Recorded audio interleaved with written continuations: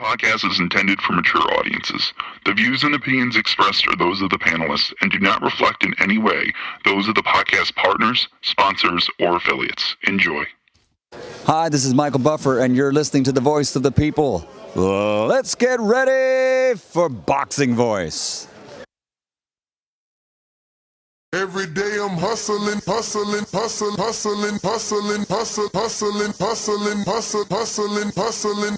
Every day I'm hustling, every day I'm hustling, every day I'm hustling, every day I'm hustling. At the end of the day, every cheater has their day. He has a good power, he has a good skills, but most of people think about him like he's untouchable. Look at him go! Oh my word, Bivol! Bivol's the best fighter since Floyd Mayweather. I'm gonna tell y'all the truth about Canelo. Motherfucker easy, man. Bivol is always gonna be Canelo. He's still undefeated and still the WWE Fucking headband. Canelo. Bullshit. I wanted to see the dog in you, bro. The dog in you, because at the end of the day, if you a champion, you supposed to be the best. Sometimes it's funny. And you all should believe in yourself. And you achieve what you want. I told y'all niggas had me in the dirt. I came out the mud. No dirt. Bivol, baby. SDS Promotions. At the end of the day, every cheater has their day. He has a good power, he has a good skills, but most of people think about him like he's untouchable. Look at him go! Oh my word, Bivol! Bivol's the best fighter since Floyd Mayweather. I'm gonna tell y'all the truth about Canelo. Motherfucker easy, man. Bivol is always gonna be Canelo. He's still undefeated and still the WWE Fucking headband. Canelo. Bullshit. I wanted to see the dog in you, bro. The dog in you, because at the end of the day, if you a champion, you supposed to be the best. Sometimes it's funny. And you all should believe in yourself. And you achieve what you want. I told y'all niggas had me in the dirt. I came out the mud. No dirt. Bivol, baby. SDS Promotions. At the end of the day, every cheater has their day. He has a good power, he has a good skills, but most of people think about him like he's untouchable. Look at him go! Oh my word, Bivol! Bivol's the best fighter since Floyd Mayweather. I'm gonna tell y'all the truth about Canelo. Motherfucker easy, man. Bivol is always gonna be Canelo. He's still undefeated and still the WWE Fucking headband. Canelo. Bullshit. I wanted to see the dog in you, bro. The dog in you, because at the end of the day, if you a champion, you supposed to be the best. Sometimes it's funny. And you all should believe in yourself. And you achieve what you want. I told y'all niggas had me in the dirt. I came out the mud. No dirt. Bivol, baby. SDS Promotions. What up, what up, what up? Good morning, ladies and gentlemen. Welcome back to another edition of the Boxing Voice Radio. I am your host, Nesta Gibbs, joined alongside Ringwalk Danny, Daniel Alvarez. What's up, my friend? Buenos dias. Good morning, brother. How you feeling? Listos para los chingazos. Estoy listos para los chingazos, man. So, do Mexicans say pelos or para? Para. Oh, so it was just my mans and them that got it wrong. Oh, but to be fair, you know how like it is with you know, people depending on where you grow up, not proper, you know, English or Spanish. So if somebody were to say palos, I would understand what they're saying. Actually, you can't say palo. Palos. You don't have to say para. You could definitely say listo pa los chingazos. But see, pa is not That's what I'm saying. That's just the way we do it. Oh. It's not proper. Oh. It's not proper. That's why we got this guy, best translator in the business. Nah, but see, that's what I'm saying. I didn't even know till I took Spanish in high school. Like, you know, Damn, son, you remembered all the way since high school. Even though you mad young, you just got out of high school like what, 3 years ago? 8, but All right. You know. Give or take. Give or take. You know, I only could have graduated high school 2 more times since then. Oh my God. We got a super chat early this morning from Fred Robinson, $5. Say, man, I am hoping 168 gets hot now that Canelo took that L. Hopefully this opens the door for a Super 6. I just hope the franchise belt is gone away. I don't even know what he's talking about. I mean, I don't see how 68 opens up when my man's undisputed at 68, has every single belt. Still undisputed, you know? No, of course. That's what I mean. Like, how's it open it up, let alone a franchise? Why is he talking about a franchise belt like Canelo's not the WBC champion at 68? You know? I don't know. But shout out to Fred. Usually got good super chats, but we're actually here to talk about the fact, and I'm glad you're here. You know, you left me here yesterday all alone to you know that was coming for me, but that's neither here nor there. I don't know if you've seen yesterday Terence Crawford. I did. Our great friend. I did. He went and tweeted something around the lines that says, "We all know now who's number one." So that's what today's show is about. Does Canelo Alvarez losing to Dmitry Bivol make Terence Crawford number one on the pound-for-pound list? And I will say this. It's a very subjective list. Like, Extremely. pound for pound is mythical.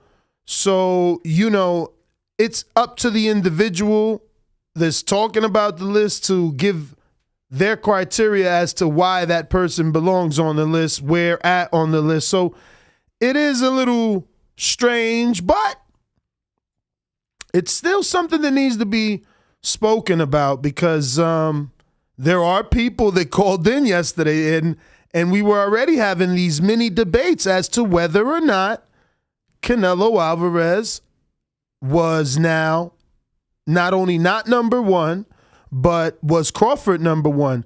But yeah, I do want to go into something else really quick. 5, 4, 3, 2, go.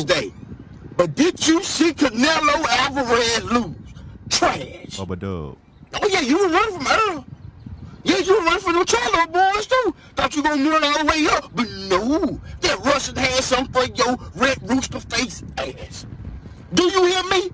Oh, you can do this to Floyd. Never. Floyd the greatest and always will be. Happy Mother's Day. Canelo lost on Cinco de Mayo. What a shame. He said Canelo lost on Cinco de Mayo. What a shit. But it's been a lot of that. I thought it was a 7th person, you know, but yeah, but you know it was the Cinco de Mayo weekend. But there's been a lot of that, Danny. You saved yourself yesterday. There's been a lot of like celebration. I ain't saved myself, man. I saved someone else. But go ahead, champ. I'm saying there's been a lot of celebration of like, oh, Canelo lost, and there's been zero celebration like, wow, Bivol is good. Even the people that called in and were trying to say Bivol was good, they didn't even know like what combinations he was throwing. You know what I mean? It's like it was a little weird, but 1-2, 1-2. But exactly, it was 1-2, 1-2 or 1-2-1, and they couldn't tell us that. Occasionally, the left hook later in the fight that would miss like crazy. But obviously he won and he becomes, you know, the greatest. Yet people still want Canelo to fight everyone else. It's like he lost. Shouldn't the Charlo fight Bivol now? Because don't he got the juice now? I mean, did you watch Juice? Is that too old for your era? No, not too old. Okay, so then if one man if one man beats that great man, don't he got the juice now? Like why wouldn't Benavidez want to fight Bivol and Plant want to fight Bivol now? Like Ain't he the man now? We got 2 more super chats really quick, Ness, before let's I do get to answer it. you. Let's get Fred to it. Robinson with his second one of the day, $5 super chat that says the pound for pound list is a joke for real. If you aren't Earl, then the rest of the top 10 is top rank or Matchroom. A little bias. Texas Bulldog Boxing says, no debate. If Bud beat Earl, he undisputes 2 weight classes, 0 losses, and never failed a test for PEDs. Canelo also had questionable names. Earl #1 if he wins. So let's talk about that really quick, Nez, because in my pound for pound list, now that Canelo has lost, Earl moved on my list from 2 to 1. How in the hell could a man that only unified move to #1?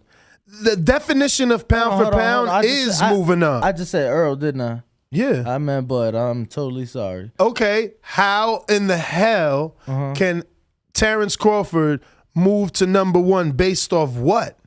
Just because he didn't fight and didn't lose? Like because everyone else challenged themselves? So by default, is just what you're telling me? Like he moves forward by default? Bro, you know how this shit works. Right now, like Earl fought.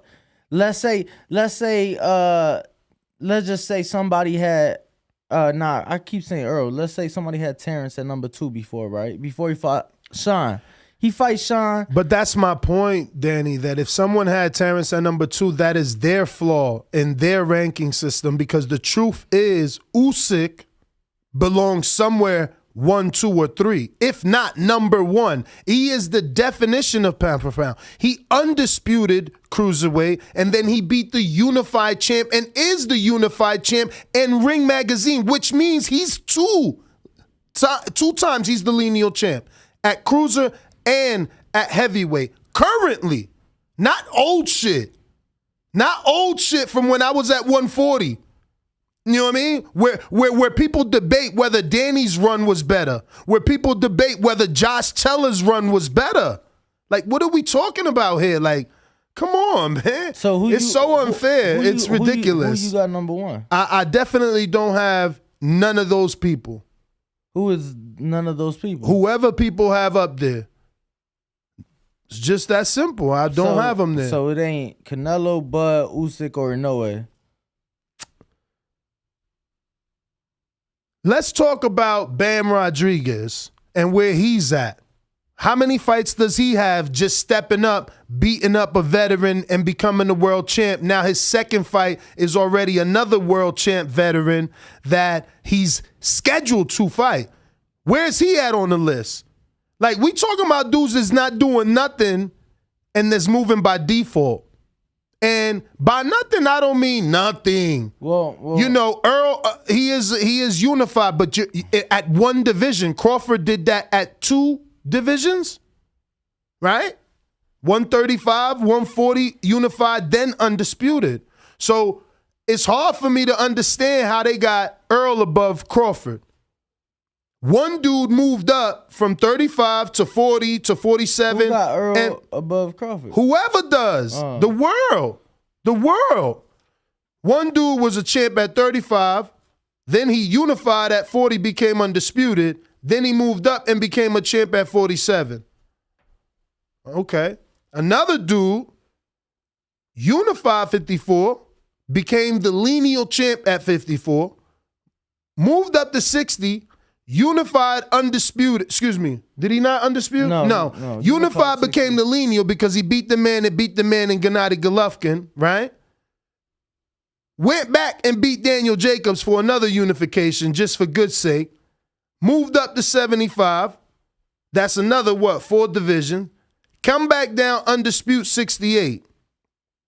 I don't see how it's hard to debate. Usyk, undisputed 1 division. Unified and lineal champ of the other. Well, he's not. Fury's lineal champ.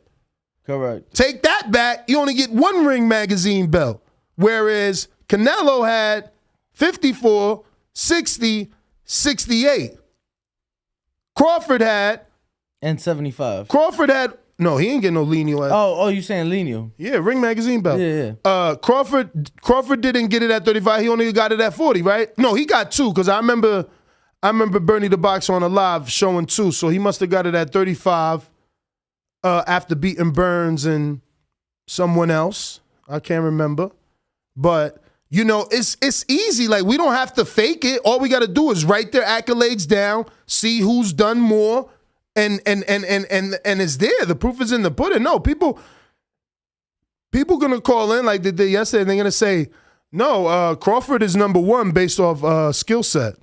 It's like, whoa, you can't do that. It's what you done gets you in the list. So to me, what Crawford had done previous to Canelo's loss had him at number 2. To you? To me. Okay. I had Crawford at 2. Oh, wow. I had Crawford at 2, Usyk at 3. Right? So it was just a shift down, and Canelo dropped to 3. So Usyk's opponents weren't better than Crawford's, and somehow you have Usyk under Crawford. I have Usyk under Crawford, but Crawford... Usyk beat champions, not vacants. Like, the runs are different. That's what I'm saying. Like, quality. Like, yo, don't rate my restaurant 4.5 stars and then rate the next shitty establishment 4.5. It's two different things. The quality, man. Yes, the quality, but the runs are different, you know. Regardless, people say Canelo did a Euro tour at 68, he's still undisputed. You know, so it still had to be done, right? People were discrediting the European and Bivol, but yet he beat Canelo. So you get what I'm saying? The run of Crawford for how long he has been at the top, 35, 40, now 47. Obviously, 47, Earl has the belts. So to me right now, it's been that run so many years, fight after fight, regardless. Like I said, people complain. But yet the same people that was complaining about Canelo fighting European fighters, the European fighter is the one that beat him. So, you know, to me... Well, that again, you weren't here to hear all this shit. That is because it's and I'm using air quotes, cherry pick gone wrong. Cherry pick gone wrong to move up in weight to challenge a world champion, right? Yeah.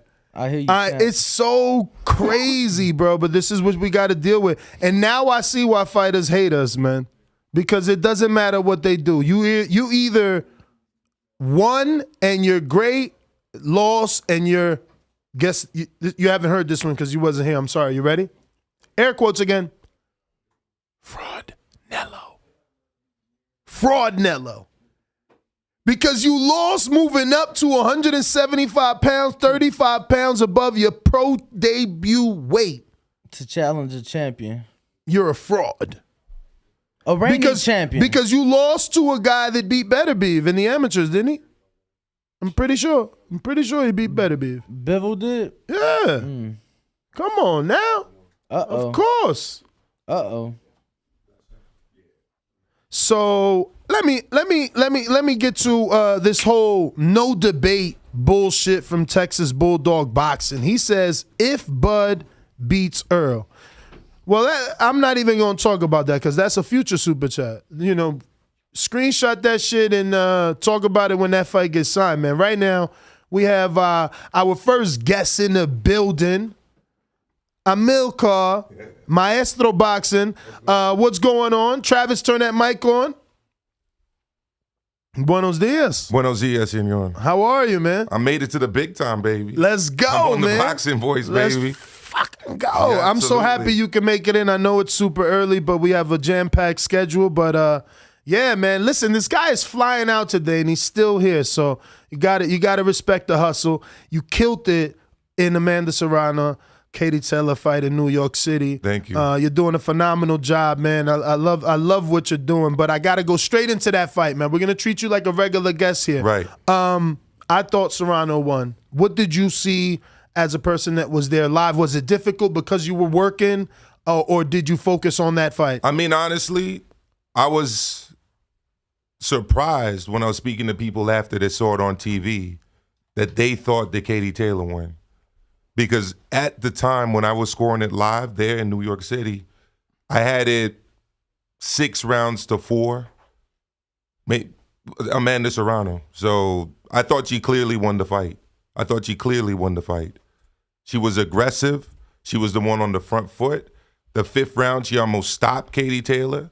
And I know people don't like giving out 10-8 rounds when, somebody doesn't actually put someone on the floor. But for me, it was a clear Amanda Serrano win. So wait, you only have her winning if you give her a 10-8? No. Oh, okay. I have her winning without the 10-8. Okay.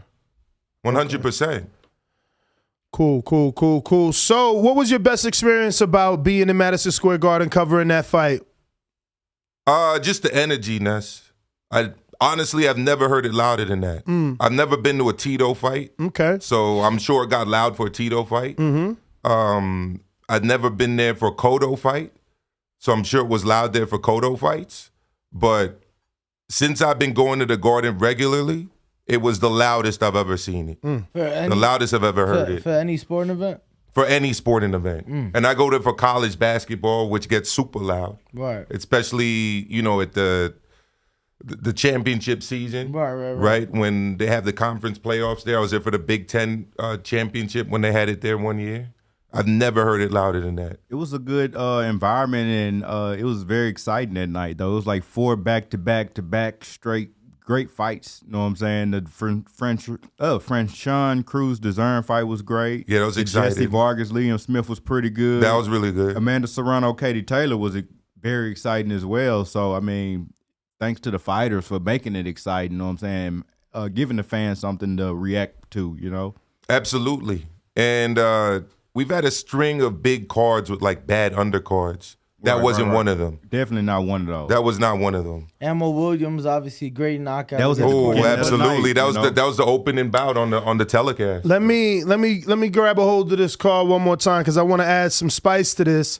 Being as though you were at Madison Square Garden, you're talking about how electric it was and the excitement, the capacity, right? It was sold out. Obviously, that's why it felt the way that it felt, right? So now, reminding you guys, refreshing your memory of that. Travis, let me get a screen share. Amanda Serrano says, "Hey, Jake. Hey, Eddie. Why not do a doubleheader? Canelo versus Bivol and Katie Taylor and I build the rematches." Thinking emoji. That being said, is she wrong for wanting to be on the undercard of Canelo versus Bivol 2? Because she sold out her own main event and they're rumoring, I don't know how many thousands that they're supposed to do in the rematch in Ireland. So the debate or the question is it better for her to become an international draw and go to Ireland and fight Katie Taylor in the rematch, or does she get more exposure globally being on the rematch of Canelo Alvarez, second loss since Floyd Mayweather? First loss since Floyd Mayweather. Their first loss. Since.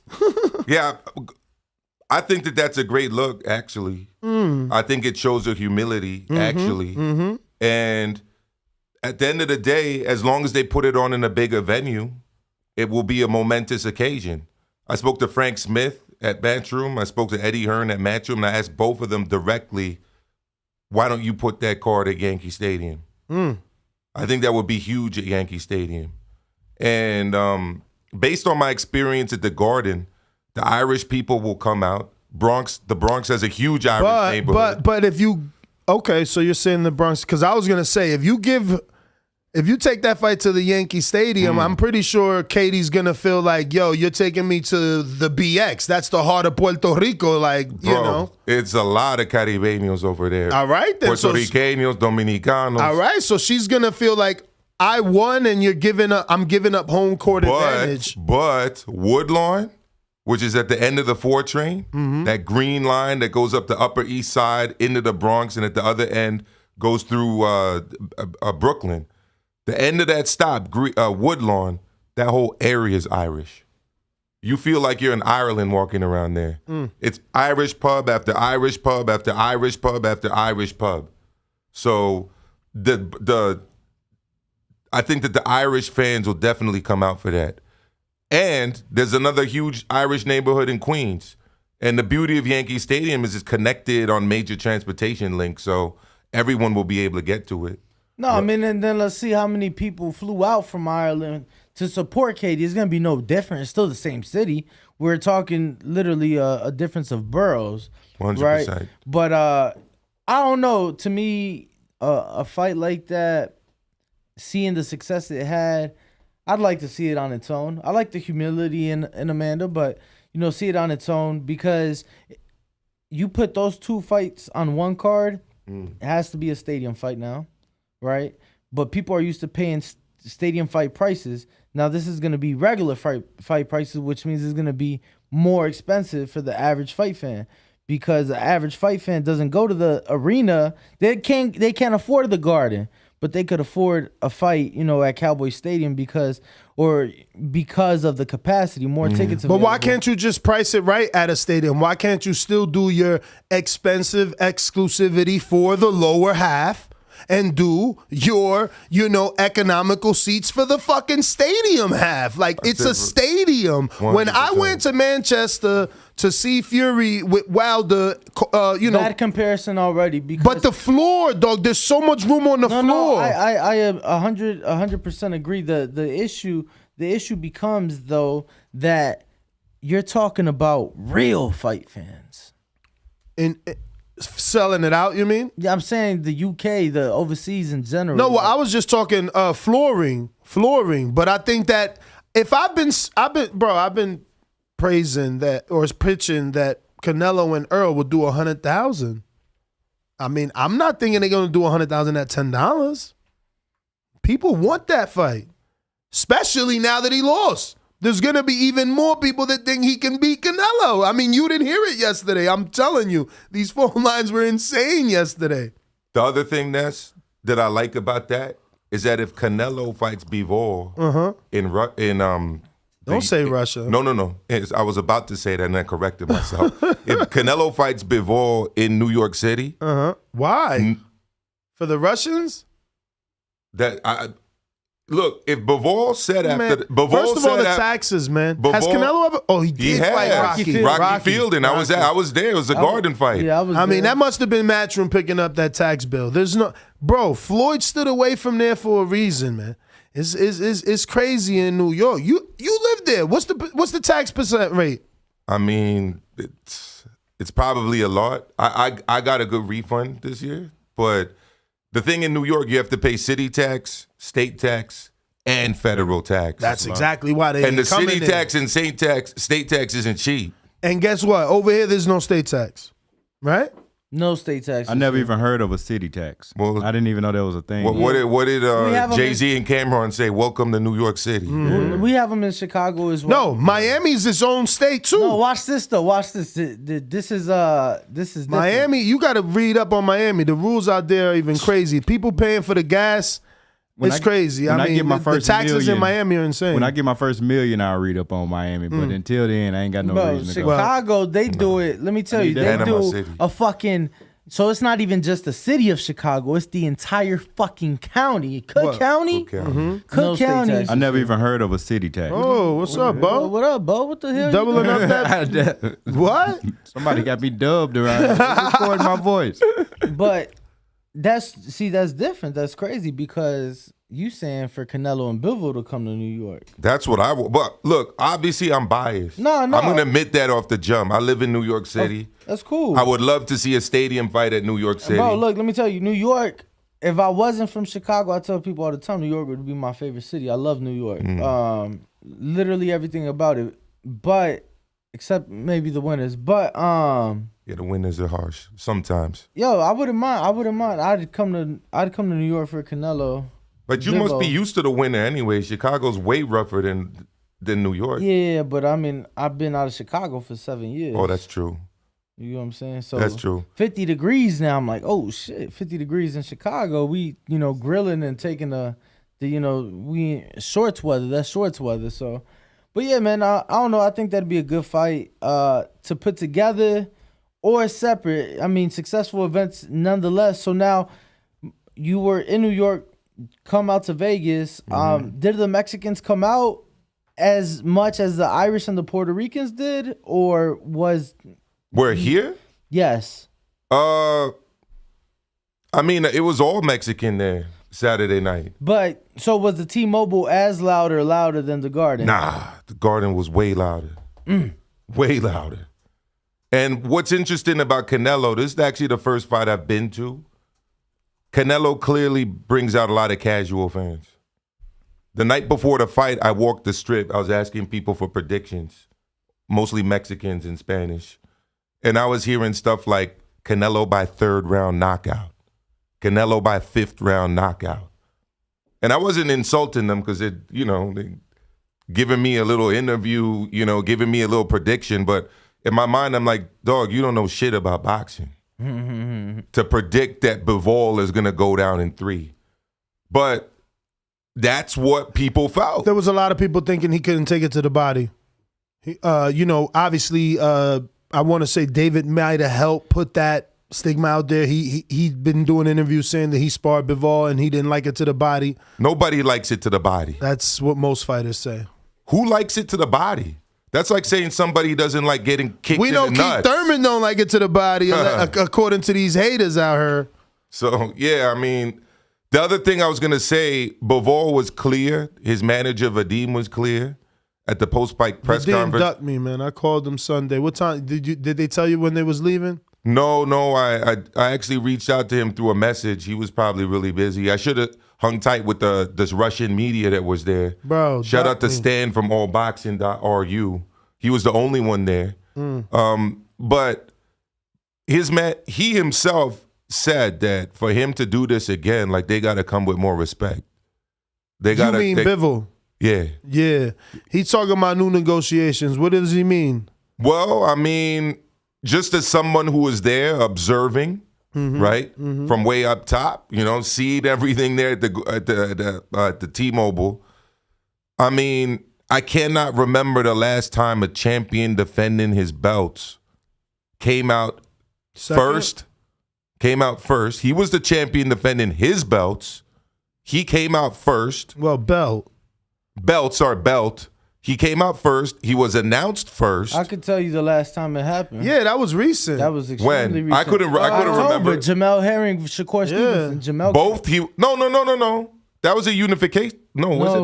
No, it wasn't a unification that fight. was Shakur moving up. Shakur came out second and was announced second? Yes. Okay, but I was about to get to a third intangible. What? I wasn't just going to leave it at 2 because this was the big one. What? So, walked out first.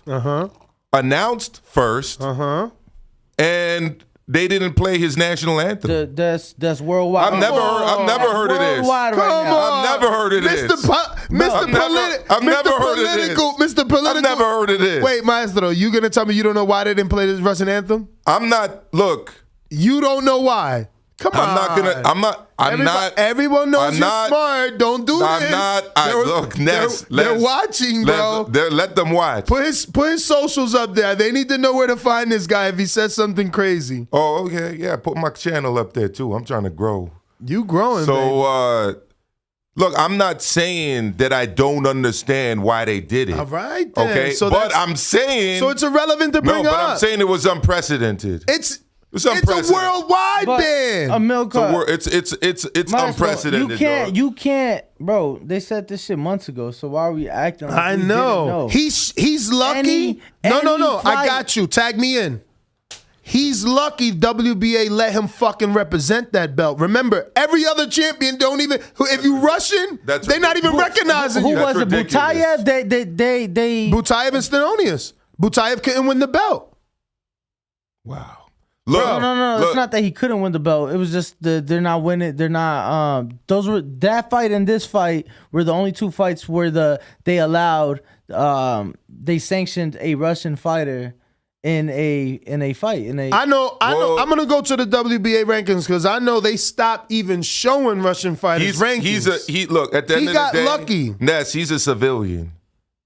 He's not part of their government. He's not. I hear you. He doesn't design their foreign policy. That would literally be like blaming, right? Everyone that lives in the U.S. for the Iraq War, or what went on in Afghanistan, and all of the other stuff. But they do. We're not. No, the people out there. You could go back to Vietnam and all these other places. They don't blame U.S. citizens, U.S. residents.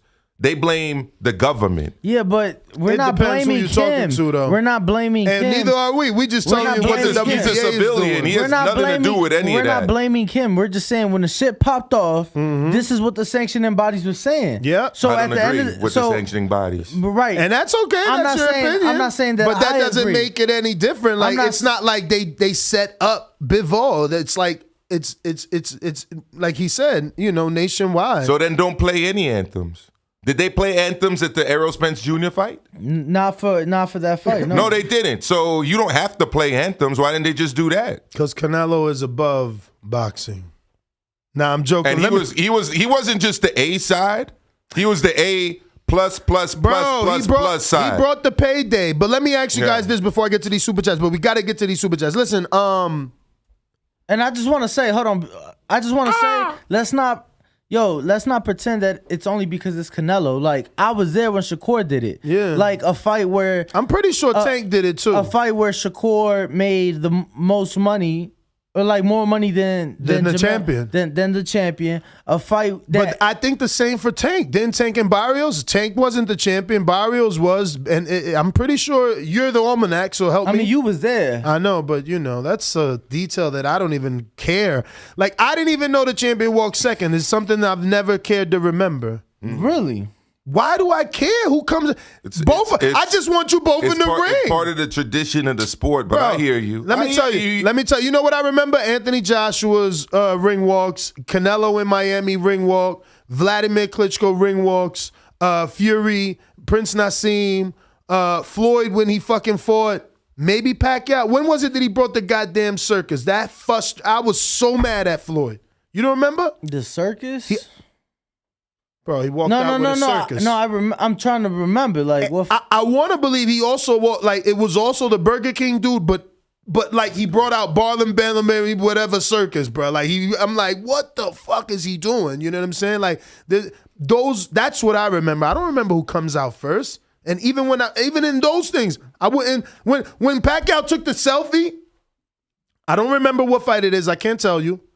I remember that, and I don't remember if he walked out first or last. That was Mayweather Pacquiao. Well, look, that was for. Did he go out first or last? I just remember he took you have to do something if you want to be memorable. Walking out first or second don't mean shit. Well, he did do something to be memorable. Who? Bivol, didn't he? Which leads me to my next debate. No, leads me to my next debate. Okay. You tell me, is he a star now? He's not a star. Why not? You beat the man, aren't you the man? Yeah, for boxing heads. But it's not like he's going to be on Good Morning America today, is he? Well, is he the man within boxing now? Yes. Is he a star in boxing now? Within the sport, he should be. Is he a star within boxing? Give me a week or two and we'll see how the media treat him. Danny? Say it again. Will you consider Bivol a star now in boxing? No. Do you think that David Benavidez will call him out? Let me tell you, when more people on the night are talking about another fight than that fight, bro, get the fuck out of here. Yeah. So do you think David Benavidez will call out Bivol now? What fight are you talking about? The UFC? Yes. Oh, yeah, that shit in Arizona. I didn't even know. What UFC fight? And let me tell you, that fight going into it was not of the caliber of this fight, but because of the way it ended with Tony Ferguson and Michael Chandler, like, bro, it was a fucking... Damn, see, I don't know UFC, but I think I seen that. A kick? The kick. It comes. It's if you have a phone, it's gonna come up. Yeah, it's gonna show up. on your fucking here's my thing with Instagram. that. That's true with the general sports fan. The general sports fan, like that will lead it all the time. But that's who's driving. But boxing fans. Your question was about boxing fans. Well, boxing fans don't give a shit about that. This is what I'm saying. I tried to give you a secondary box because I said because a superstar. Because in actuality he should be Andy Ruiz. You beat the man, you're supposed to become the man. Slightly different. I mean, that's how it should work. You beat the man, you should become the fucking man. Slightly different for multiple reasons. Well, then why do all this? No, why give up your childhood? But here's I agree. But why abstain from sex? But I agree. No alcohol, no drugs. Nuts. I agree with what you're saying. To not become the man? I agree with what you're saying in principle. But here's the difference. Number one, Andy Ruiz is a Mexican American. That's a big difference. Mexican-American. Number 2, he was why is it a difference for the casuals out there? Because all of the pomp and circumstance around these fights, the mariachi bands, the constant playing of Vicente Fernandez at the fights, there's no equivalent of that for Russians. Russians aren't promoted the way that Mexicans are in the United States. So the fact that Andy Ruiz did what he did as a Mexican-American, as a heavy underdog, and as a replacement opponent, it was like a Rocky story. But I mean, is it? But Bivol is Rocky. Bivol's fucking Drago. He just beat Rocky. What are you talking about? Bivol, yeah, but Drago's not Rocky. Drago's Drago. No, exactly. So we're supposed to hate him, but he's still supposed to be globally known. If he dies, he dies. Well, he shouldn't be hated. I mean, we supposed to hate. He beat our darling. Like, I don't know what you talking about. I live in America. Canelo fights for us, too. I mean, last I checked, he has plenty of homes throughout America. He's an American television fighter. His fights are not exclusive to Mexico. Yeah, I understand that, but I don't really take a nationalistic or patriotic point of view when I watch boxing. I like who I like. No, I think his fight fans do though. I like who I like. I hear you, but you don't think Canelo fight fans were wearing Canelo Alvarez Mexican headbands? Bro, one of the biggest videos I've ever done on my channel was walking up and down the strip the night before the fight. And what? And you telling me you didn't see Mexican flags? No. I'm gonna back up what you're saying. Okay, then. It was all that. Right then. It was all that. Listen, but you don't get that, right? Being Russian. You don't beat a Mexican and then get all that adoration from the people that were out on the strip on Las Vegas Boulevard with the flags, with the Canelo hats, with the Canelo t-shirts, with the Canelo headbands. Because they're not rooting for you. You don't beat that guy and then become the man and have all of those people like, oh, I love this dude. You know because they're not rooting for you. Here's what happened. After the fight, I walked the strip again. Talking to the Mexican fight fan. Bro, you really like to walk, don't you? I mean, he's in Vegas. He's from the East Coast. You got to come experience it. I do, but I've walked it before. I've walked it. Let me tell you. And like he said, content-wise, it was a big channel, a big video. Yo, I did like 14,000 views. Beautiful. It's like huge for me. It's because, let me tell you why. I don't even have 2,000 subs on my channel. Let me tell you why. Views. Let me tell you why. I was on my way to your page, so you stopped me from going to see how many you got, but I was on my way. So go ahead and subscribe. Listen, let me tell you why, right? Let me tell you why. Because there's millions of us that can't come to Las Vegas. They don't even know what the boulevard looks like. They've never seen New York, let alone from the perspective of a boxing fan. They got a guy, Action Kid. Never heard of him. Yeah, most people haven't. But what is he? He's a YouTuber, Chinese dude. I think he's Chinese American. He literally does videos where he goes around the United States and just walks the strip doing a live stream. And people are super chatting him, they're commenting, he's going back and forth, answering. That's what he does. Anyhow, the night after the fight, I didn't do it as long, but the fans, it wasn't as much about giving Bivol credit. It was more about shitting on Canelo. And it's like the same kind of fan that was calling, oh, Canelo by 3rd round knockout, Canelo by 5th round knockout. Now all of a sudden it's Canelo sucks. En Espanol. Let me tell you why. Chinga su madre and all of this other shit. I was like, what? Okay. Let me tell you why. They feel let down. Let me tell you why. That's part of it. That's part of it. But when it came to Canelo, he has always gotten the stepchild treatment in Mexican boxing. He has always been treated as Nesta said, as the Americanized. Yeah. You brought it up the other day. Yeah. You go to DR, I go to Mexico. I tal Chicano. You know what I'm saying? Like, they talk about the shit that's true, but it's like they get the leftover treatment, right?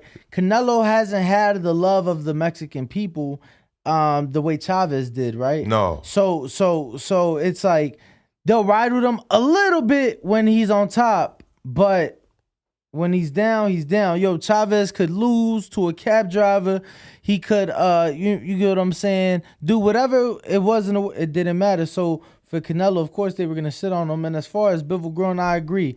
Not just that, Maestro, but I think what also adds to that overnight superstar One, the weight class. Heavyweight division is the division of casual boxing. Absolutely.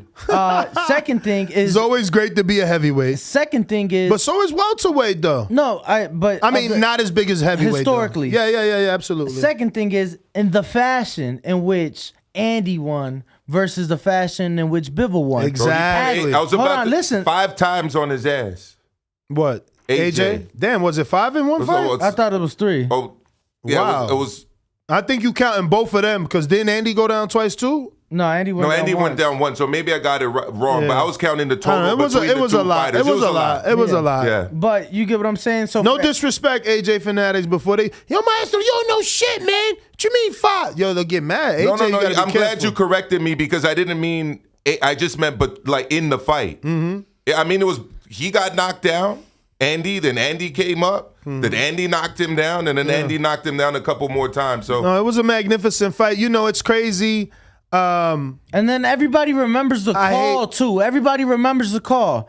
Oh, Joshua's a great finisher. Watch this. Yeah. And then Joshua goes down and gets put down on his ass. 10 seconds later. It was. They don't make fights like that, man. I mean, you can't replicate that, and that's why the Andy Ruiz.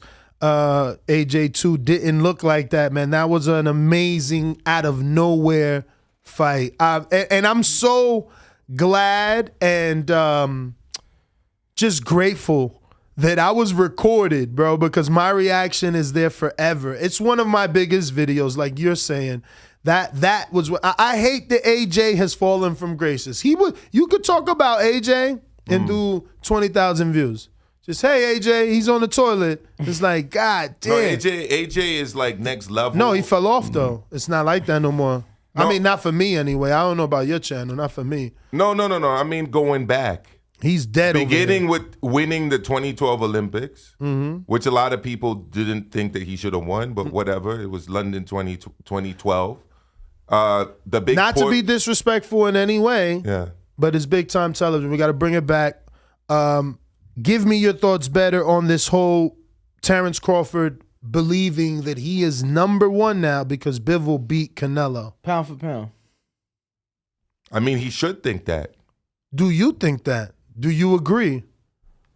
The problem with Terence overall, as much as I think he's a fantastic fighter, his run at welterweight has been criticized because, I mean, what does it consist of? Jeff Horn, Jose Benavidez Jr., The Mean Machine, Amir Khan, Kell Brook. Amir Khan. No, Amir Khan. Okay. Y'all don't get it, right? No. I do. It's only. I think people only could get that one when you spell it, right? No, I get it because I know it came in my head too. So okay. But go ahead. I'm sorry. Let me just say Amir then? No. I'm saying like Amir Khan, like. Oh, I got it. Like it was I got it. Like it was a Khan. Yeah. Okay, I got what you're saying. It was supposed to be funny, but it wasn't. No, it was good. You just had to get it. Yeah. It was a pun. So where was I? So we got Amir Khan, we got Mean Machine, we got Jeff Horn, we got Jose Benavidez Jr. So you don't agree that he's number 1? If you're going through his resume, you obviously don't agree. We got who was the other one? Kell Brook, who recently retired. Salute. I'm congratulate him on his whole career. He'll be back. And you've got Sean Porter. So to me, Sean Porter's like the biggest win of that run at welterweight. For him to claim pound for pound, this is just me, and it's nothing personal. You've got to at least consolidate your status as number 1 in your own division. I don't think you can be number 1 in the sport of boxing when it's still an open debate if you're number 1 in your division. I don't know if that makes sense, but that's how I see it. I think it makes, like that makes. So that's logical. If he beats Spence. 100%. Of course, because now he's undisputed in Spence, in 2 divisions. So now I'm gonna come back and ask you. Just for devil's advocate, who'd you have Saturday morning? Who'd you have 1, 2, and 3 pound for pound, Maestro? Saturday morning. Set up. Be careful. Saturday morning. Saturday morning before the loss. I don't really do pound for pound. No, but a lot of us don't. A lot of us don't. I don't have like a running list in my head because here's my thing with pound for pound. You know what I call pound for pound? Bullshit. I call it Honey, I Shrunk the Kids. Why? That's a movie that was. I know I'm fucking as old as you. I know the movie. Rick Moranis. I know the movie too. I'm an 80s baby. Yeah, me too. Because then you got Honey, I Shrunk the Kids again, but. So here I go. I mean, it's Honey, I Shrunk the Kids. Like, it's not real. Like. Okay. Maestro, if we whittled down Tyson Fury and made him a flyweight, like that, what the hell? That doesn't matter. Yeah. That's not going to happen. Yeah. So I just go off accomplishment. Exactly. What have you done? Which is why, again, I bring up consolidating yourself in your division. Really quick. Which is why Canelo was my number one. He was undisputed. So he was your number one. He was my number Saturday one. morning. After the loss, he has to drop. Yes or no? Possibly. Why? Possibly. Why? Possibly, but also he was challenging himself. Also, that's not his division. But possibly not, and I'll tell you why. Is he still not undisputed at 168? No, absolutely. He is. So, I mean, he's still undisputed at 168. And all this does is send him in the direction we've been wanting. Charlo Benavidez. Really quick. That's it. It lets him know you can't be at 175. What, we got a guess? No, Sorry. but we do have to go in a different direction. What, Super Chats? No, Travis, can I get a screen share? Por favor. What you got going on? Okay. We almost made it to your goal. You said 140, man. I said 140, but we just hit 139,000 subscribers. Oh, that's big. So we do want to thank each and every one of you that are Thank subscribed. Maestro for putting in work. 2 fights in a row. Trav. Shout out to you. Hey, thank you, bro, for sure. Because let me tell you, he knows. I've been a Canelo fan like since it was always Floyd then Canelo for me, right? And I was like, damn, I'm gonna miss the fight.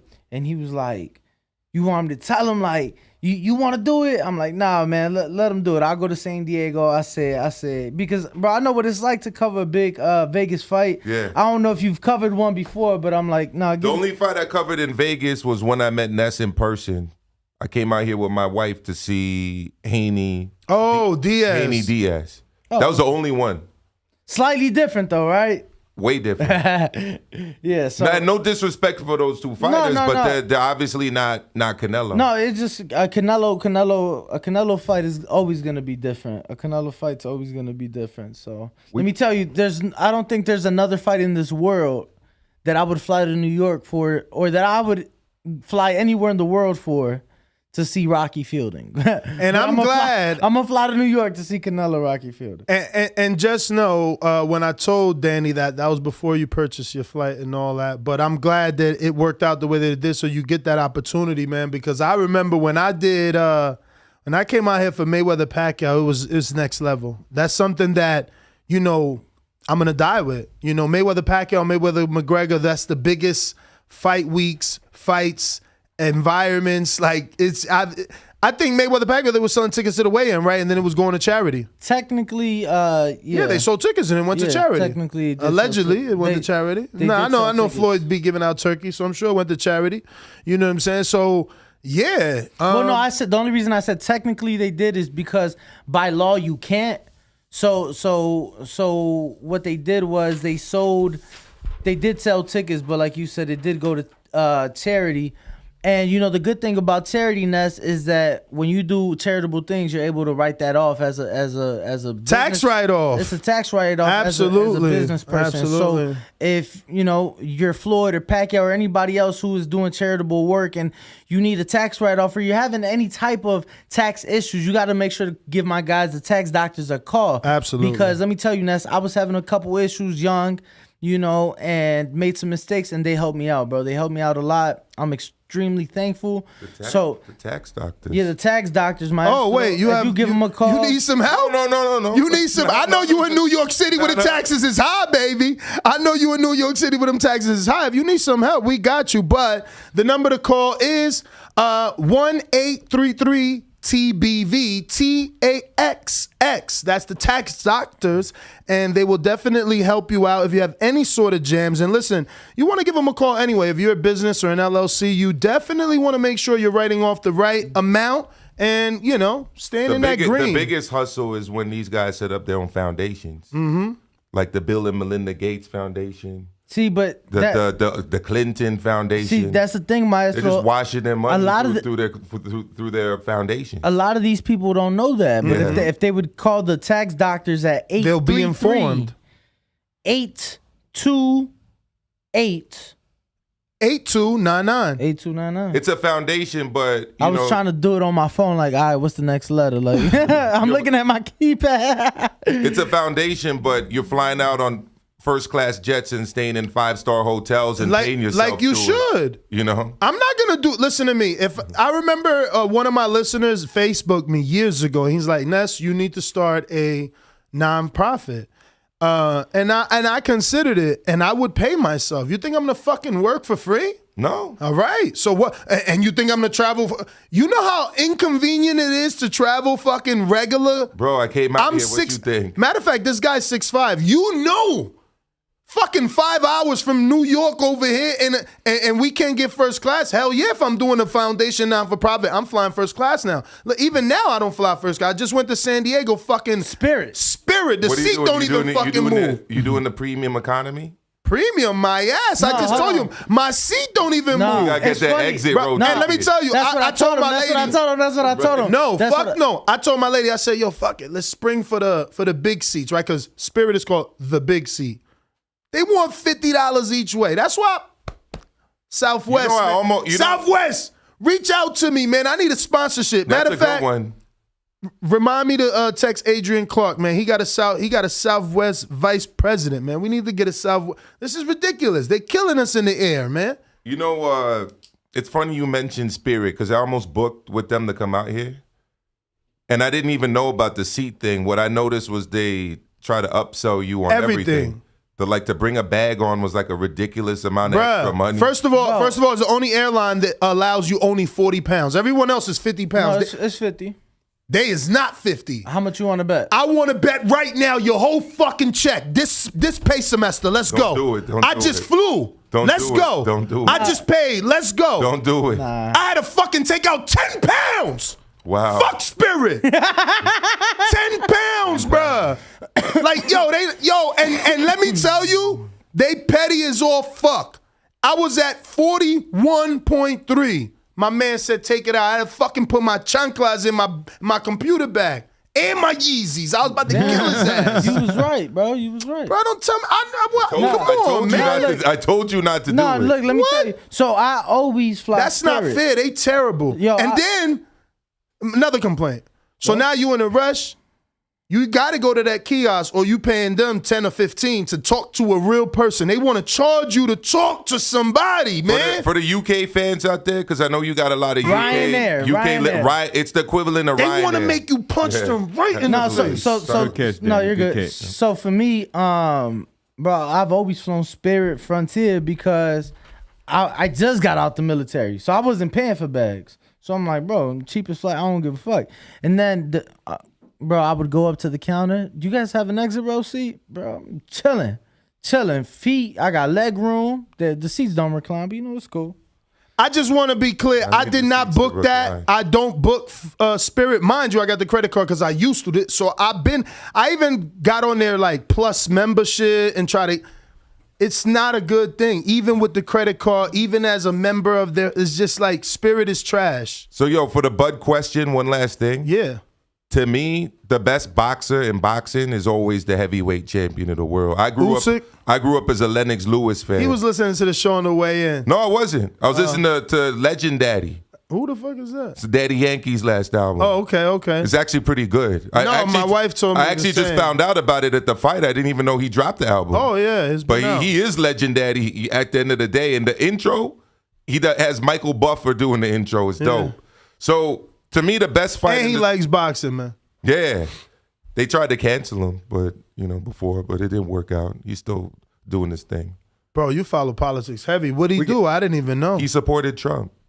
Oh, so they try to cancel for that? Yeah, they try to cancel you for anything these days. I support Trump, man. I'm trying to hear they that try to cancel you for everything. Bro, so tell them cancel these taxes because that's what Trump was doing. Fuck they talking about, man. So back to it. Applause for that. Tell them cancel the taxes. Yeah. We're going to cancel Trump. Cancel them taxes. He was taking care of that shit. This shit crazy right now. The problem is that over half of my Fed check goes towards I really need the tax doctors. I ain't goes playing. towards funding wars, but let's get back to it. To me, Tyson Fury. Deep end. Yeah, Tyson Fury is the best fighter in the world. Oh wow, Tyson. Mm-hmm. Who beats him? But he doesn't have the accolades. He's British. The only accolades he has is unified at heavyweight, lean you at heavyweight, lean you at heavyweight. That's a lot of accolades to me. Beat Klitschko and Dusseldorf. Okay, but this is the thing. This one man already beats him, Canelo, undisputed at 68, right? So that already trumps everything that. No, you got to understand what I said. What? The best fighter in the world. This ain't based on accomplishments. This based on who beats whose ass. Yeah, but that's what I'm saying. That's why I don't like pound for pound. It's nonsense. We're never gonna see Canelo versus Usyk. Although they were trying to say that we could, we now know that that's ridiculous. But wait, you're changing the goalposts because you literally said earlier when you went into this that you can't use skill set because you don't shrink them down. So all you go off is accolades. Yeah, I'm not changing it. Okay. I'm qualifying it. All right. Well, if it's accolades, Canelo has more. If you ask me who is the most accomplished fighter in the sport, right? Mm-hmm. I'm going to tell you it's Canelo. Right now. Right? If you ask me who is the best fighter in the sport, it's always going to be the heavyweight champion of the world. But based off what? Because even if you're talking skill to the eye, that wouldn't be true. Based on who beats who. What do you mean? Who in the Yeah, but Tyson, that's what I'm saying. If you go off mythical pound for pound list, I don't go off that. Tyson won't beat Canelo, right? Like if he was Tyson won't beat Bud, bro. Like if you shrink Tyson down. No, I don't play Honey, I Shrunk the Kids. This is what I told you. And that's my point. So because he's only been a heavyweight, you have to go off his accolades. You know that pound for pound was created because they wanted to give these guys their props? No. Pound for pound. The lower weight classes. Yeah, exactly. Absolutely. And it started with Sugar Ray Robinson. Mm-hmm. Well, I don't know when it started, but I'm pretty sure it was Sugar Ray Robinson. It's definitely been for the little guys. Yeah, for the little guys. To put some attention on them. Because everybody knows the best fighter in the sport is the heavyweight champion of the world. Nobody beats him. In a street fight? No, in a boxing match. So the heavyweight champion of the world with more belts, one couldn't argue that he beats him? Or that maybe he's right now? Well, that's an open question. No, it's not. He undisputed. Usyk that's what I'm saying. No, he's not undisputed. Usyk undisputed at cruiser, then moved up and beat the real champ. Yeah. He beat the unified champ. Usyk is lenient in 2 divisions, bro. No, he's not. Actually, Fury is lenient. You're right. Which is arguable. But it is arguable. Why? Because there hasn't been an undisputed heavyweight champion since Lennox Lewis. Mm-hmm. Well, people say, "Oh, my Astro, he didn't win the WBO title." Well, that wasn't. At the end of the day, he didn't have to beat Herbie Hyde to establish himself as the best. When I grew up, it was WBA, WBC, and IBF, and that was it. Just know with that statement, you're justifying Fury's statement, which is he don't got to fight Usyk or Joshua to establish who he is. And in fact, we do want him to fight Fury or Joshua to be undisputed. Well, what I would like to see, Fury, let him get his payday, get that low IQ MMA money, all right? Because those guys love to pay pay-per-view dollars to see their guys get whooped by boxers in boxing. Take on Ngannou. Follow that up with the winner of Joshua, I should actually do it right, Usyk Joshua 2. Who, by the way, I think Usyk is going to win that, probably by stoppage. And then you give AJ his Rocky moment at Wembley, trying to come back from a loss, and you retire with an AJ versus Fury fight. think we all agree. Let me get a screen share, Trev. And then we're going to go into some super chats. Okay. So this is Shakur Stevenson replying to somebody who said, who is number one, Usyk or Crawford? Shakur replies, come on now, y'all can't keep finding people to try and put over Bud. He is clear number one now, and it's not up for debate. It actually is. Just because he said it, it's up for debate. I mean, him saying we're debating. That's a subjective. Whatever the answer is, it's subjective. Well, I was just showing it, given that it obviously it's today's He's topic. biased anyway. No, but here's the thing. His friend is Terence Crawford. You know what's not here's an objective. But let me get to you super chats. I'm sorry. Big Nick with 5. No. We did Texas Bulldog boxing, then it's Big Nick. You right. And so we got wrong. Big Nick 5. Bro, we good, bro. We on the same team. We got Big Nick 5 quid, I'm gonna call it. It says Crawford my guy, but he can't pound for pound number one without fighting. And then he said Canelo just about pound for pound still. Bivol definitely top 6 or 7 pound for pound. That's what I'm saying. This fight to me is almost like nothing. You moved up. You couldn't beat a bigger man. Of course you're still pound for pound. That bigger man ain't challenged himself. You challenged yourself. 100%. You're Kell Brook. You're not Gennady. He's Gennady. He's supposed to win. He's the bigger man. It's not my fault that the betting lines had it the opposite way. They were on the Canelo train. You know, we were brainwashed. But look, men lose and win. I wasn't brainwashed. I want to. Oh, you picked Bivol? Yeah. Wow. Yeah. You should have said. You should have called in and said that shit. I said it on my channel multiple times. Beautiful. The only thing the caveat to that. It's a legit caveat. Trapdoor. No, it's a legit caveat. What you got? I knew it was gonna go 12 rounds. Oh, you thought they were gonna rob him? I knew that he was gonna outbox him. But I said I don't know if the judges are gonna give it because guess what? What did CJ Ross give Canelo in that Floyd fight? It was Adelaide Bird. Draw. It was Adelaide Bird. Yeah. Oh, Adelaide Bird, sorry. Yeah, draw. You know, it's funny, but we're going back to the super chats. Yeah, but wait, actually, yes, just keep this in your head as you think of these super chats. All 4 rounds on all 3 judges' scorecards were all won by Canelo. First 4. That was crazy. You know what that's called? Hold that thought, super chat. We got A Crown 79 9.99 super chat. So we're going to spin the wheel for him as well, who says, good morning, Ness and Ringwalk Danny and the rest of TBV. Fuego, fuego, fuego. And then we got AJ Smooth with a $4.99. Can we get a screenshot on it? Thank you, brother. Crop that in like my boy Austin. And we lost a turn, so we're going to keep rolling. We got AJ Smooth, $4.99. Didn't say nothing, just showing love. Followed by Josh Sanders, $1.99. Says, Terence Crawford ain't fought a champ since Horn or 0 losses. F out of here. And then we got Fred Robinson, $5 super chat, said, how is Loma top 10 off a loss?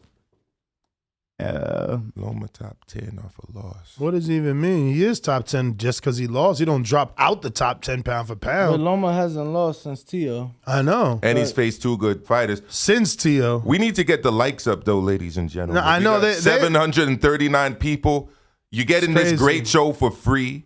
Hit the like button. It's crazy. It takes 1 second. It's so difficult to get those likes up, bro. Even with like Benavidez, we only got to like 800. I'm like, what the hell? I got Benavidez. I got Paulie. We're watching a fight. We had knockouts with Nika. We had drinks. I'm like, what? What do you got to do to get these people to like? Knockout by Nika. She's from the BX. Yeah. We got AJ Smooth, $4.99 says, Canelo was built like a potato. Skipped 2 weight classes to fight and fought Russia's boxer during a war. Kind of sus. Second fight, we'll see. Then we got Jay Brumfield, $10 say, pound for pound means if the fighters were in the same weight class, who would win fair? Even Errol beats all the fighters 154 and lower and beats fighters Canelo at 168. It's all fantasy. I got Errol as my pound for pound. What does the war have to do with Bivol? Should U.S. fighters not have been allowed to fight during the U.S. wars with other these countries? Like, people need to separate a civilian from foreign policy. He just read it. That's what he said. Yeah, he said. Just read it. He said it's sus that Canelo fought a Russian during a quote-unquote war. Yeah, he said, and fought Russia's boxer during that was the super chat before the $4.99. Right. Yeah. We were on Jay Bumfield, that's why. Yeah. But explain to Jay why we are going to spin this wheel for his $10 super chat. Honestly, Jay, we got a lot of merchandise here, and y'all show a lot of love. So we are doing giveaways every day. If you submit a super chat of $10, we automatically gonna spin the wheel for you. Whether you want us to spin it or not, we're gonna spin it for you. And you could potentially win a t-shirt, a hoodie, a Polaroid, signed Polaroid by one of the fighters we had as an in-studio guest.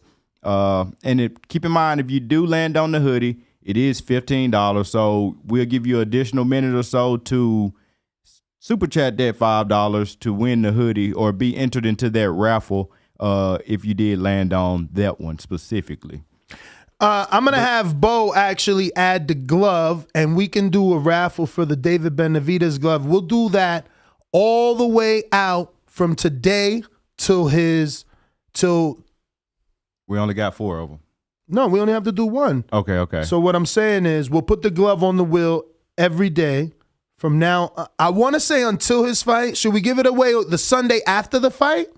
Or should we give it away before he fights? I think since we have 4, we do both. One before the fight, and then we do a fight week. Well, let's not get carried away with these very exclusive.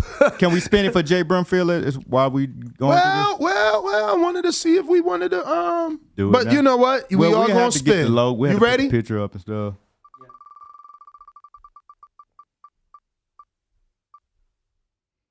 Hoodie raffle.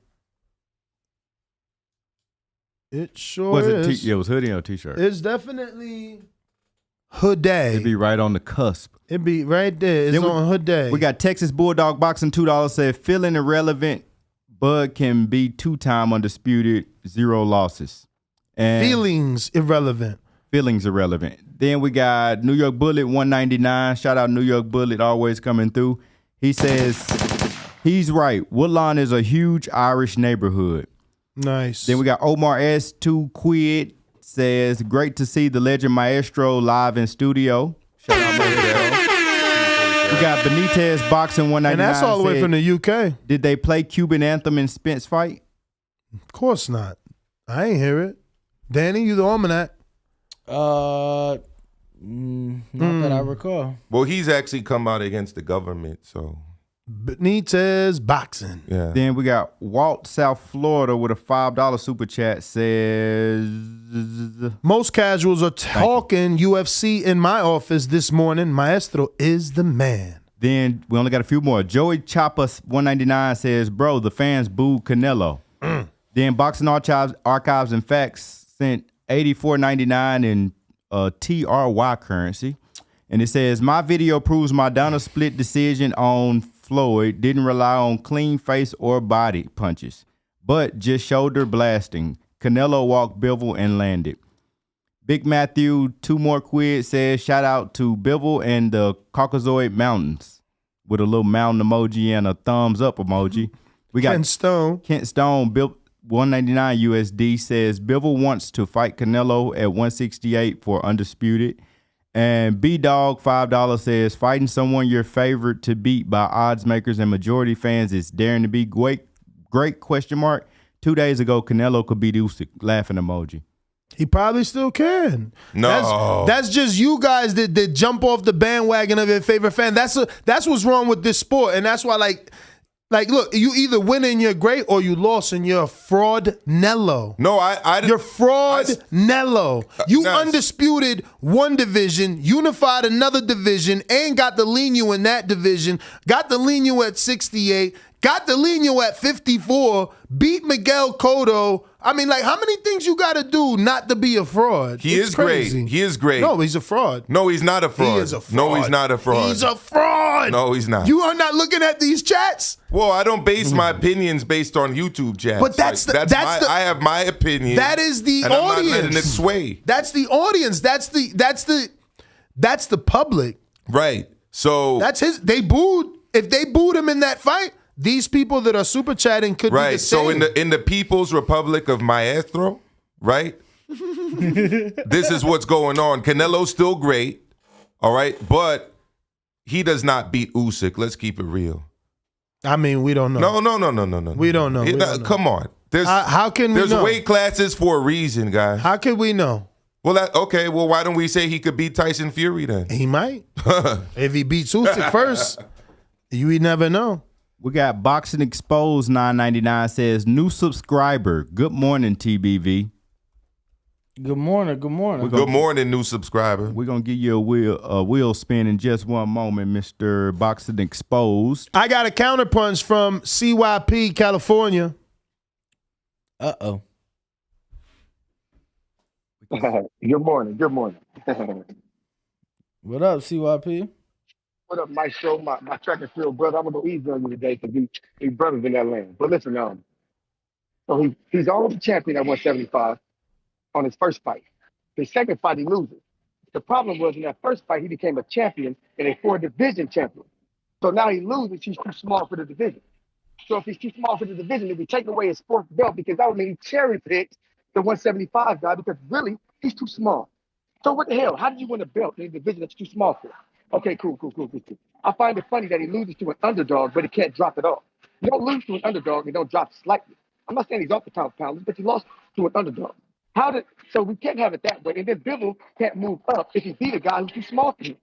See, you can't have it either way. You got to pick and match and make sure they make sense. And a lot of things that's going on right now don't make sense. They don't make sense. Make it make sense to me. CYP out. Okay, so, I mean, look, is Floyd's greatness diminished because he held a title at 154 pounds but didn't fight Winky Wright? Vacated it. He let it go once he won that belt. But according to him, the caller, you got to discredit Canelo's record because he beat Kovalev and then left the division. So, I mean, there's a lot of cases of that in boxing. I just used Floyd as an example. He didn't beat the best at 154, but he's still considered a champion at 154. So I don't really understand that one personally.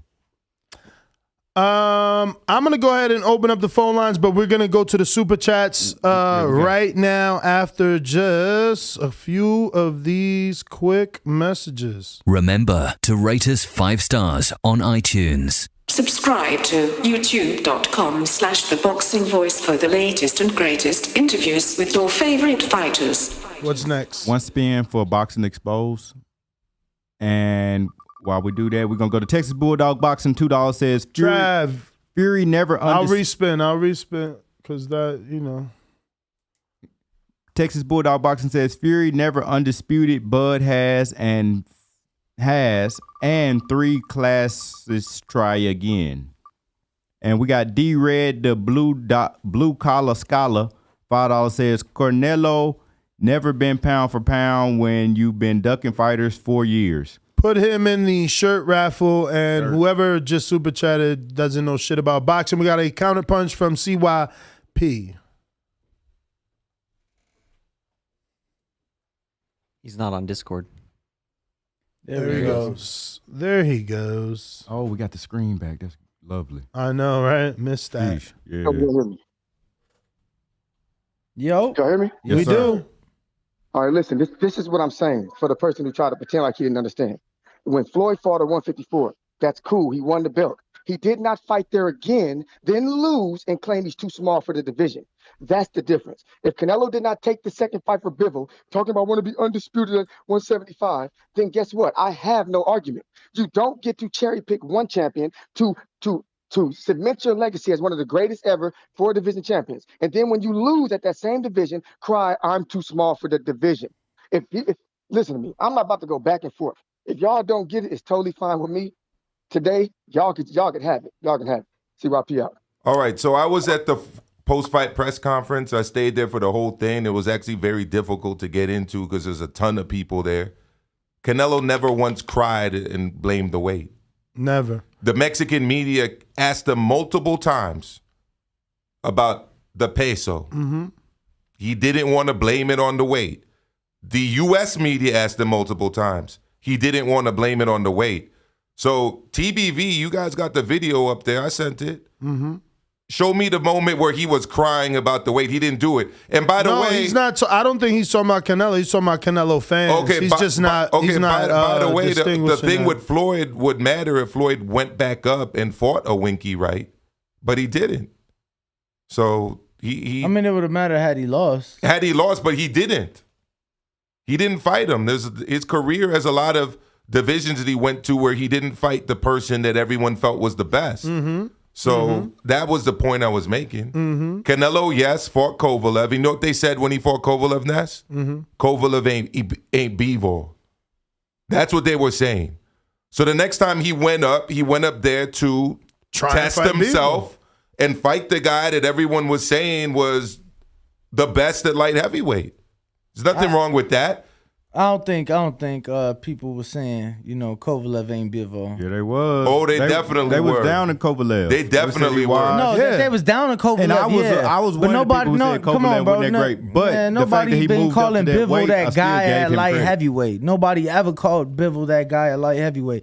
It was always Better Biv. That's a debate as well. Better Biv or Bivol. That's a debate I ain't heard. That's a debate I've heard. Yeah, that's a debate. That's a debate I ain't heard. Yeah, and if you go back to more established podcasts than my own, ones that I used to listen to, pundits were definitely hailing Bivol and giving him his flowers. And don't forget, when Bivol came out, it was knockout, knockout, knockout, knockout, knockout. It's only been since 2018 that he hasn't been doing knockouts. He was highly rated. Highly rated. We got Ken Trail, $5 super chat says, Canelo still number one, your favorite fighter, not taking risks like that. Y'all be tripping. What you got? No, I was going to say, so the knockout stopped once the competition stepped up. Usually how it works, though. So did Thurman's knockouts. So did Floyd's. That's how it works. We got Chuck Supremacy, $9.99 says. But that's what I'm saying, bro. Like, it works. That's how it works, in boxing for the majority of people. That's not how it works for Better Biv, which is why I'm saying, like, Maestro definitely, I'm simple, right? So I tell him this all the time. I found something I like, I stick to it. So I'm not one that's going to listen. I don't listen to or watch different channels like that. I hear you. So, like I said, for me, that's a debate I haven't heard. I haven't heard people say Bivol was the guy at light heavyweight. Bro, Steve Kim being one, I mean, he's been talking about Bivol for ages. Ages. At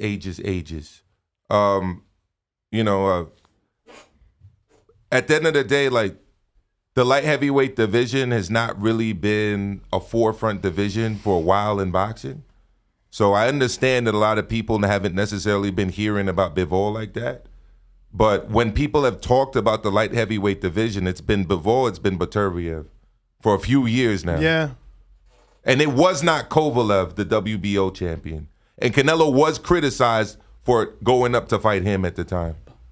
They called him a drunk. They said he only gave him 9 weeks of turnaround and things like that. It was 10, but then Canelo goes and does the same thing. So for people that say, it wasn't enough time, it's like, so it wasn't enough time for Kovalev, but it was enough time for Canelo. Because Canelo did the shit twice. It was a 10-week turnaround for Yildirim. Okay, not the caliber of a champion, but still mandatory.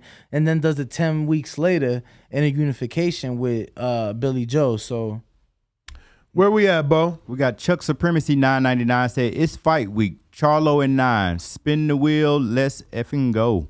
Boxing glove emoji. Let's While go. we spin that wheel, keep rolling because we got a lot. So Brandon Lynch, $3 says, run that Bivol intro back. Hashtag SDS. And that is an entry to the Polaroid for Chuck Supremacy. Gonna run there. So our next show will have a slot on the wheel for a David Benavidez glove, and what we'll do is we will do that all week until his fight. And fellas, you didn't decide. Wrong camera, brother. No, I'm saying. There we go. So are we gonna decide how we're gonna do it? We're gonna give it away before or after the fight, fellas? Danny? I think we should do it before, bro. So Thursday flagship or Friday weigh-in show? I mean, I don't even know that we're going to do a weigh-in. He's fighting fucking Lemieux, for God's sakes. Yeah, I mean, if you're going to do it that close to the fight, then the flagship show. Flagship evening, morning? Excuse me. Flagship means evening. Okay, so we're going to do evening. Bo, you good with that? 100. So that'll be May 19th. May 19th. So you got 10 days to win this glove. So what that means is every time you do put an entry, you know, you can do that every day. So the more entries, the more, I don't know, opportunity you have at winning. Absolutely. Let's get to some more super chats. We got unidentified brown male $9.99. Okay. Says Canelo is the same height as Crawford and is out here bodying dudes with his skills and power at 168. They aren't the same. So while we spin the wheel for him, I'm glad he kept it back to the topic. Now, remember, anybody that is getting these wheel spins, we do need your information if you happen to win in order to mail you your prize. And while we're doing that, we got Texas Bulldog Boxing $2 said Fifi's irrelevant. Shakur telling the truth. It hurts.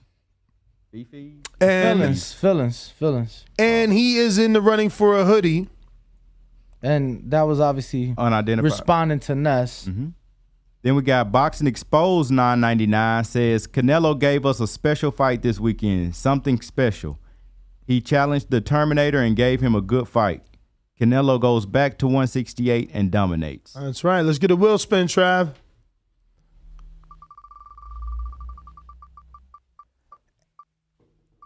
And now it looks like you're an opportunity to win a free hoodie. Now, remember, this is just something that we're doing because we want to give back. Obviously, you guys are super chatting your dollar denomination that you want, but a certain amount will get you in a raffle for some free swag and or autograph items. That being said, Bo, who's next? We got Obi Uzomo.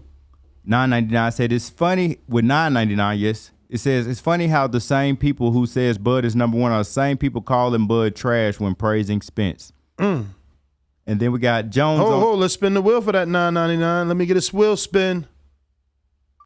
And as we spin that, the last one we got Jones on the beat $1. He said nothing, just showing love. And after that, sorry. Wheel spin. That is a T-shirt. There you go. All right, put him in the raffle for the T-shirt. After that, we have a few more. We got Omar Cabrera just showing love with a 99 cent. And then we got Oscar who says, I got Nello on the rematch at 175, no vegan Nello. Nah. Yo, if he goes back to meat, that's going to be a problem. No. That has nothing to do with it. I'm vegan. It's got nothing to do with it. But you're not a 6th division champ. Well, this is true, but at the end of the day, you got a lot of pro athletes that are vegan that attest to it. Yeah, and Canelo everybody's body's different, but Canelo said it himself. He felt great. But still, everybody's body's different. So basically, he lost to Bivol because he went plant-based. That's what people are saying? No, maybe he just don't like it. Maybe he didn't feel the same. So he lost because he went plant-based. Maybe he didn't feel the same. I mean, you can change your diet and not feel good, maestro. That's a real thing. That's not an excuse. The dude is a multi-millionaire boxer. Do you have dogs?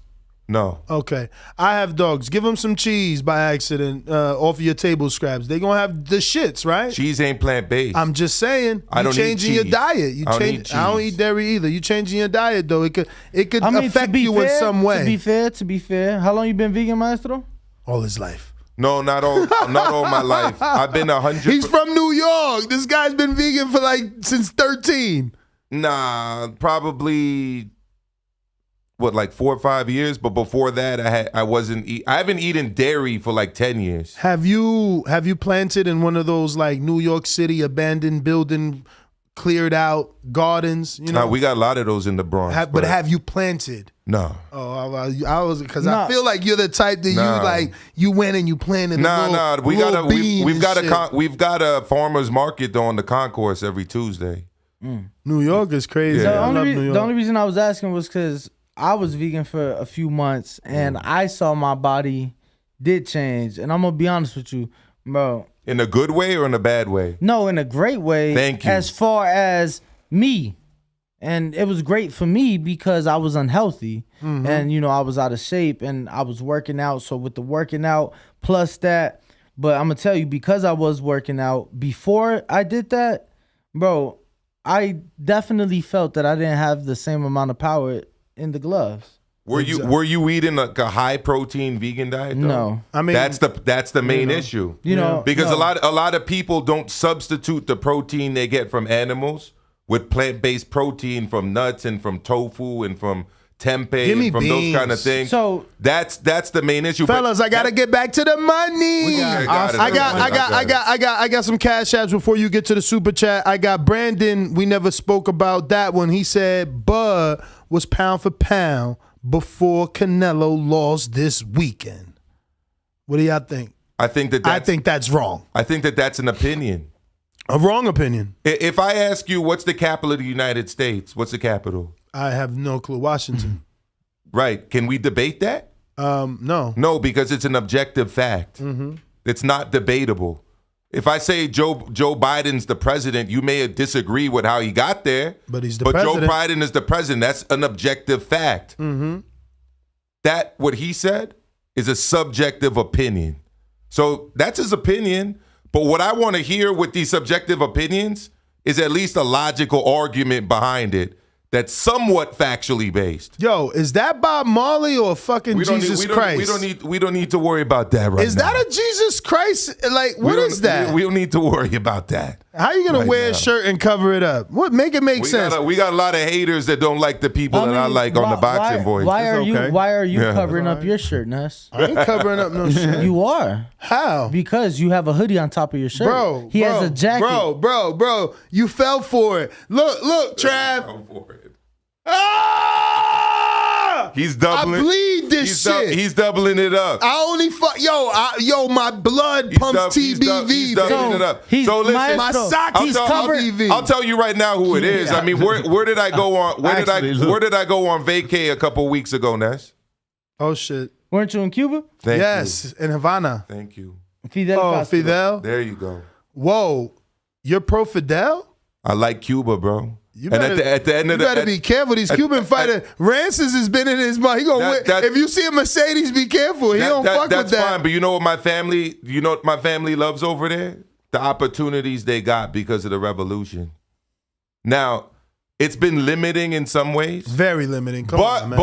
But Ness, let me ask you this: what would happen to the DR if tourists from the United States weren't allowed to travel there? It would be if goods from the United States couldn't be sent there, if DR products couldn't be sold in the United States, and if every ship that went to the DR, hold up, I got the last one, had to make a decision: do I do business with the DR or do I do business with the United States?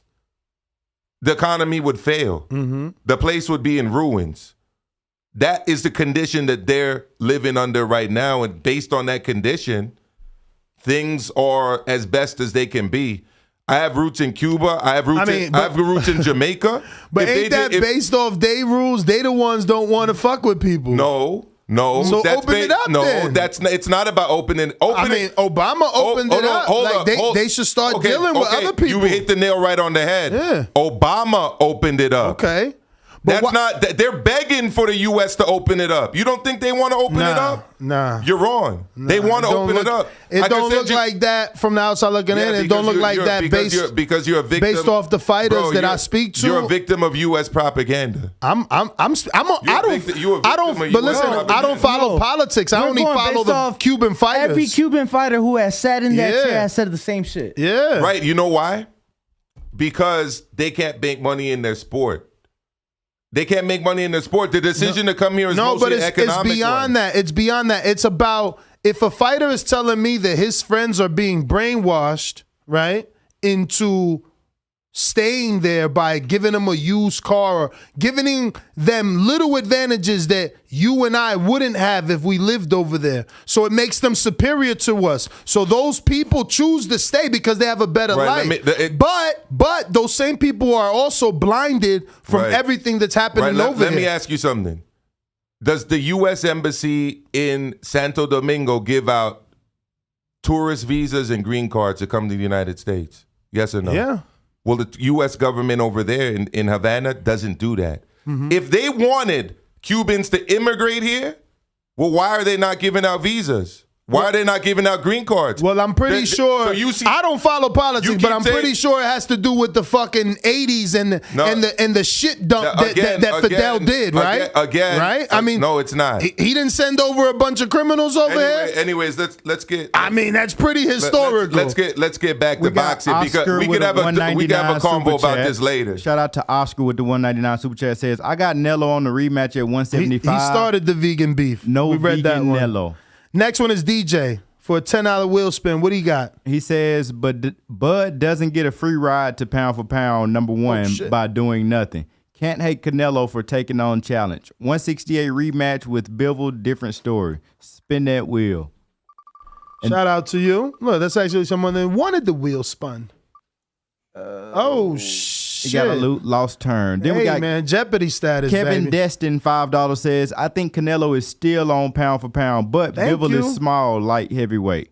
That being said, rematch at 168. That shit look like Goliath, even though they've been saying Bivol wanted to come down to 68. But you see, it was Canelo wanting to win another title at 75 to prove to people that the win over Kovalev wasn't, bullshit. D-Red, the Blue Dollar Scholar, $5 says, Canelo didn't originally want to fight Bivol. The networks made him fight Bivol. He wanted to fight the guy with the M name. I don't know who that is. Me neither. And then we got Texas Bulldog Boxing. $2 said, so Shakur don't know boxing either, according to Ness. Laughing emoji. No, but Shakur is not slightly biased at all, Maestro. He doesn't spar with Terence. He that's not his friend. That's not his big brother. Like Shakur just sparred Terence. He's friends. I mean, when Shakur won his title against Herring, who was out there calling him his little brother? When Shakur won his title versus Valdez, who put the titles on his belt, on his waist. Thank you. So who else am I gonna pick? No, I'm not gonna pick Danny. He's not my co-host. He's not my friend. I'm not gonna pick him to be great. Get out of here, bro. Hit the like button, ladies and gentlemen. Hit that subscribe button as well. Man, we are not getting enough subscribers. Y'all watching, but y'all not subscribing. Make sure to subscribe as well so you don't miss any videos. Hit that notification bell as well so you do get notified every time we do go live. We will be live today again at 4 p.m. and we're going to have Wiz Khalifa's DJ Bonix right here in studio. So I want to make sure that all of you come back and tell 10 friends to tell 1,000 friends more because I need this interview to be big. And I'm talking about big time big so that we could get Wiz in the building. He talks boxing. Plus, it'll open us up to a whole different demographic and market and genre. Plus, he smokes weed every day. So come on, let everybody know we're going to be having his DJ on the show this Monday on Untitled at 4 p.m. Pacific Standard Time, 7 p.m. Eastern, 8 p.m. Central. Join us for some fire. We got Quay the Great, $10 said nothing. Showing love. I said PM. No, you said the wrong time, champ. It's actually 6 p.m. Central. You're right. So just want to make sure that all of our folks, like we moving, it's hard to keep up with the time. We grooving. With all of our, bro. But I want to make sure that all of our folks in Tennessee that's tuning in for you, all of our folks in Chicago, everybody in the Central, that they tune in at the right time. Let me read this Cash App. And can we spin for Quay the Great as well? He just showed $10 love. He ain't. All right, let's get a spin off.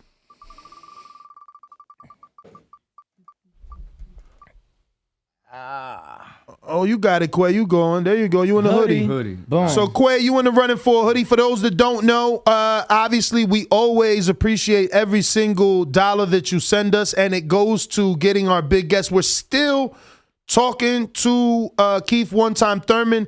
Actually, Bo, when you're done with that, just put in a reminder text to Kean to follow up on Thurman yet again. And that's who we want to fly out.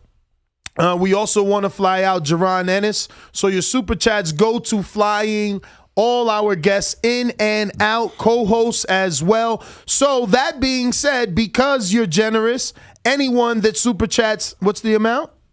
$9.99 or higher. 10 or more gets you in the running for our daily raffle. We're giving away hoodies like this one, hats like the one I got to get out of Studio A, actually, because I left my real hat in Studio B. Hats like this one, though, Ness. Yeah. Hats like this one. We got slides that we're making, and they're official. Those will be delivered soon enough. Actually, we got some weed trays that light up with the scale pops out of them, TBV. Those will be delivered. What else is coming?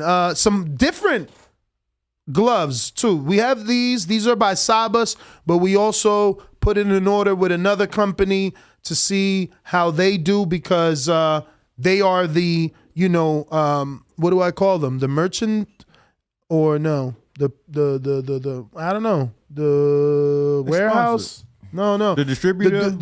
No. Vendor? The designer? I guess is the David Benavidez designer because if you don't know, the guy that makes Benavidez's hats made our hats. Manufacturer. There They you look go. nice. Yeah, no, they're amazing. I don't think I could wear them though. Why? Too much hair? No, it's what it looks like. It's leather. Yeah. Well, you're against leather? No, I'm vegan, bro. So you can't wear the hat. I don't wear a leather belt. I can't use a leather wallet. I don't have anything that has animals. This that New York shit right here. No, man. yo, literally, it's That's what vegan means. Yeah, it's even down to like. So you're more like Peter, like you're not eating meat because you love animals. True. Okay. And to protect the environment. I don't even eat honey. It comes from an animal. If it comes from an animal, I can't eat it, I can't use it, I can't drink it. That's why a lot of people, not a lot of people, but that's why a lot of chapsticks you can't use too because of the wax. Wow. Every time y'all say a different thing that I might have in my pocket, like chaps, I'm like, oh my god. Nah, bro. chapstick. Nah, because I thought it was plastic on there. No, because it's true. And when even though it was a small, it's a wrap, yo. You're using my headphones. They have leather on them. Nah, this is pleather. Leather. It's fake leather. It's probably leatherette though. It's synthetic. You're crazy. Yeah. Travis and Sticky Paws will never have fake leather. Isn't plastic made out of oil, which is made out of cowhide? No, oil. Oil isn't made out of animals. It's pulled out from the earth. But from dinosaurs, no? Dinosaurs? But I mean, I'm just giving you grief. I'm just saying that's a big stretch. Yeah, it really is. Fossil fuel. Few million years. Yeah. We got a few spins coming up. We got A Crown 79 sent a $9.99 said for the raffle laughing emoji. I want to. Oh, sorry. Go. So we're gonna spin it for A Crown, and I'm not gonna go because the next guy gets a spin, and the next guy after that gets a spin. Well, let's keep on spinning. So A Crown, but I got to get to this Cash App from. Damn, A Crown. And then better luck next time. Hold on. Let me get to this Cash App. Because it keeps getting buried. This was at 7:16.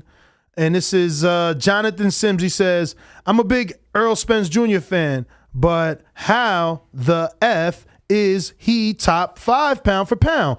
Who has he moved up to beat? Talent-wise, yes, he's pound for pound, but Jermell has accomplished more than him, so he should be above, right? Earl Spence Jr. should be right behind Tank, to be honest, which is a great debate, right? Like, they got Earl wherever he's at.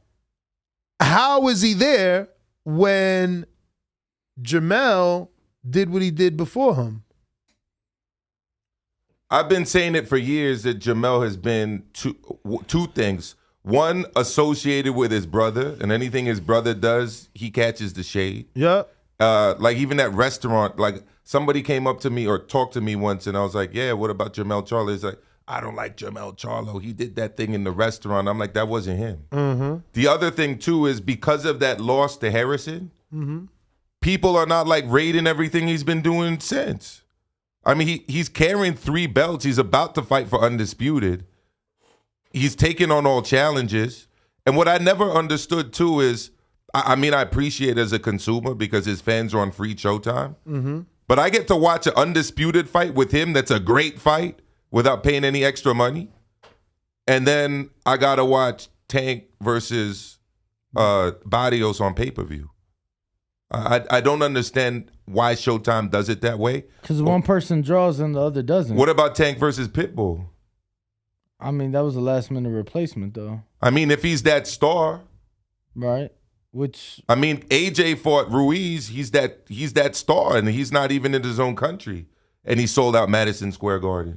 Right, but and did good views as far as I know. Maestro, but let's look at any fucking fight, bro. You know that they're not making the majority of their money on the gate. They're making it on the viewership and the TV deal. So if that money has to come through pay-per-view in order to pay that star and Gervonta Davis, then that's the way it has to be. Yeah, but his pay-per-views don't sell. Let's get back to the topic. Oh, sorry, bro. Let me get a screen share here. So Ring Magazine, this is their rankings, right? I don't know why it's so big over there.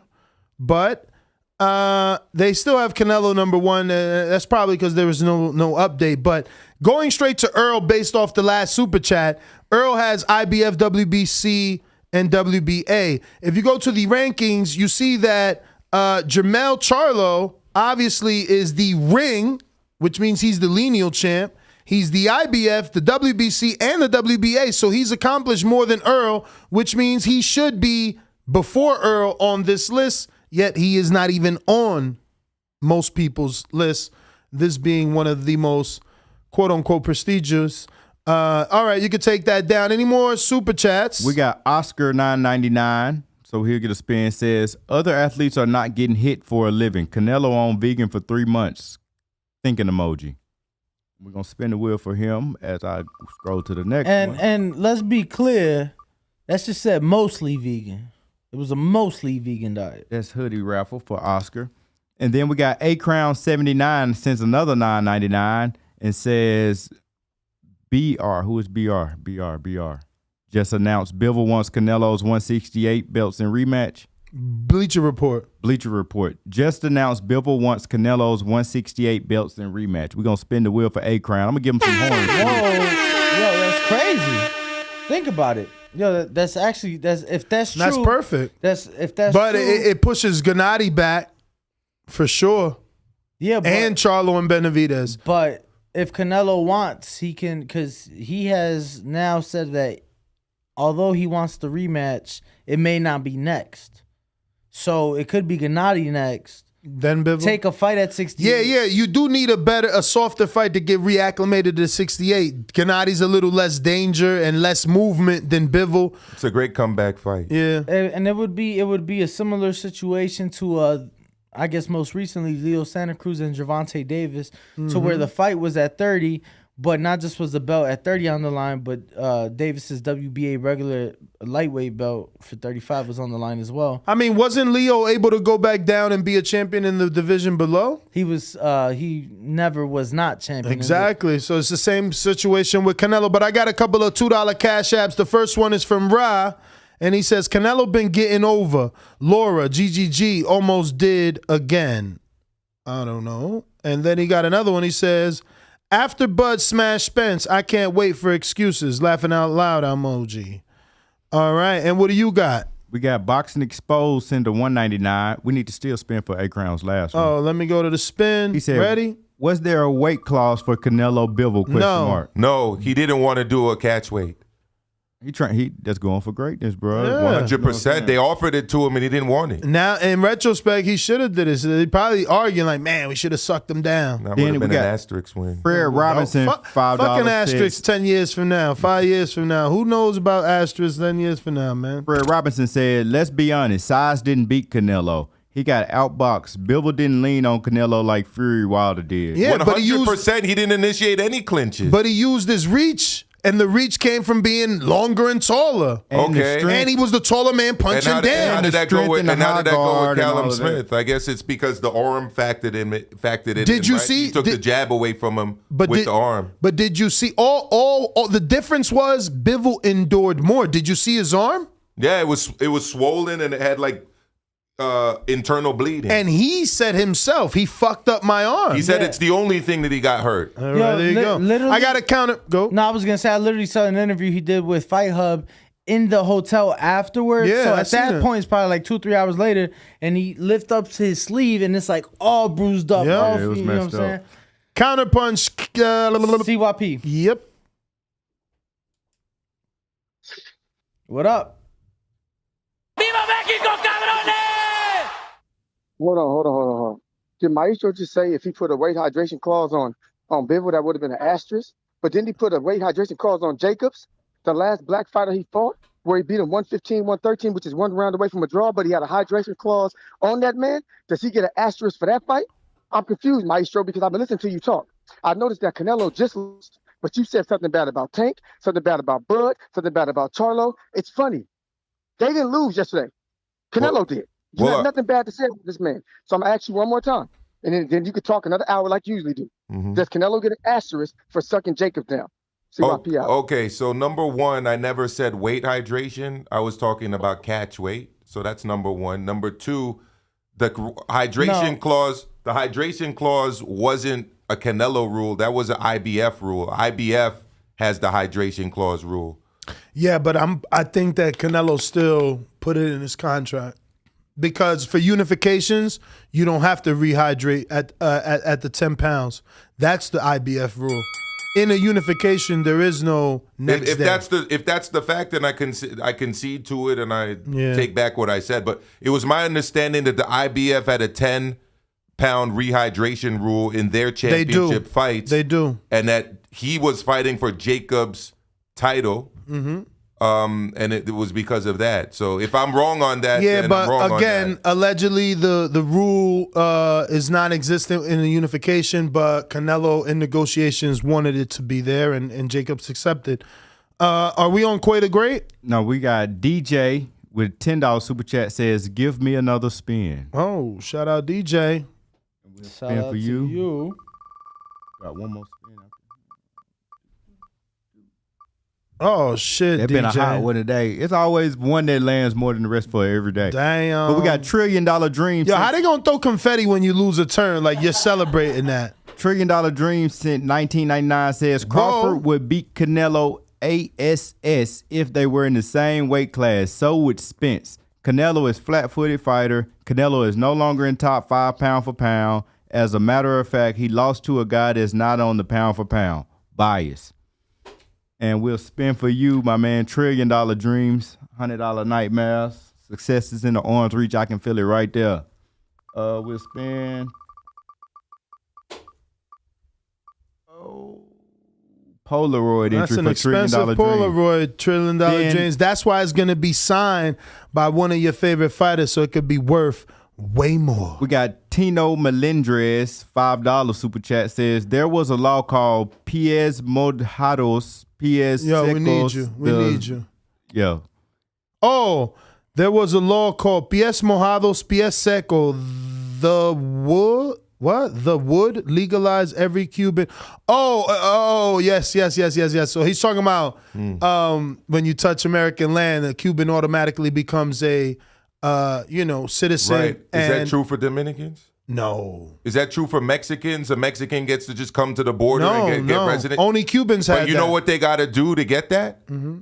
They got to renounce their government. If they say, I like Cuba, I'm just coming here because of money, they don't get let in. They have to say... Hey, maestro, there has to be some... Like, we can't just let you in. You should have a reason. Well, I'm just telling you... You know what I'm saying? We can't take everybody in. We're going to run out our own shit. I'm not saying that. What I'm saying is they're forcing that kind of migration. No, they're not. That's their own country forcing that by not letting them get right. Ugas could send his mother money right now, but he can only send a certain amount because his government over there don't allow him. Okay. He could buy his mother a better house. Okay. But guess what? They're going to say no because now your mother's shining and she's better than everybody else on the block, right? I'm going to tell you something. How are you going to say no, bro? When Cubans living there are selling us that. Can I explain it? Let's get back. You got to give him his chance to say one last thing. I got a family member, right? Mm-hmm. Her son lives in the United States. Her son is a U.S. citizen. She cannot come here because she can't get a green card. Okay. They don't give green cards in Havana. Mm-hmm. If she took a boat, got to Mexico, crossed the border, went all the way up to the north, and said, let me in, I hate my country, they'd let her in. But I don't think that exists anymore, that after Obama. No, it does exist. No. It does exist. Anyways, we'll continue this later. You Google it. Google it. I came here to talk boxing. All right, but Google it to make sure because I'm pretty sure after Obama, they stopped that. Yo, after Obama, Trump came in and made everything actually worse. And then Biden has done nothing to fix it. They couldn't even get medical supplies during the pandemic out there. But wasn't it Trump that stopped once you get on America, if you're Cuban, they still do that. I thought. Why do you think Why do you think they got thousands of Cubans right now at the border? It's one of the biggest groups. What happens is they fly to Nicaragua where they don't need a visa, right? They got the direct flights from Havana to Managua because those two countries have good relations, and then they go up through Central America and then up through Mexico, and then when they get here, they say, "My country is I'm a victim over there. Refugee, right? I don't like the government." But I knew a Cuban but hold that up. had the refugee passport. Yes. But the difference with other refugees, like from Haiti, for example, is you don't get automatic residency and you can't get a green Cubans card. got all that. You can't He got get it. all that. Thank you. You can't get it after. No other country gets that. I was jealous. I'm gonna be real. As a dude that comes, whose family comes from a third world country, I was always jealous of my Cuban friends that they could just fucking get here and get license. All the paperwork necessary to fucking actually have a life in America. Right. And Dominicans cannot. No, and we gotta fucking apply for a visa, and you need a sponsor, and I gotta have a job, and I gotta fucking wait all this time for for that to get approved. Like where a Cuban, you pay 10 G's if your family got 10 G's. You want a lancha, a nice speedboat. As soon as you touch, you're like, yo, I'm good. You know what my cousin told me out there? And you get the fly. You know what my cousin told me out there? Crazy. You know what my cousin told me out there? What's happened is, he's black, by the way. Mm-hmm. What's happened there is a lot of black people in Cuba don't have family in the United States because there's not a lot of black Cubans in the United States. Most of the Cubans here are white. Shit, the only Cubans I know is black. Yeah, because you know boxers. Mm-hmm. Right? You don't know the businessmen. And no. I've got a pass with Cubans, and they most trigueños is what we call them. Like me, you, darker than Danny. Yeah, I got you. But here's what I'm saying. A lot of the people that live nice out there are the people that have family here that send them back money. The government over there. But it's monitored, maestro. I could only send you a certain amount. Damn, where is it not monitored? Bruh, come on. It's monitored to get money in the United States. They monitor it. Listen to me. If you're gonna tell me that fucking Papi Ortiz ain't build a house for his mom and Dior, ain't nobody stop him from doing that. Let's move on. You tripping? All right, I want to talk boxing. We can talk this other stuff later. Untitled, man. Fucking push that flight back. Mondays is for anything at 4:00. We got DJ Bonnie's for and what? 4 p.m. your time? 4 p.m. this time, yeah. Yeah. I can do that. There you go. We got Caleb. Right here? We right here. I got to do my show, though, at 3. Oh, you're going to have to talk to Travis for studio hours. Just one. I just need. I don't own this, baby. I just need an hour. It's Travis. Okay. And I don't know. He's very particular about less than 24-hour notice, let me tell you. Okay. We got Caleb V, $2 super chat, says TBV is TBE. Shout out Maestro A grinding. Shout out to Caleb V making $2 super chats great again. And usually they're hater chats. We got Kevin Destin, $2 super chat, says Bo look like Mikal Bridges. Canelo is pound for pound over Bud. But people been DMing me saying that. Who is Mikal? I'm Googling this a shit. Basketball player. I think that's the same guy. Let me see, man. But I don't what see you looking the like. resemblance, bro. Oh, shit. He look like a million now. Oh, shiznick. Let me get that screen share, bruv. Oh, nah. He just don't get the haircut. You got to send him to your barber. Y'all going to be twins. Yo, they do say there's a lookalike for everybody out there. A doppelganger? That ain't him, bro. That ain't him. We got Chingon Sauce with a $9.99 That's super El chat. Camino Electrical Services. Based out of Cali. He says, me and Castle Hill Gill went to the Canelo fight. Yeah, he said it backwards. Shout out to Castle Hill Gill. Canelo fight. Oh my God. Fan hoes. So I'm gonna read you how he said it. No. Me and Castle Hill Gill went to the Canelo fight. Fan hoes went from the headbands and yelling Mexico, Mexico to calling him culero to even throwing away his t-shirts. So basically, he's saying that the fans that used to be fans turned into fan hoes, took off their headbands and threw their shirts. Bro, and watch Canelo. my video. I We're got gonna spin the wheel for him as well. I got a lot of them right after the fight. You said we got to spin it for Abe. Let's spin it for Abe, Yeah. Travis. Spin it for Abe. Polaroid. Then we got, I'm going to put you in that raffle. When we got Quay the Great, $5 says, y'all crying for this guy. No one asked him to move up. Should have fought the guys the people wanted him to fight. Cry me a river, TBV. Bud number 1. And then we got Victor Buenuelos, who needs a spin as well. $9.99 says, even after being dominated and taking a loss, we all know that Canelo's next opponent will be better than half of these dudes on the pound-for-pound list. We'll spin it for Victor Buenuelos. And oh, shit, Vic. Then we got Teddy Set Go, $10. You lost the turn, Vic, because you might not be listening, or excuse me, watching. So your spin did land on lose a turn. Teddy Set Go, $10 says Crawford doesn't have a better record on paper, but is still better pound for pound than Canelo. He's shown he doesn't lose, and I would say Sean Porter a better fighter than anyone Canelo unified against at 168. My man sound crazy, man. We're going to spin it for him as well. And then we got... But let me see, at 168, then he might be fucking right.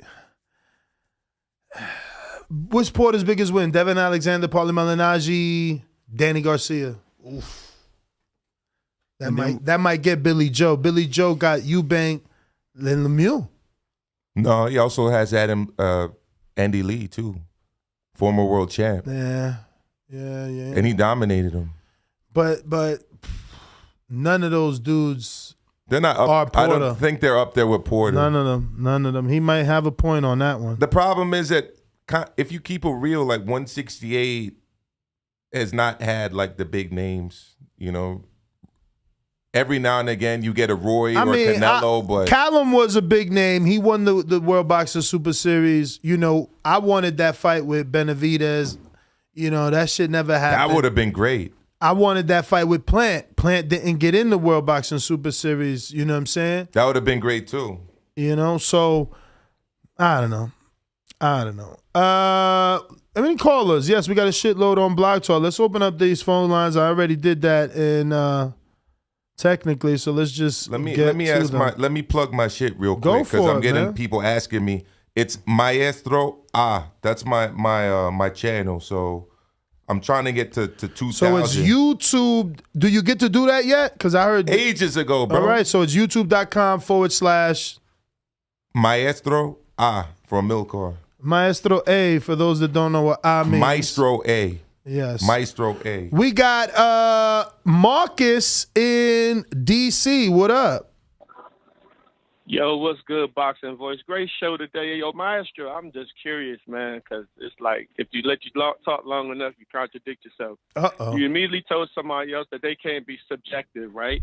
That having an idea about something is subjective. But then you I never said what you that. believe pound for pound was, hold on, you did. You told somebody that they don't have the option to be subjective versus objective. You gave the example of Joe Biden being the president, whether you like it or not.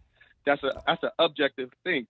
You said earlier that your criteria is the most accomplished for pound for pound, but then you intelligently gave the real history of it, which was it was created because everyone believes the heavyweight champion of the world could beat anybody. That's what made them so popular. But for the lower weight class fighters who are very talented, they created pound for pound. But you then turned around and said that your criterion is you think the most accomplished fighter. So which one is it? Is it the criteria that was created, or do you get to have a subjective version of it?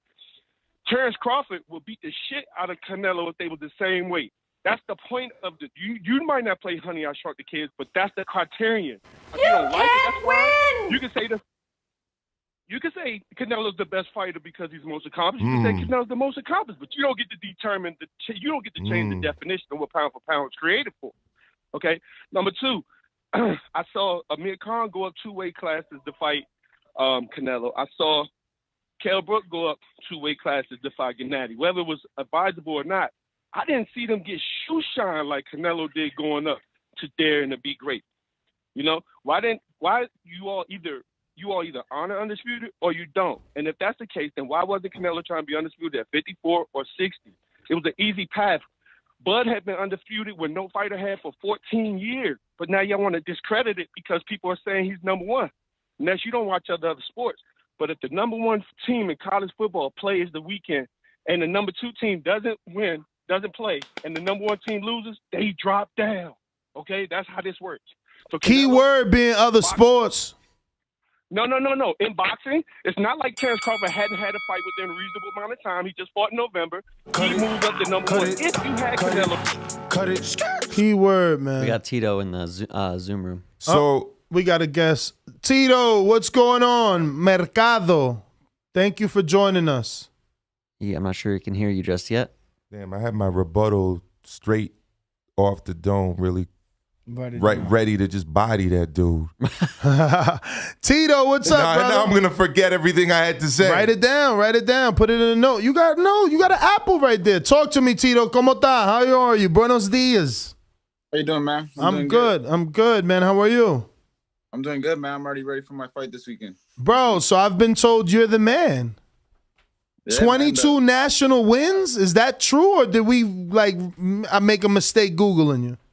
Nah, 22 is the right one. And there's a lot that I don't even count either that I don't consider, big national. So, I know a lot of people count those. I don't count those. I only count the big ones.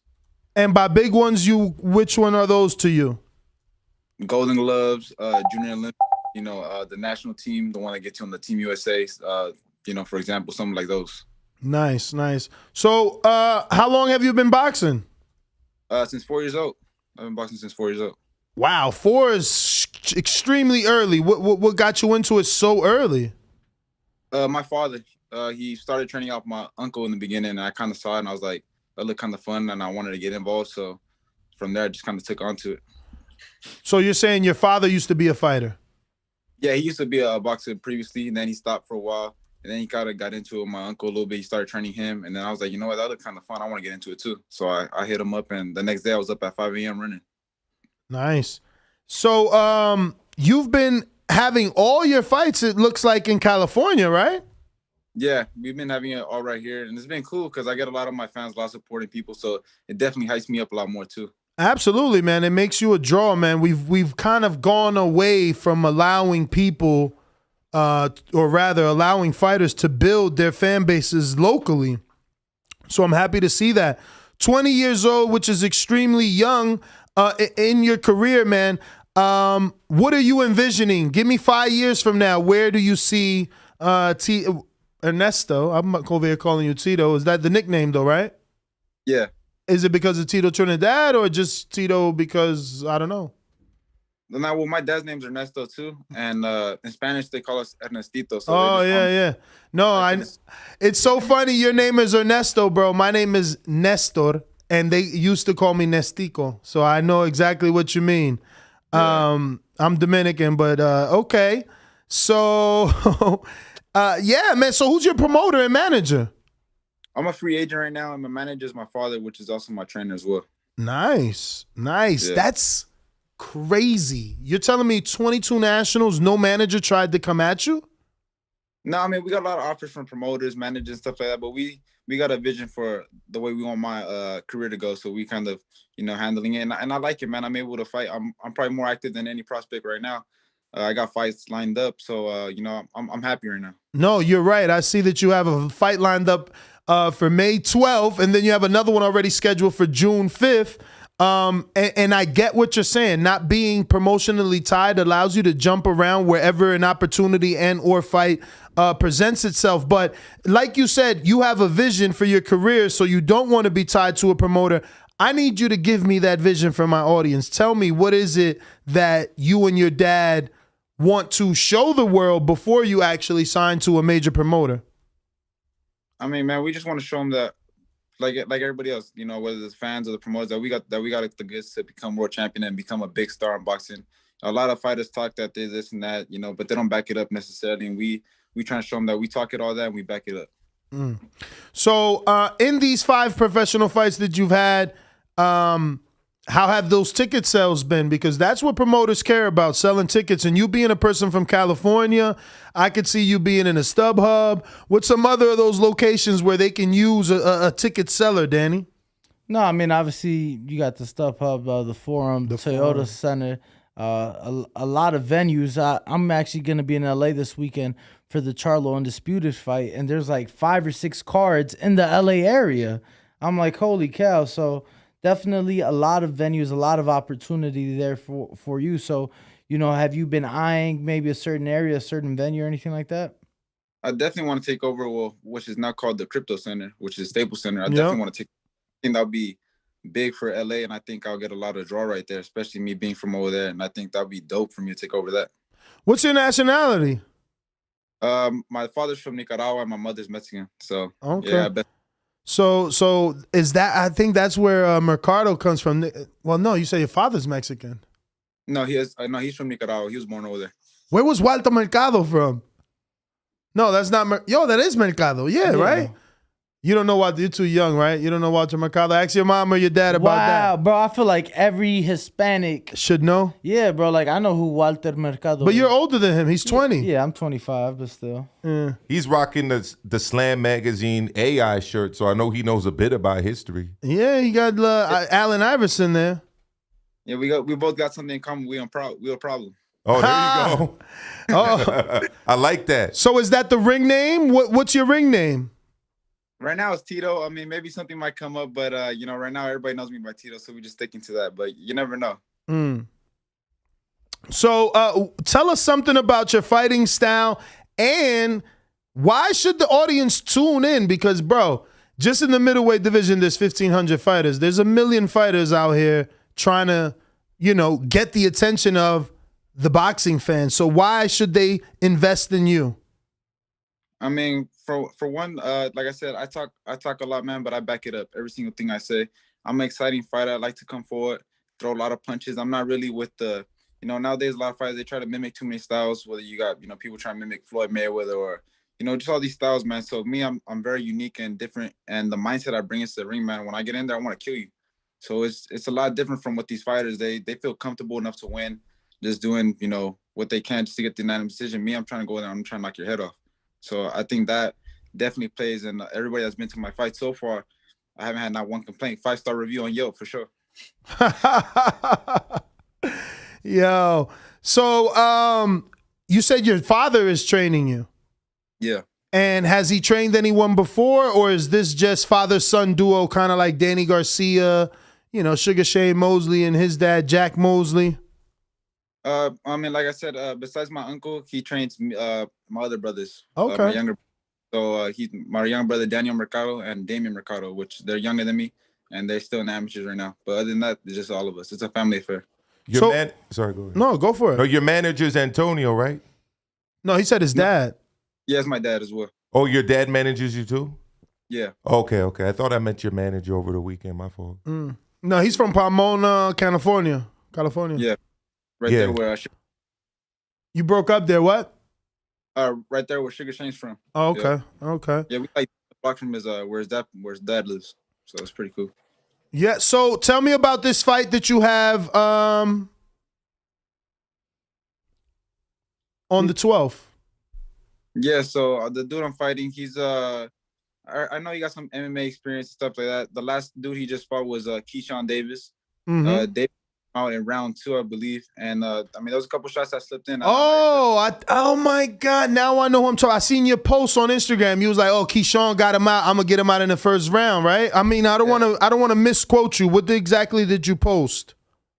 Yeah, no, it was something along the lines with that. Like I said, it took him 2 rounds to take him out. And he got hit with a couple shots. Me be trying to show the world why I'm different and distinguish myself from all these other fighters. I'm gonna do it in a better fashion, not gonna get hit, and I'm gonna do it in the first round, like I've been doing all my other fights. And I've been predicting them, and I've been coming through. That's why I think a lot of people really tuning into me. Nice. So let us know. Well, actually, first I wanted to talk about you said 22 amateur national championship wins. So how many fights did you have? Because that's a lot of nationals. So you must have a lot of fights in itself, right? Yeah, I had about 300, and my record was 290, 289, and 11. Oh wow! Yeah. Whoa! What? So wait. So what kind of deal are you looking for? Like, why wouldn't you be with a top rank, especially with all those nationals? And I'm shocked, man. I hope everything works out. I like that you guys are doing it your own way. Anytime someone tells me that, it reminds me of Saddam Ali and the fact that he did the same. Didn't sign to any promoter until he proved that he was a ticket drawer on his own. And basically Golden Boy needed him because they got that deal with the Barclays Center, and he was able to sell tickets. It's interesting, man. That's a lot of amateur fights. Yeah, man. In the beginning, as soon as I started out, I was at the local shows every single weekend, fighting nonstop with the best of them. So I definitely got the experience. I think that's helped me out a lot during in this pro stage too. I'm able to adapt so quickly because of my experience, and I think a lot of fighters now, they're just trying to rush becoming pro. You see a lot of 17, 18-year-olds now becoming pro. Mm-hmm. Not really invest in the amateur game. I think they're rushing it a little too soon. Well, you don't think that has something to do with the fact that they're making them take off the headgear now? So it's like, I'm losing years of my life for free when I could go ahead and turn pro since I'm fighting with no headgear and make money. True, but it's a whole different game too. Now that you got 8 ounces on, though. 8 ounces and those big puffy 10s is a whole different game. It sure enough is. And one shot can change everything. So yeah, it's a risk. Regardless, but that one shot can end the whole career too. So it's like you got to really think about it in a way. Yeah, man. So it looks like you've been stepping up the level of competition. In your last fight, you fought someone with 20 wins, obviously 13 losses, but that means a world of experience. Now it looks like you're facing someone who is coming off of a win himself, or no, actually, he lost to Keyshawn last. Okay, so this is the guy that you want to get out of there in one. So you consider yourself a puncher? Oh, most definitely. I think my record speaks for itself with all of them being mainly the first round. My first fight should have been first round too. The rest was just horrible, man. I was like, this guy was over spitting his mouthpiece out there, giving him like 30-second counts. I said, that's crazy, but it was a good experience regardless. I was glad I was able to go 2 at least, but like I said, the last guy I fought, he had a lot of experience. He went like 3-4 rounds with Isaac Cruz. I think like 7 with Hank Lundy. And for me to be able to do it in 1, I think that was, with only 4 fights, I think that's pretty impressive. Yeah. So do you know Keyshawn from the amateurs? Yeah, we know each other. And I'm hoping that's a fight that we get down the line too. And after I take him, I'm hoping to take his stablemate Shakur Stevenson out as well with him. So you think you can beat Shakur? I know I can beat Shakur. Why? Wow. He's so advanced right now compared to you. I wouldn't say so much as that. He has more experience, obviously. He got more. Yeah, and by advanced, I mean experience and just time in his professional career. You're just getting started. He's already unified and in his second division. He's a world champion in that regard. He's advanced. Yeah. Yeah, no, exactly, 100%. No, and I'm not taking nothing from him. I think he's a great fighter, but I think once he steps to 135, that's a whole different division. I think he needs to stay in his lane a little bit and stay at 130. Whoa, stay in his lane. Yo, but you're younger than him. What makes you think like you obviously never fought him in the amateurs, right? Because he's got 5 years on you almost, right? How old is Shakur? 23 or 24? 24. So he got 4 years on you. So you've never fought him in the amateur. Have you sparred? No, I never got the chance to spar him either. When I was over there in Colorado all the time, I never had the chance to spar him. I wanted to, but never had the chance. But like I said, man, I think he don't really carry the power to go to 135. Don't get me wrong, he's a good fighter. He could box, but now he's fighting a dude that's not only taller than him, lengthier, but can box too, and they got punching power. So it's going to be a lot different. It's not like fighting Valdez no more. How do you know your punching power is going to be there? Like right now, this is the beginning of your career. You're supposed to knock these guys out. Right, but at the same time, you got to remember, I'm fighting heavier dudes. I'm not even a natural. Right now, I'm fighting 140, 139. I'm not even a natural 140, 139. I'm knocking these dudes out. So when I go to 135, and I don't like saying no names, but in sparring, I know what I got. So why are you fighting at 40? Right now, there's no reason to make because there's no title on the line. Okay, yeah, man. If once the opportunity comes, then definitely it'll be time. But right now, there's no need. I've heard fighters, by the way, Nesset has said that the weight cut takes years off your career. Mm-hmm. So that it makes sense kind of to only do it for the big fights or when you're trying to get ranked. Absolutely, man. So, Ernesto, where can I buy tickets if I want to go to this fight, and how can I see it if I can't go to this fight? The May 12th fight, I believe, is already sold out, but I have the link in my bio to watch it on the UFC Fight Pass with, I believe, Dana White holds that one. So they streaming it on there. And where is this bio you're talking about? That's on my Instagram at Real Tito Mercado. That's where you can go find it at. I have it on my bio. And then for the June 5th fight, I actually got tickets right now. So you can hit me up on those, DM me or G2G Boxing Club for tickets.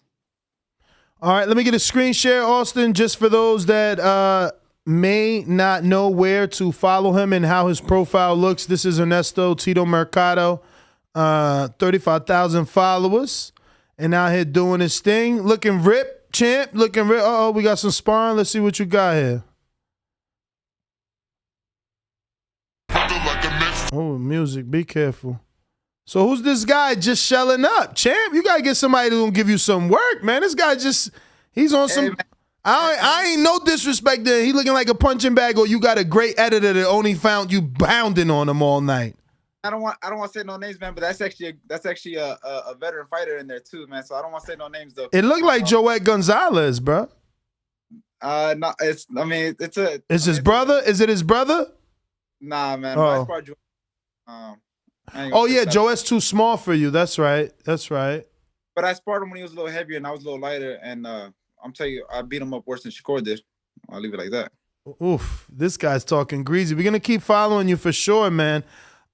Listen, give me some names. Take it down, Tribe. Give me some names. Who have you sparred? Not for this camp, because I don't want you to put anybody out there that you know.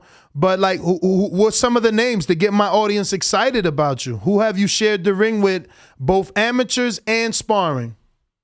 Amateurs, I share a lot of them, man, with a lot of prospects right now, with this Aaron Aponte, Charlie Sheehy, Haven Brady, Malik Warren. I share with a lot of guys, but as far as professionals, I shared the ring with Chocolatito, one of the pound-for-pound guys. I sparred him twice, one in Nicaragua. That was crazy over there. Damn, nice. So when you went to Nicaragua, you went there because of the sparring, or you went to visit your family and then you sparred with? I actually went over there to qualify for the Olympic team for them. Okay. So, I think it was a 4-day tournament. I fought 4 days. Over there, it's crazy, man. It was a 4-day tournament, but I fought twice every day, one in the morning and one in the PM. So I fought like really 6 times. And then we went to the Alexis Arguello gym to go check it out, and he was there. And they said, you know, if we want to get some sparring, I said, you know what, man, let's get it. And then we did like 8 rounds, and that was crazy. The whole gym was lit. I'm curious. I'm looking at your amateur record, and I see the Keyshawn fight there. So obviously, it's more than just fighting, you know, somebody who he has fought, and it's more than just making it look easier than he did for you. Obviously, now it gives us kind of like a barometer, like, all right, he fought Keyshawn, or Keyshawn fought this guy. Now this is what you did to him.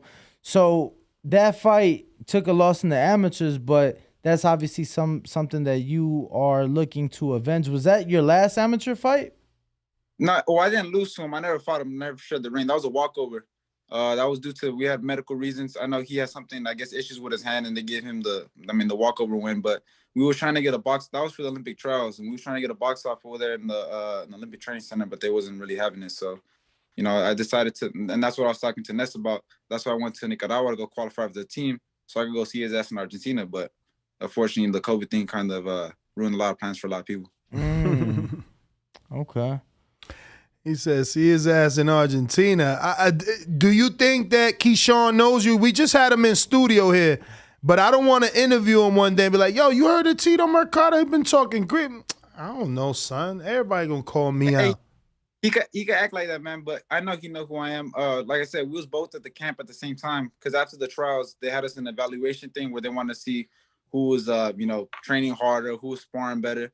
And I was outdoing them in everything, man. Outdoing them in everything. And I seen that. I mean, there's definitely a lot of tension between me and him, and I definitely want that fight down the line. I think it'll be a big fight, and a fight that I know I'm gonna win for sure, and by knockout. I guarantee that. So you're saying, is that a fight for, like, are you saying that's what would happen down the line, or are you saying that's what would happen now?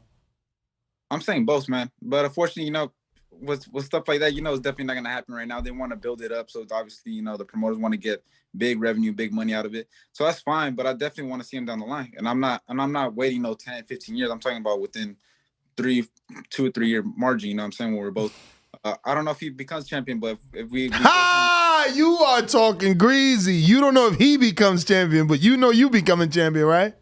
So I mean, I'll be up there waiting for him, man. If he makes it, up there waiting for him. I love it. Well, you gotta believe in yourself. We broke you up. Say that again. I'm sorry. I'll be waiting for him. If he don't come up, then I'll be waiting for Shakur. It's all good. Either one. Damn. Yo, so I mean, for you to like, are you not impressed with what you've seen so far from Keyshawn? And from Shakur? No, don't get me wrong. I think they're both good fighters. I think Shakur is a really good fighter, but I mean, as a fighter and the confidence I got and the capabilities I know I could do, I know I could definitely beat them. A lot of guys are hyping these guys up, and they really, I mean, come on. Let me ask you something. Yeah. Both his trainers listen to this show.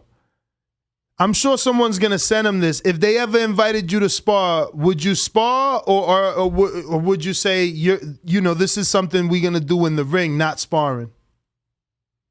Man, I'd rather have them out of the ring. I tell them send me a contract instead. Don't send me Yo, bro, how long you been doing interviews? You're good, man. I wish everybody could talk as good as you. Go for it, Maestro. Yeah, I mean, I want to ask you about two dudes that I'm sure you got a lot of respect for. Bill Haney's called this fight the Super Bowl of the lightweight division. I'm obviously talking about George Kambosos Jr. He's going to be defending 3 belts, 4 if you count the franchise, against the WBC champion Devin Haney. What are your thoughts on that fight? I think that was a 50-50 fight, man, because I think Kambosos showed a lot. I think he has what he doesn't have so much in skills. I think he makes up with all his heart and motivation and ambition that he got.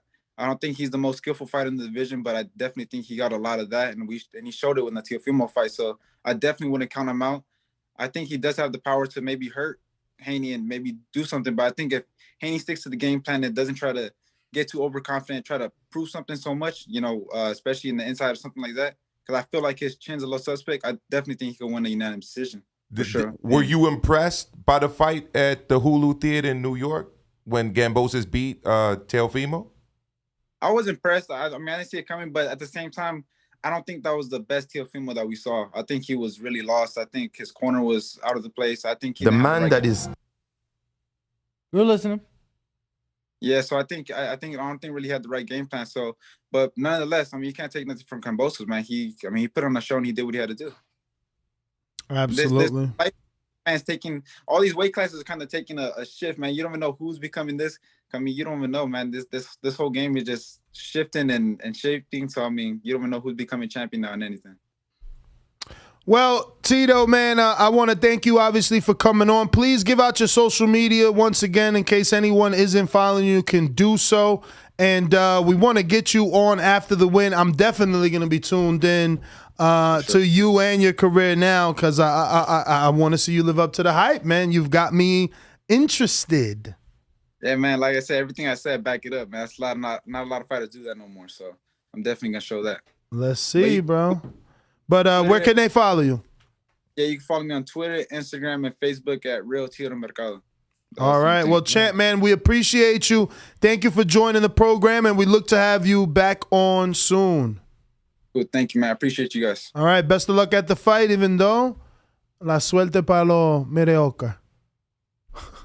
My Canelo, which is kind of mixed with Tony Montana. We're going to go back to some of these Super Chats. Bo, what do we got? I only got 2 pulled up. So I got Jared Negray, $9.99, says for Boots Spirit first class ticket. Who is Jared Negray? You know him?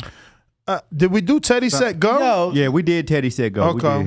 Let's make something clear. Just What's because that? we fly Spirit, we would never fly Jerome Boots and his Spirit. Oh, that's why all the Super Chat money goes to fly, because it costs more to fly fucking Thurman, first class, and he's going to stay in a fancier hotel. So it's like, yeah, we're sacrificing our luxury and comfort to save money in the budget for the big guests. He wouldn't fly business class? I wouldn't do it. I would try to do the best for the best. I know. Multi-millionaire businessmen fly business class. I don't know how you didn't have a crick in your neck after seeing you sleep on the plane, bro. That was a struggle nap that you took. Listen, I got to do I felt what bad I got to do. when I looked over. This has been a long journey for me, and it doesn't even feel that way. It's over 10 years plowing and doing this, you know what I mean? Just biting down. So, like, I remember where I had to drive 1,400 miles to go see Wilder and Thurman. So if I could fly Thurman, first class or fucking Spirit, it's an accomplishment. And it's, we got here. You know what I mean? We're still grinding. It'll get better.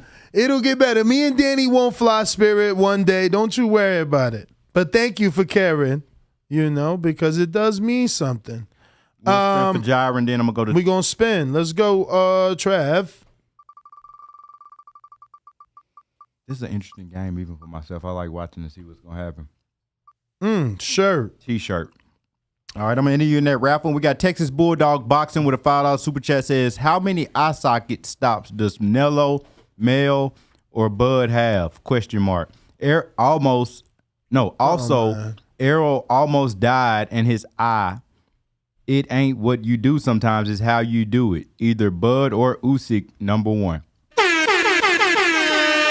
All right, now we counting eye sockets to get on the list. I love it, man. We got DJ who says another spin. He really wants something on this raffle, but thank you for participating, my friend. You have been a G. I think for sure that's the third one. I'm going to ring this alarm anyway. And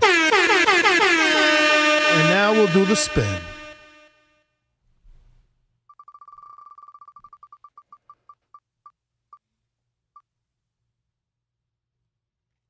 And he is now entered into the hoodie raffle, right? He is in the hoodie raffle.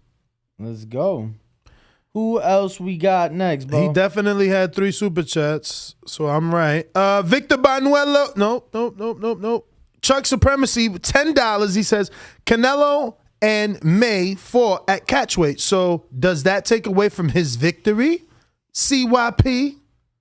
Spin that wheel for Chuck Supremacy. And that's obviously him, baiting CYP in because you, Maestro, said that there would be an asterisk had Canelo given Bivol a catchweight. I'm losing track of who's been saying what because I still need to respond to the dude that didn't understand what I was saying. No, this guy is subjective and objective. This guy is siding with you, and Chuck Supremacy, you're in the raffle for a signed autograph. We're gonna give you an autograph Polaroid of Maestro. How about that? If you win the raffle. I've never signed my name in that, but I'll do it. What? We had Akim Barak sign a T-shirt. We gotta have you sign something, I need you bro. to make me a belt though. Oh, that takes time. That says Invicto because that's what I am with these debates. CYP, he doubled down with another $10. He said Canelo and May fought at a catchweight. So does that take away from his victory? Because obviously you remember CYP was like, oh, Maestro, you're saying that if he would have fought Bivol, we would put an asterisk. So is there an asterisk next to the Jacobs fight? That's what we're talking about. Well, this is what I was saying with the issue of these catchweights, right? Because you're always opening yourself up to criticism when realistically, did you really need to do that? Like Floyd with Canelo. It's an asterisk, right? Ooh. Pacquiao with Cotto. It's an asterisk, right? And if you want to throw in other fights too, like what you said about Jacobs, I did not know up until this morning that was not an IBF rule. I always thought it was an IBF rule. But what I was saying to the other guy that I don't really think he understood, the guy that was saying that, Canelo beats Crawford. Yeah, that's a subjective opinion, right? But your subjective opinions need to be backed by a logical argument that ideally cites data, right? I'm not saying that it's wrong to have a subjective opinion. I have subjective opinions. Danny has subjective opinions. Ness has subjective opinions. We all have subjective opinions, but you should be backing up your subjective opinions with a logical argument. If you just say, oh, Crawford beats Canelo and you know it. Well, no, I don't know it. Why do you believe that? Yeah, I don't know, man. I don't know. But we got a counterpunch from JT in New Orleans. What is up, JT? What up, man? What up, bro? Maestro. I was just going to go ahead and play that intro to get it out the way, but no problem. Go right into it. Maestro, quick question, because I remember you being on the show before Ness made his move to Vegas. And you was a big Canelo fan. You was one of them guys kept saying he's Canelo. He do what he want. He the king of the sport. Mm-hmm. It's funny that you picked Bivol, and I think on one of the shows a while back, me and you had a little debate, not an argument. Yep. You had him going up to beating up cruiserweights. So I don't remember. just I don't remember saying that. No, I may be wrong, but it came out on the show. I know Ness was talking ridiculous like that, talking about going up there and beating up on cruiserweights. Canelo, he's Canelo. He got the power, he got the punching power, he got the speed. Just so awesome in the ring. But I'm just saying, like, I'm curious now that you say that you picked Bivol to beat Canelo. I did. You could ask Joe Habib on the Ringside Reporter Live. He picked Canelo by 8-round stoppage, and I was like, nah. Like, this is going 12 rounds. My concern was that he might not get the judges' scorecards. That was my concern. With regards to the Mercado fight, I wasn't against him doing the fight. I mean, he could do whatever he wants, but I wasn't one of the people out here saying that Mercado's a scrub, that Mercado sucks, that Canelo's going to beat him. No. I definitely wasn't saying that. I remember Mercado putting Tony Bellew on his ass in Tony Bellew's hometown, and Tony Bellew having to come back and knock him down to beat him. So I respect Mercado. He's also had a bunch of fights in the Democratic Republic of Congo, where he's from. So it's just one of those divisions where we don't really get a lot of access or to the fights because they're mostly staged overseas. They hacked my boy Coach Rivera, my man, posting Bitcoin shit. Anytime they post Bitcoin, you know they got hacked. I promise you. Look, he posted a card, so now I bet you this says, yo, congratulate on my new car. I knew it.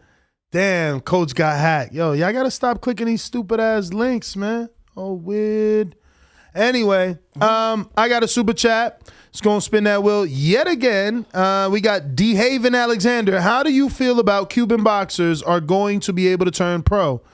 I guess he's talking to you because he knows that we had interviews with Cubans who say that's bullshit. It's fake. But it's fake shit. No, it's not. It's not fake shit. So here's the deal with that. Mm-hmm. I was actually speaking to my cousin about it. You know who's going to turn pro? Your man Andy Cruz, but he's going to have to stay there though. He's going to have to stay there, and he only going to be able to fight with the countries that they let him fight. No, I don't like that. So what people have confused though is that Cuban fighters weren't allowed to fight pro. Mm-hmm. Basically, Cuban boxing was not allowed to be professional. So they weren't allowing pro boxing fights to take place in Cuba, and that goes back historically to like that scene in The Godfather when the mafia's cutting up the cake and things were very corrupt and owned by the mafia back there. And pro boxing had a very bad reputation. But pro boxers have never actually not been allowed to box professionally in other countries. The problem, again, is that the U.S. government has not given out green cards. Like, people don't understand when Gennady Golovkin came to the United States, he came here with a valid work authorization and got permanent residency. He was able to get that before moving here. The U.S. government does not give out visas in Havana. They just don't do it. I met a guy when I was last there a few weeks ago who was actually on a bus to go to Santiago de Cuba, to fly from Santiago de Cuba down to Kingston, Jamaica. Then he had to go to Trinidad and Tobago and Port of Spain. Then he had to go to Guyana. And I just texted him the other day. He's still in Guyana waiting for an interview because they make these dudes go all the way to Guyana to get visas. So it is what it is. There was one fighter from Cuba, I forget his name, who lived in Cuba, had a green card because he won the green card lottery. He was able to get one. And he'd fly to the U.S. for his fights, and then he'd fly back and live in Cuba. I can't remember his name right now, but he's the only one. But again, it's all down to them not getting visas and then having to leave, become refugees, say that the government and the country sucks to get their residency, and then be able to fight pro over here. Screen share. Before Canelo fight? After Canelo fight? 300K. We're good, Trav. So 300,000 more followers. So, it's big, but it's not Andy Ruiz. Definitely not. Not Andy. Andy gained millions. We got to spin the wheel for DeHaven Alexander. Bo brought everybody a water but myself. I tried to hand you a water. Lies. And no, I don't lie, brother. Shirt. T-shirt. You in a shirt raffle. Alexander raffle. Yes, sir. We got Quay the Great, $2. He said that's extra 5 super chat is for the hoodie raffle. Okay. I got you and I seen it. And Stockton CA 199 says Crawford about to be 35 and still took no risk. And Gamboa. Followed by Teddy B Midwest Sports Talk 499 says, I hope somebody tells Ness Usyk is not the ring belt holder. At heavyweight. He was at cruiserweight. I made the mistake. I corrected myself. Then I made the mistake again. Corrected it on the spot. And A Crown 79 with another $9.99. I'm just going to hit that one more time. And he's yesterday's winner. I sent you his address. You got it? Yeah, I got it. And he says, great interview coming with great energy and confidence. Muscle up emoji. Spin that wheel.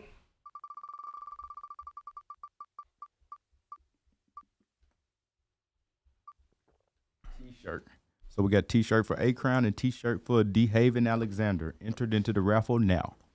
Next one is on Blog Talk going to Oscar in San Antonio. What up?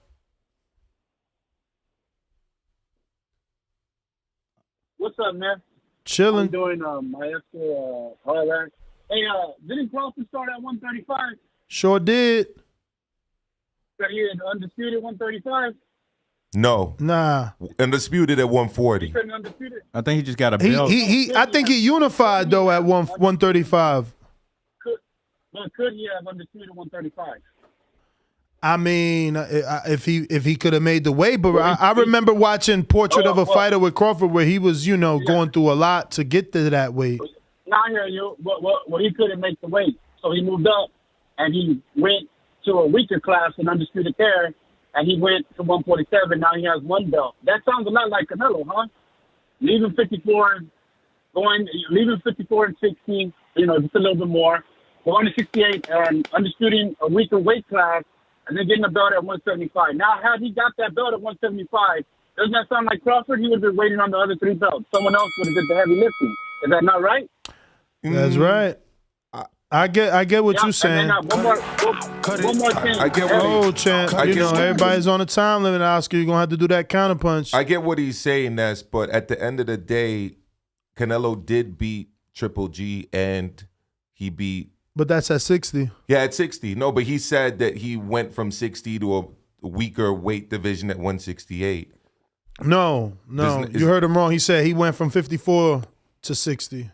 But he beat Lara at 54. He beat Trout at 54. Yeah, but because he didn't fight one of the Charlos in Undisputed, they're saying that he avoided them and moved up. Okay. Mm-hmm. Well, like I said, it's meanwhile, no one was ever saying Jermell or Jamal was the man at 54. They were saying Canelo was the man. They were saying Trout, who beat Cotto, was the man. Before Cotto lost to Trout, Cotto was the man. Yep. Laura was the boogeyman. Yeah, and he fought all of them. Paul Williams was the man, and Canelo signed to fight him, and Paul got into a tragic accident that caused him to be in a wheelchair, paralyzed. But who was the man? James Kirkland was the man. Not in skill, but on television and ratings. It was Kirkland. It was Paul Williams. It was Sergio Martinez. It was Islandri Lara. Those were the names. Miguel Cotto. It wasn't the Charlos. So if I'm catching... Charlos, listen, let me explain something in retrospect to these weirdos out here, right? Because it's like, how did I duck someone at 54 who 7 years later still only does 370,000 views? It's a good question.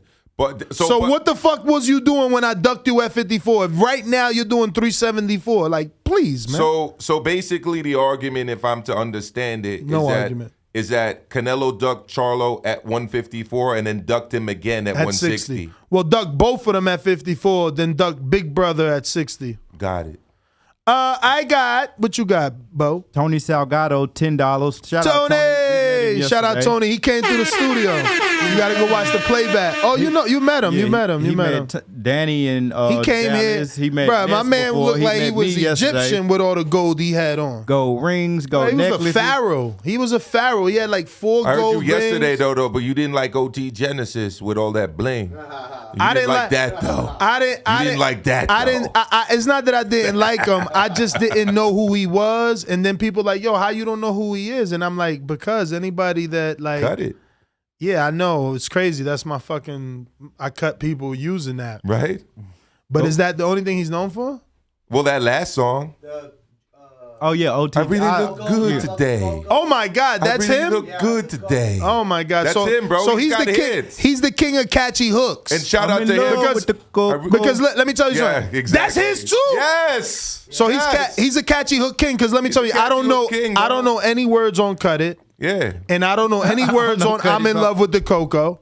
And I definitely don't know any of the fucking words on I look good, but I've heard all 3. He's a radio. I haven't heard that one. The one you're talking about. He's Yeah. The one where he's acting like Count Dracula? Because that's the sound he's using. He stole that from Sesame Street. He fucking jacked that. People don't know. He's Hispanic too. What? Yeah, he's Honduran. He's Garifuna from Honduras. Straight up, like pure. Yeah, he Garifuna. Yeah, no, listen, there's Hondurans just like him. He's Latino. That's what I love about the world.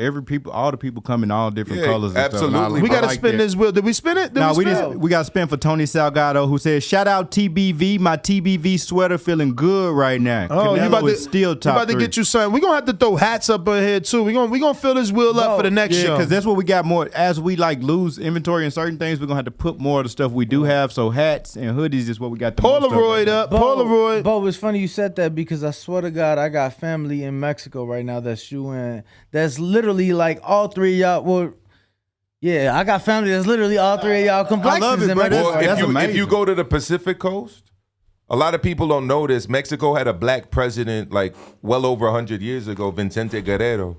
Guerrero State is named after him. Oh, really? And they had a lot of black Mexicans over there. But the reason a lot of the black Mexicans assimilated with indigenous and other groups is because Mexico was, after Haiti, the second country in America to ban slavery.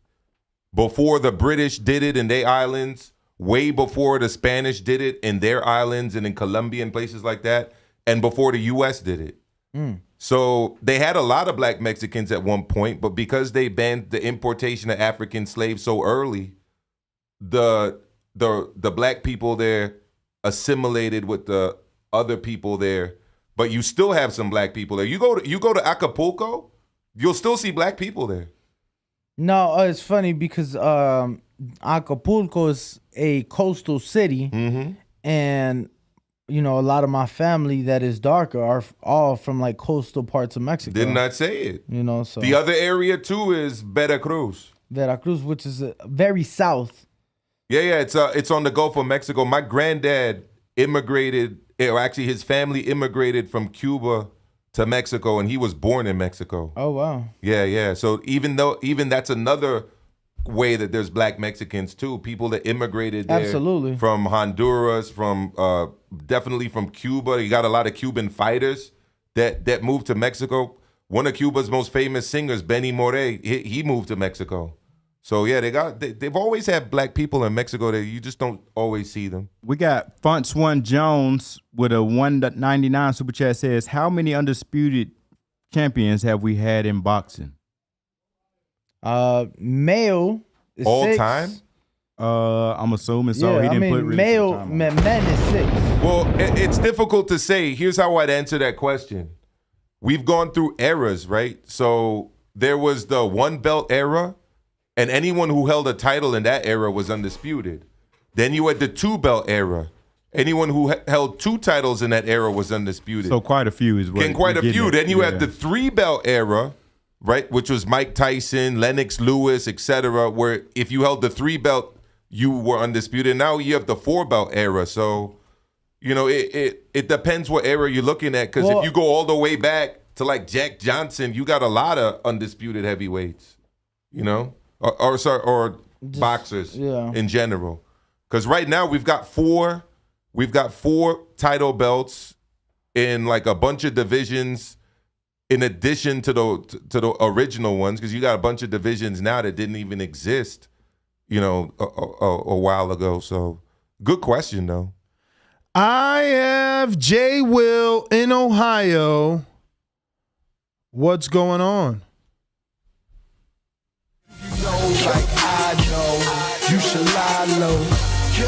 I used to get it in Ohio. Very. Yo, what's up, people, man? Yeah, man, y'all touched on a lot of different topics, man. I can't remember everything I was trying to say, but to try to stick to the topic, though, man, yeah, you got to give it to Terence off of a Canelo loss. It's not like Canelo lost to a fellow pound. You got to talk into the mic or take off your Bluetooth because we losing you. Hello, can you hear me? Yeah. Can you hear me? Yeah. Clear now, brother. Okay. All right. So, yeah, I would have to drop Canelo on my list because, again, if you lost to a fellow pound-for-pound fighter, like when Andre Ward and Kovalev fought, then, yeah, you may be able to have a little bit more negotiating room to try to keep him where he was at on the pound-for-pound list. But when you lose to somebody who's not even on that list, and it's a weight division where you've been at before, so this narrative that, he's going up to be great, he's been there before, and it's not, well, I mean, this is the thing, because when he first fought Kovalev, everybody was saying that was a fraud of a fight because he made him come off a short turnaround against the Yard fight. Danny would like to cleverly say, well, Canelo only had 10 weeks before it too. Well, Canelo was coming off an easy fight. Canelo was coming off a much easier fight than the Yard fight that Kovalev was coming off of. So it's context is everything. Bro, he did it twice. Literally did it off the Callum Smith fight, right?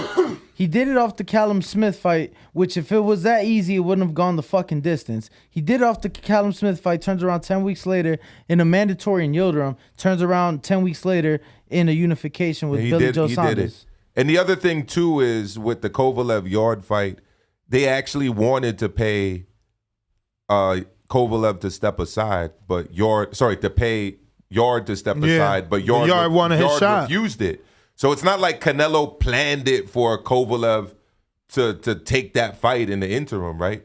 They actually wanted to go straight to Kovalev. They tried to pay Yard to step aside, but Yard didn't take the bag. And let's make something clear. A short turnaround is like Andy. Yes. Where it's 6 weeks. When you have a whole nother month, come on, bro. Like, you literally have time. You literally have time not just for your training camp, but to take a week or two off from your last fight. So absolutely. And if you really want to get strict, short time is like the Road Warrior, Glencoff Johnson, taking, we got to fight for you. When is it? 4 days, 3 days, 2 days. Yordenis Ugas took fights like that, right? I mean, you're saying that a guy had short notice in Kovalev. That's to me, that's always been a stretch personally. See, I got C-Dub, Alabama. Yo, what up? TBV, what's good? What up? Maestro Wing. Salute. This TBV, man. Smash the like button, man. Do something. All right, man. Yeah, we got to get back to the topic, man. I know Ness don't like this show. Maestro Ring Walk. Y'all energy a little down, man. Don't worry, man. Canelo not off the pound-for-pound list. Not all the way. We're not gonna disrespect him like that. He's still on the pound-for-pound list. No matter how loud you say it is, Usyk is not number one. Let me see. The earth is flat. Okay, yeah, that shit don't work. Bud got has a 3-divisional champ. That's more divisions than Usyk. That's why you can't include a heavyweight, because smaller weights gonna have more accolades if they jump divisions. The only way Usyk could jump Bud is if he undisputes that heavyweight. That's it. Or Bud gotta lose. Stop fantasizing that Canelo is gonna go down and dominate. He got a loss waiting on him. Andrade and Benavidez is waiting on him. They're waiting. So all right. Don't fantasize about that. All right. Looks like we got the urge that says I'm Mexican and Honduran. Canelo still top 3 pound for pound. Absolutely. That's not even arguable whether or not he's pound for pound. That's like, especially top 3 is not, he can't drop that low. But Maestro, I'm sure you do pound for pound shows and lists on your YouTube channel. Where can they find you, brother? Well, I actually don't. Like I said, I call it Honey That Shrunk the Kids. Bro, that was his transition. But I got you though. Salute to Ness. Thank you for supporting my channel. It's Maestro A on YouTube. Just look me up and subscribe, please. I'm trying to get to the next level here. Let's go. I consider myself pound for pound in this game. Let's go. I mean, I'm trying to. I've been seeing a shitload of comments though. You are good. I've been seeing people like, "Yo, Maestro's good as hell. Oh, you did a great job." Thank you. I've been checking the comments. You know what I mean? I'm almost at 2,000 subs, but I'm like hitting way above my weight. So you saying you underrated? 100%. They ain't see you coming. I wouldn't even say underrated. I'm just saying a lot of people don't know about my channel. But that's what underrated is. No, underrated is like, I know you, but I think you're not as good as like you actually are. That's how I see underrated, because you have to rate the person. You can't rate the person if you don't know them. So somebody got to tell Paulie that, because he put Kawasaki on underrated. No, Kawasaki. No, he said he was overrated. No, underrated.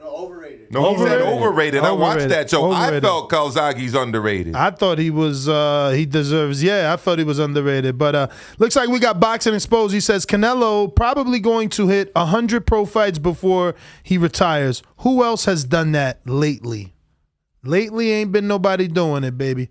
And that's a $4.99 super chat. Hold on a minute. I think I got some cash apps we might need to get to. Bo ready to get a win on his raffle, man. He want to run to the motherfucking post office. He love the post office. We got J Will with a cash app. What up? What up? Counterpunch. Who we got? Yeah, man. Had to come back, man. I didn't even touch on the Terence part on pound for pound, for real. But yeah, man, like, there's no way. Like, if you look at the two fighters, man, one fighter has more skills in his two belt than the other fighter. Easy. One can switch it, one can't.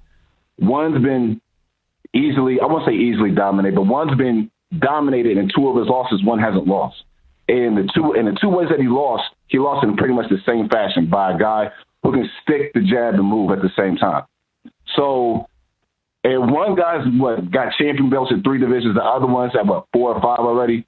And one just took a loss, and one just stopped a top welterweight. Like, we can't be such fans of one fighter that when he loses, he's not off the pound for pound list. He just can't still be number one. That just doesn't make any damn sense, man. It just doesn't, man. So, and if you look at the two fighters, just look at their skill sets. Be honest. What does Canelo do better than Terence besides throw hooks and uppercuts? What did he do better than Terence? Word of the day. That's subjective. What he does better is subjective. I could think that Terence switches better than most. I'll tell you what he does better, and this is why pound for pound doesn't really make sense to me. What he does better is beat dudes at 154, at 160, and at 168.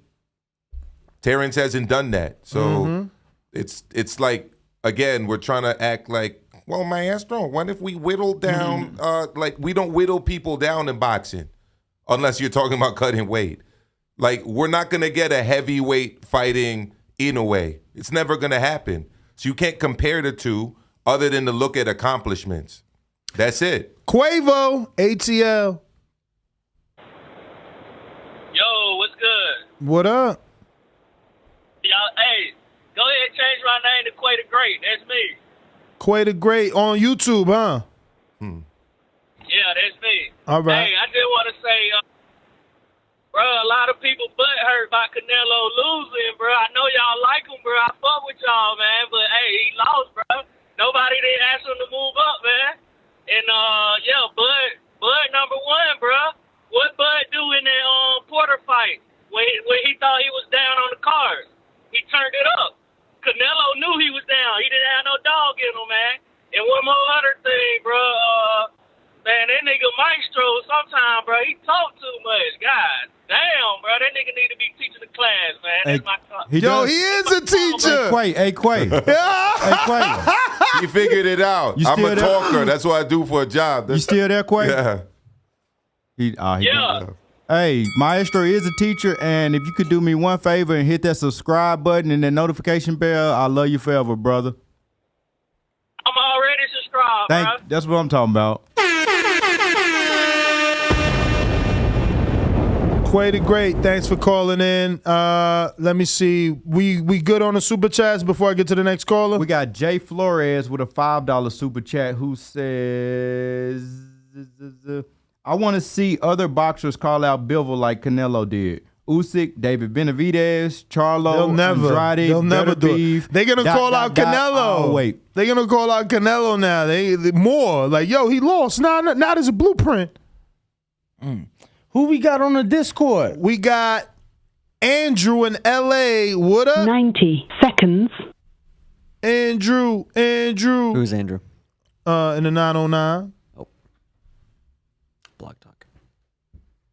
So I'm just okay. The definition of pound for pound. That's Canelo. You know, I mean, unless you want to be, you know, he's pound for pound for pound for pound because he moved up like way up. Like that's just it. Terence is good, you know, but he ain't did shit like Canelo. And everybody want to write Canelo off for one loss when it's like, dog, he's been fighting these animals, man. Like, he's been fighting these lions. Like, he's it. He's still it. Well, all right. Appreciate the Thank call. you. Thank you for calling in. Let me see here. This is a strange number. What is this? Okay. Damon in Texas. What up? What up? Hey, so wasn't Kovalev bigger than Bivol? So Canelo moved up, demolished Kovalev, drops back down, moves back up. 10 seconds. And was saying that he dared to be great? Yes. That's the question. Yes. Come on, man. He already went up there. And So beat Kovalev. so every champion's created equal, huh? Every champion's the same, huh? He got shitted on for beating Kovalev. This is hilarious. They bro. said he was a drunk. This is what I'm saying. Yo, they said Kovalev took a dive, bro. Double standards. Then we talk about the double standards in boxing. Wilder fights Fury, loses, who's arguably the number one heavyweight, and he gets knocked off the heavyweight. He gets dropped down dramatic. No, actually, he's the number one contender in the WBC. Yeah. He's the number one contender in the WBC. What do you mean now, bro? Listen. You got to get your shit together. He been the number one after the first loss.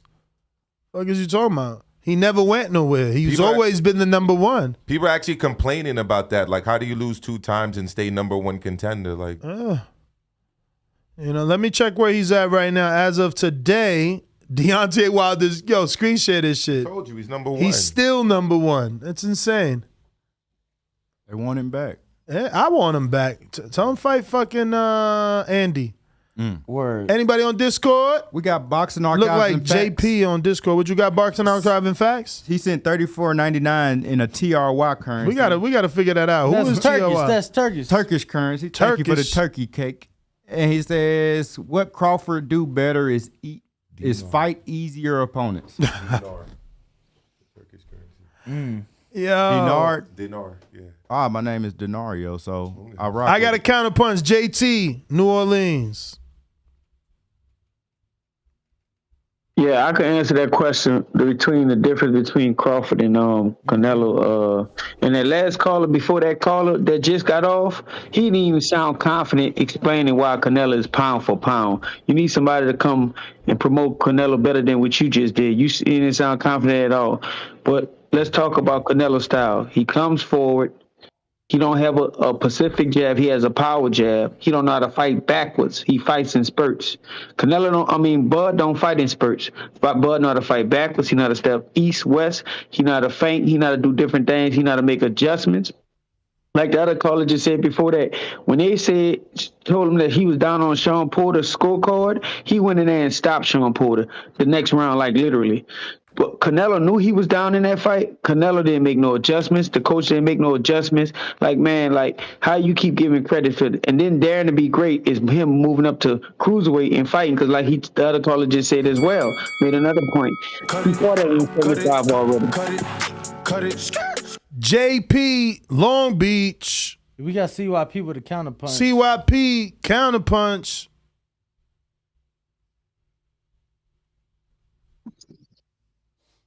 CYP, what up?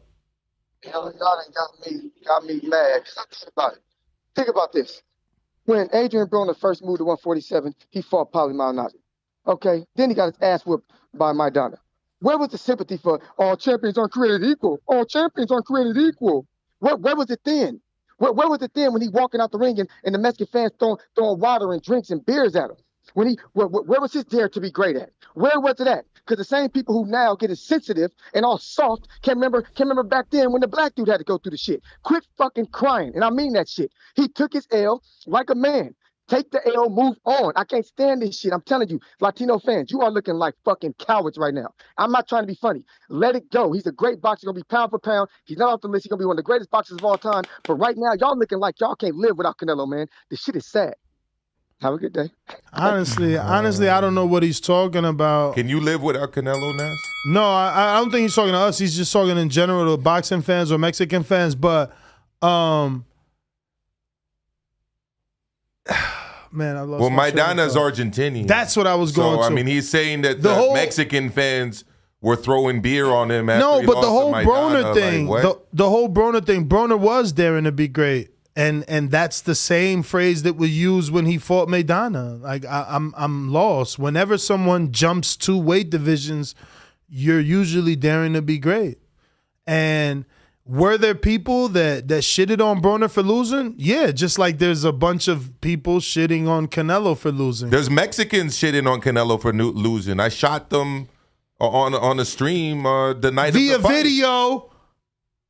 Yeah. No one of you going to jail. You shot no one. Oh, yeah, via video, sorry. But yo, to be fair, I didn't think about the consequences of that statement. Yo, to be fair, because it's just the goddamn truth. Yo, Mexicans been hating on Canelo. The biggest hater is David Faitelson on ESPN.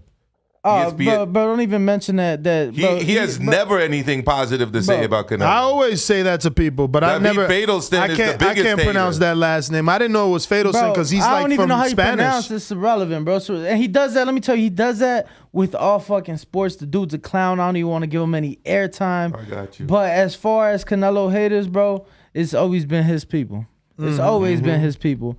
Like, and what you said, they might be with you now, but even after they gonna shit on you, bro. It's always something. 100%. We got Chickarelli $20 super chat, so we definitely gonna spin the wheel for you, brother. It says ring pound for pound today. Number 1, Canelo Alvarez. Number 2, Alexander Usyk. Number 3, Terence Crawford. Number 4, Inoue, whatever. Number 5, Errol Spence Jr. Number 6, Juan Francisco Estrada. Number 7, Vasily Lomachenko. Number 8, Josh Taylor. Number 9, Roman Gonzalez. And number 10, Kazuto Ioka. I got that one reversed. What's that? Which one? I got Ioka over Gonzalez. I think he beats Gonzalez. Okay. I got JT with a second counter punch. You can spin the wheel while you're talking. I get it. Oh, this is my third counter punch, Ness. You messing up, brother. But nah, look, this my thing though. Like everybody give these Canelo, Canelo this, Canelo that. Canelo was not daring to be great. He picked Bivol for a reason, and he thought he could beat him, and he got his cherry popped and stuff like that. At the end of the day, one thing I like about what Bud do, y'all shit on Bud a lot. Bud fight whoever's in front of him. He don't go behind certain people that got belts and stuff like that like Canelo did. Canelo did that at 54, 55, 60. And stuff like that. 168, he finally did a win for undisputed. But let's talk about the champions, like y'all talk about the champions that Bud fought when he did 140 and he was fighting at 147. That's the difference between Bud. That's why I have Bud on the pound for pound list over Canelo. Even though I got Errol beating Bud Crawford, I just feel like Bud move a little totally different in the sport. It's hilarious that one dude can pick champions to fight, another dude gets credit for fighting the guys in front of him. We have JP on Discord. JP. Let's spin that wheel as well. Yeah, we got to spin the wheel for Chickarelli. Yes, sir. Oh, shit, Chick. Fucking hell. As always, next time, the wheel never stays locked. And all right, JP. JP in Long Beach. What up? Morning, folks. Good morning. Am I in Morning. there? Mm-hmm. Go All ahead, right. OG. All right. Yeah. What's up, Bo? Good morning, Tanner, Danny, Ness. Good morning, y'all. Maestro, right? good? Maestro. Mm-hmm. Man, it feels like I've known you forever, but I know you as a mill car, Yes, sir. right? Look, but you're with the boxing voice now, ironically. Mm-hmm. And I'm an OG at this. I'm one of the greatest of all times calling in doing this shit just to give you a little resume about myself since I know so much about you. Right. I find it interesting, I have to protect the boxing voice until Ness fully sells out and guys like me can't come around anymore. We got to protect it. So, your prior affiliation was with a dude I deem racist and certainly was spearheading the demise of the PBC. Now you have the voice of the people now. So I just want to make sure, we ain't having no sabotage. There's no espionage going on here. Because that dude got a raise and now is the boxing editor at ESPN, but was certainly a scumbag. What do you got to say, Amilcar? Association. I mean, I started my channel. I created it end of December 2020, and I started doing videos the following year in March. And I've been on my own. Like, I used to call in to other shows, but that doesn't mean I'm associated with anybody. But who are you talking about? He's talking about the dude that I mentioned earlier. He's talking about Steve Kim. I've never worked with Steve Kim that's who you're talking about, right? Well, he's gone now. Let us know in the chat. Yeah, he used to do a show on a network that I did a show about that you know about. Oh, okay. Right, and I no longer do anything with that network. Mm-hmm. But I actually never did a show with them. I used to call in to a lot of shows to talk boxing. So yeah, I mean, matter of fact, Ness used to call into the way back when to the show to the very same show. He was a caller just like me. Yeah. So and look at where Ness has gotten from that. So the fact is, because I was a caller and Ness was a caller, now we're doing our own thing. Doesn't mean that I'm associated, quote unquote, with anybody. And we got Andre Dakota with a $5 super chat says, watching from the classroom. Hope all is well. TBB for TB. He actually spelled it TVB, but it's supposed to be TBV for life. And we got Rider of the Storm with a $4.99 super chat says, the hypocrisy is CYP. Yelling about crying, yet he crawls to cry. So I think he meant yelling about crying, yet he calls to cry. LOL. Looks like we got a bunch of people on Discord. Who next? TBV People Champ. Brandon in Cincinnati. Hello, ladies. Anybody that know me know I've been a player, whether it was in Alabama, Ohio, or anywhere around the globe. TheBoxingVoice.com. I've been smashing Telly Swifts, man. I didn't have to become a millionaire to get that caliber of woman. One of the people's choices, one of the fans' favorites, a guy that can galvanize this crowd such as myself. He's too ugly to be the world champ. The world champ should be pretty like me. The AJ of trucking. Yep, Brandon in Cincinnati. SDS Promotions. Yo, fellas, how's my audio? Straight. Yeah, what's going on, gentlemen? I got a couple points I want to make.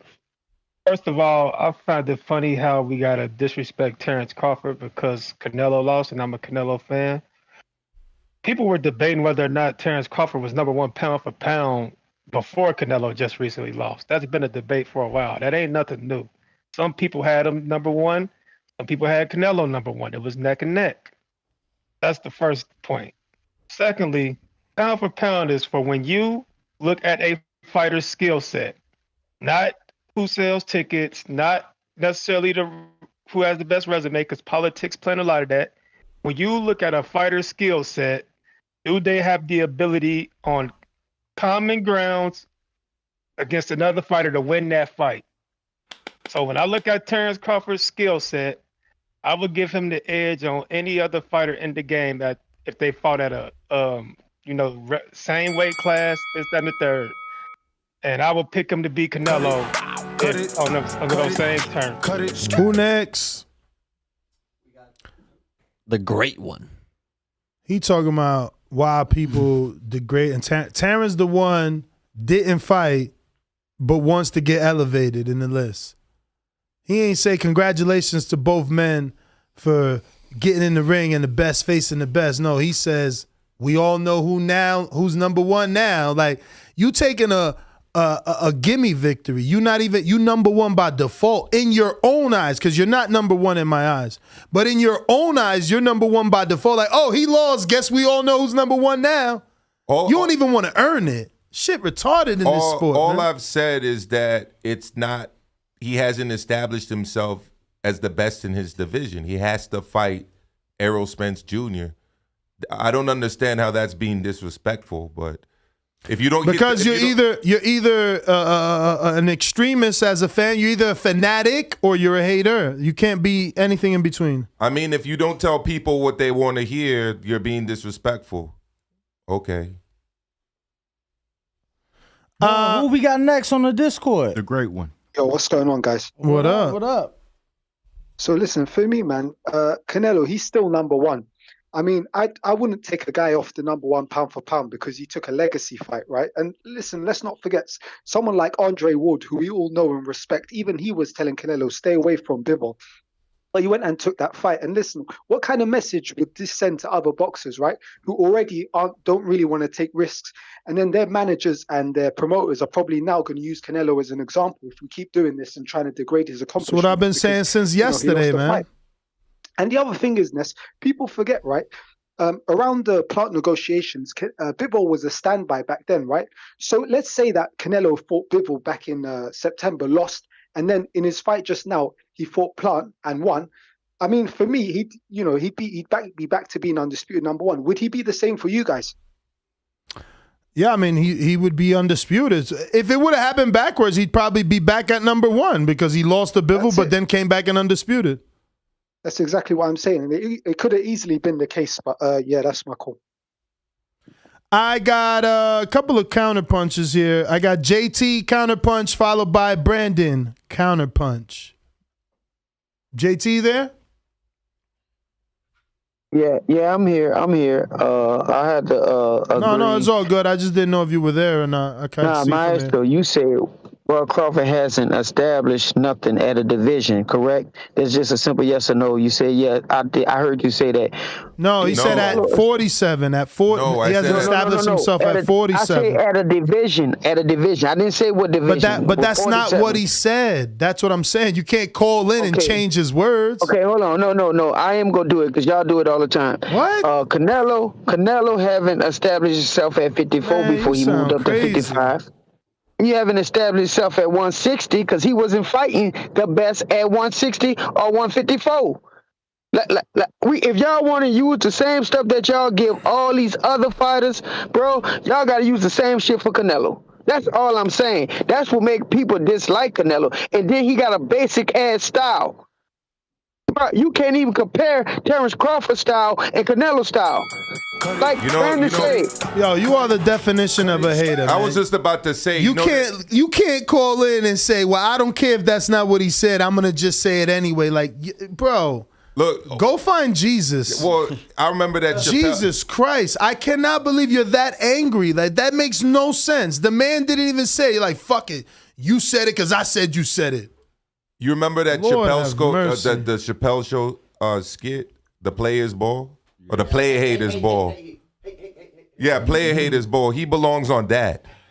What I said was that he hasn't established himself as the best. In the division. Of course he's established himself as a great fighter. I never said that. Does Errol Spence Jr. not hold 3 out of 4 titles in the welterweight division? Yes or no? Yeah, absolutely. All right, and he's undefeated, yes or no? Yep. And he fought the best welterweights in the division, yes or no? Yeah. Yes! Okay, so... Yes! He's established himself as the number 1 welterweight. So to as Ric Flair said, to be the man, you have to beat the man, okay? And let's see the fight. He's still a great fighter. He just hasn't established himself as the best in his division. That's all I said. That's not hating. You got that, Christopher Hernandez? Christopher Hernandez, 199 says, good morning, fellas. Good morning, Chris. And we got Boxing Archives and Facts with $84.99. $5.63 United States dollars. Says Crawford and Spence combined have 14 fights since being champs at 147. 5 years still ducking each other. Canelo has 11 fights, 160 to 168 to 175, pound for pound, number one. Noel G in Dallas with a $10 super chat. So you know we're going to spin the wheel. Says, how can Bud be number one pound for pound with Khan, Brook, and Porter as his most recent resume, LOL? Bud wouldn't even be A-side versus Spence, LOL. Can Bud give out paydays like Canelo, question mark? Laughing Payday. emoji. You want payday. I know that. And we're going to spin it for my man Noah G. Oh. Hoodie raffle. Yes, sir. Shout out to Noel G. You win the hoodie raffle. We got a cash app for a counterpunch from CYP. Don't you have Brandon? Number 5. Yeah, you're right. Brandon is before CYP. That's Sorry, Brandon. TBV's People Champ, right? Yep. Thank you for that.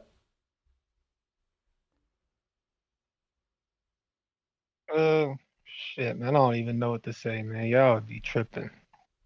Let's take the $5, man. All right. Appreciate we it. got CYP. Level up.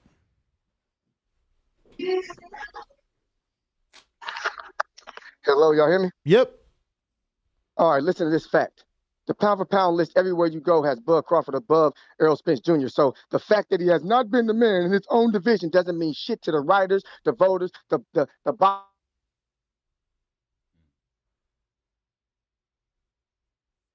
Nice. CYP, we lost you. Coming back. Boxing gods. Who we got? Moving to the audience. We got JMac504 on Discord. Yep. He's got a counterpunch.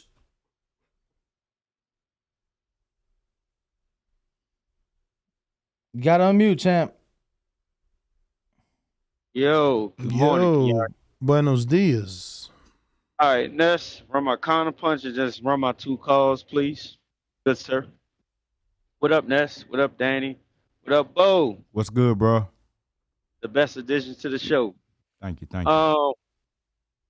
My deep throat. With all due respect, I'm asking you because how's your breathing for last time I checked? Because I told you stop breathing last time I talked to you. I just want to make sure your breathing is good. If you talking to Maestro, he went to the restroom. Yeah, of course. That was his best place to be. My deep throat. That's his name for the show today.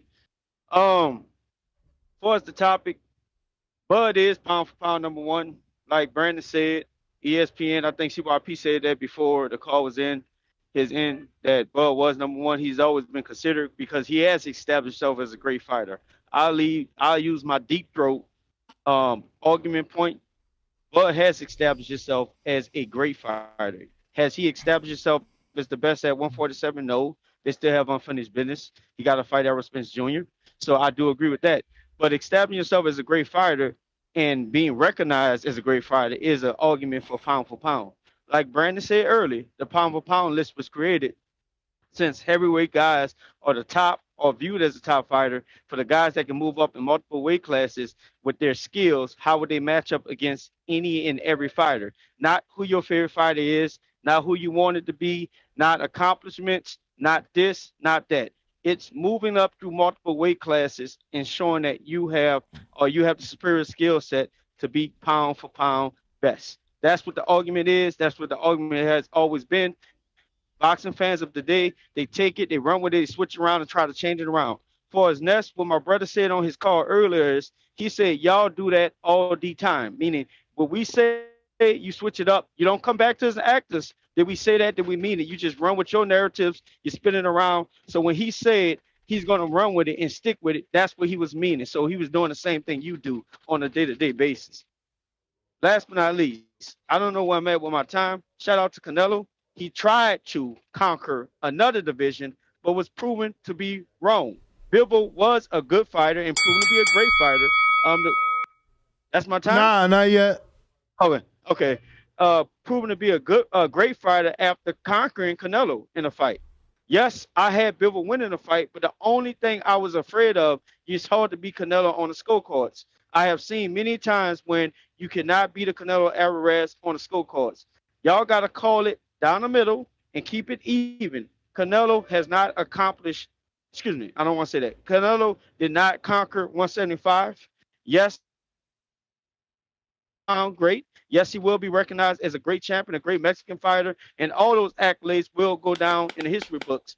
But Bud has the right to state his claim because he has accomplished that. Any fighter we talk to, any fighter you bring up, they're going to mention Bud Crawford at the top pound for pound. So I'm going to value their opinion over everybody else's. Plus, Bud is my favorite fighter. Cut it. We got Thomas Davis, 499 says, all I heard was Mexicans run boxing before Canelo and Valdez lost. Did y'all feel that way? ? Do you feel still that way? If so, ? Mexicans do run boxing. Don't mean Mexican fighters. And we got Julio Guzman with a 199 super chat says, Usyk pound for pound? ? Yep. And Savant with $5 super chat says, Canelo equals 2 losses, 2 near losses, and 2 draws. Bud equals undefeated, no close losses, and 10 straight KOs. What are we even talking about? ? Delusional. We talking about resume. Delusional. Who you fought, quality of opponent, quality of your run. That's what we talk about. That's what I hate to talk about. That's the problem. But we're finally done. Let's pick a winner. It looks like we've got everybody. Actually, shit. What the fudge? There's like 10 hands. Who the fuck is that? Bro, it's loaded up. It's loaded up. Who's at the top of the top? Swift out the 813. What up, Swifty? Sheesh.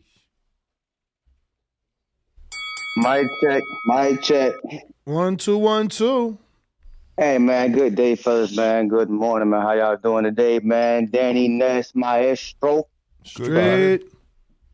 Cool, man. Couple things, man. I believe we done got kind of sidetracked what the pound for pound really means. I believe everybody's going off, just being a money maker, not really being the best fighter in the world, because the best pound for pound doesn't get dominated twice in a career in fights. No matter whether you're daring to be great or not, you don't get dominated being pound for pound. Oh, I didn't know. I guess Chocolatito didn't get his ass beat by Rungsvial. Well, he's not number one, though, fam. He's definitely not number one. He used to be. He's still in the top 10 of a lot of lists. Hey, I'm not talking about pound for pound. I'm not taking Canelo out pound for pound, but I am promoting Terence Crawford to be number one. And also, I want to say this, Rain Magazine and everybody's ESPN, y'all tripping not having Shakur on that pound for pound list. Whoever that Ryoko Ayuko dude, definitely not better than Spence. Well, that's my call. I mean, number one, he's 115 pounds, so no, he's not better than Spence. But what he's been able to do is actually been quite good. I mean, I don't know if you saw the Tanaka fight. You probably didn't, given how you pronounce his name. But I mean, it was a great win, and he was actually the underdog in that fight. Check out Kazuto Ioka's record. Dude's also a trailblazer because he fought the Japanese Boxing Commission about being allowed to fight with tattoos. They wanted to tell him he couldn't fight at all because he was Japanese and had tattoos. And what they actually ended up doing was reaching a compromise where he has to cover it with makeup. So not only is he a great boxer, he's actually a trailblazer too in the sport in that regard. We got Jose Mesa with a 199 super chat says, how do I call? Followed by... You can either call using the Discord link or you can call by dialing 425-569-5241, pressing the number 1 option and waiting on your turn. We got Savant with a $5 super chat says, I am talking about it, Ness. Canelo just got washed by a 5-1 underdog. How does that happen to a pound for pound number 1 guy? Why are we changing? I don't know. Ask everyone who was saying that Amir Khan was going to be the next great when he was a 7-1 and got washed by Danny.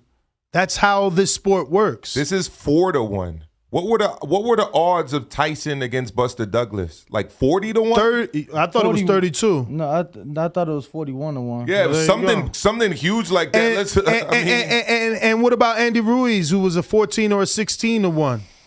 Exactly. 1,400, 1,600 to one underdog. Short notice. Come on, bruv.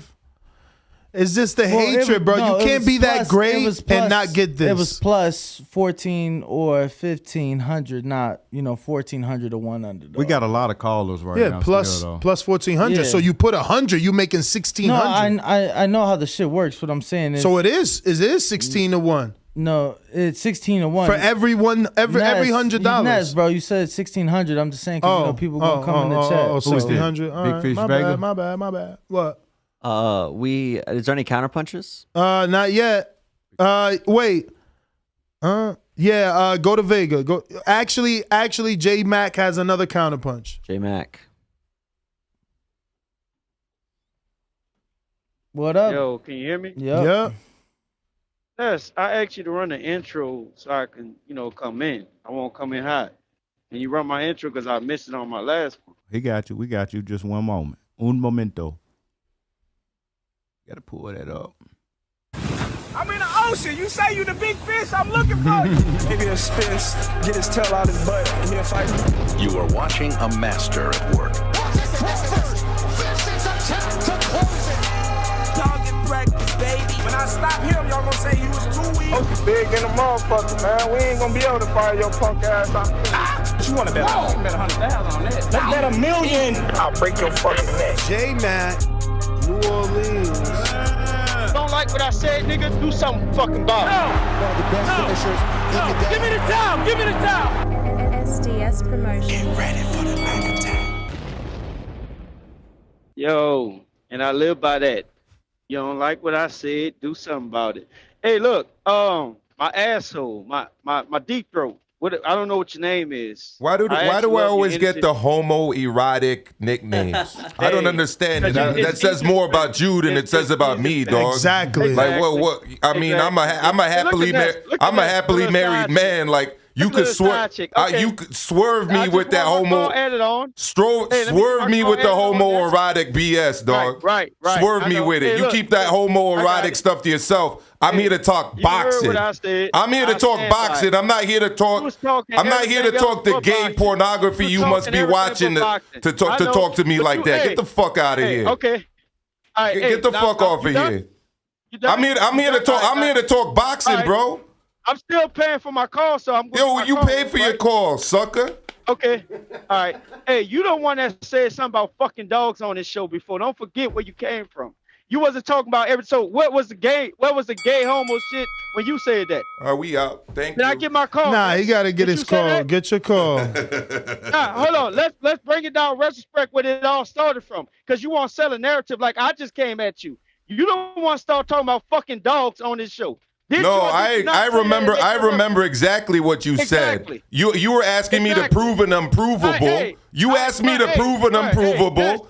You asked me to prove an unprovable. J Matt, you can't ask him a question and ask him to shut up. Like you did ask him a question. You did. You formed it as a question. Okay.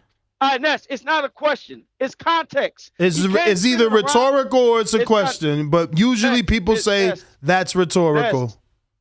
Ness, it's context. He can't spin it around like I just jumped off the ship and start coming at him like that. I meet him with the same energy and keeping it consistent. He brought the shit up in the beginning, so I just matched him and I'm holding him to it. So he can't sit up here and sell that story. You can't match me, dog. Like I'm spinning his name. Can't match. Yeah. Again, you did give context, but then you asked the question, so he answered the question. But we have Swift Jackson that says. Discord Swift. That's definitely not a counterpunch, Discord. You need to add $3 to that. Who is next from top to bottom? Chingon Abe. What up, Abe? El Camino, what's going on? Gotta hit accept. Bottom of your screen. And he left. Great. Next up, we got Big Fish Vega. Big Fish Vega. Let the little fish go so that we can catch the big fish later. I'm the big dog at the welterweight division. WBC and IBF welterweight champion of the world. At the end of the day, I'm boy, you better fight in Terence Crawford. TheBoxingVoice.com. Be in Terence Crawford this side of the street. We cleaning our side of the street, then we coming after Crawford. 60-40 or 70-30, whatever we give him. Say something else! Say something else! Big Fish Vega. Big Fish Mafia. It ain't a movement, it's a lifestyle. SDS Promotions.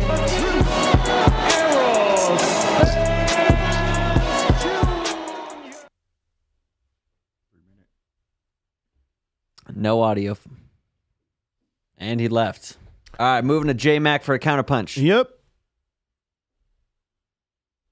Next. You get two. You got one from James Benitez as well.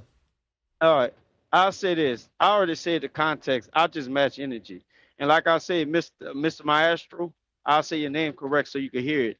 With everyone, and when we ever have to have a face-to-face, just make sure you let me know so I can be there, so I can keep the same energy. Because like I said, I can be held accountable. You can't chastise me for what I just said in a disrespect. But I just met you with the same one you came out the first time. So I do that. And if you don't like what I said, do something fucking about it. It's in my intro. I stand by that. Like I was saying earlier, hey man, Canelo did what he tried to do and he lost. It's just that fucking simple. It's that thing. We don't need to make no excuses. And what it is, the fight is a competitive sport, and Bud has proven to be a great fighter, which somebody said on this show earlier. So give Bud his credit. Stop making all excuses. You don't move up to the guy that haven't established up at a weight class has moved up and stopped everybody he's been in the ring with since he moved up from being undisputed at 140. So we got to keep. That's two counterpunches. You want them both? Yes. Okay, you gotta make that clear. I'll let you know. No, you don't want it to be clear. You don't want it to Time's be clear. running, man. I already pressed play. I know. I know, but you want to chime in and help in like a little side chick. This all good. I got smoke for both of y'all. Hey, but look, shout out to y'all. Hey, I know it's a sad weekend for y'all. I know it hurted your hearts. I know it hurted your feelings. I know it hurted your pussies and all that because y'all sit on this show and sit up here. Even his carrier don't like what he's saying. Exactly. The boxing even guy. Verizon's telling you to that shut ain't up. Verizon. That's fucking Metro piece of shit. He got Metro guaranteed. I'd hate to see him in the barber shop. I grew up. Wait. I think I hear him. Okay, he back. Yeah, you back. Oh my God, that shit sound like a guitar. I'm a truck driver. I'm driving on the road. It's all good. You can crack your little jokes, but you heard everything I said. I stand by that. If you don't like what I said, do something fucking about it. That's my call. Man. This is stupid. Well, I grew up going to barber shops, bro, getting into talk about sports. Yeah. I don't need to fight somebody over a sports debate. I'm a grown-ass man. Nah, man. It's you get a lot of the immaturity around here. We got Grand Regent Thrag. Yeah. It said 199. It says what did he say? You know what he said. Why you afraid to read it? Nah, like the nobody watching those sperm weights. He said. He said that, but they little. Every time J-Mac call in, the chat go crazy, so it make all my super chats disappear, and I gotta refresh.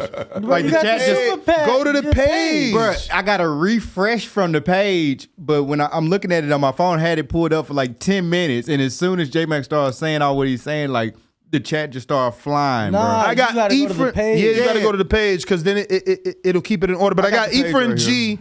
He says the comment section and the callers show the casual fan really only has 5 brain cells. Y'all are speaking about educated facts. Thank you. Love the show. Thank you, man. Thank you. We got Omar S., which is the great one. He says, Maestro out here exposing folks. Laughing out loud emoji. Crying out loud emoji. Crying out loud emoji. And I have Swift. You know that's not enough for a counterpunch. It's 5, not 2. We don't do discounts on those. Who next? LV Slugger. LV Slugger. Did we give him his intro? Is this the first time he calling today? Yeah. Only time y'all see me in Rays is when I turn into the Bronze Bomber.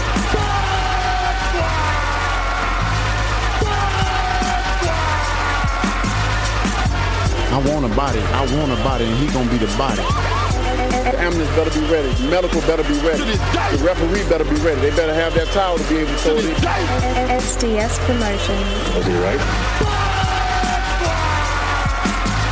LV Slugger.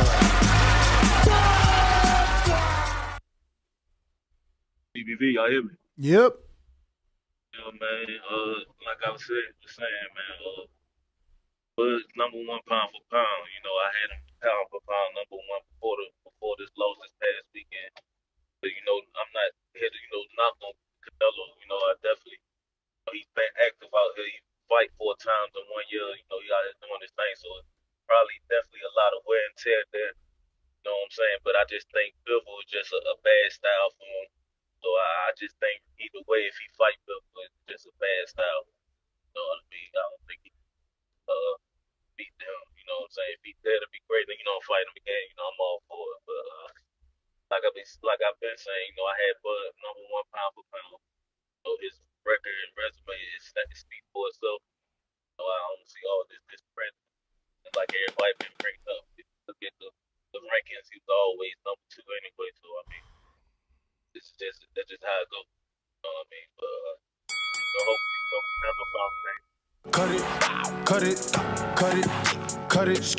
A Crown 79 189 super chat said, "That's that Obama phone." Laughing emoji.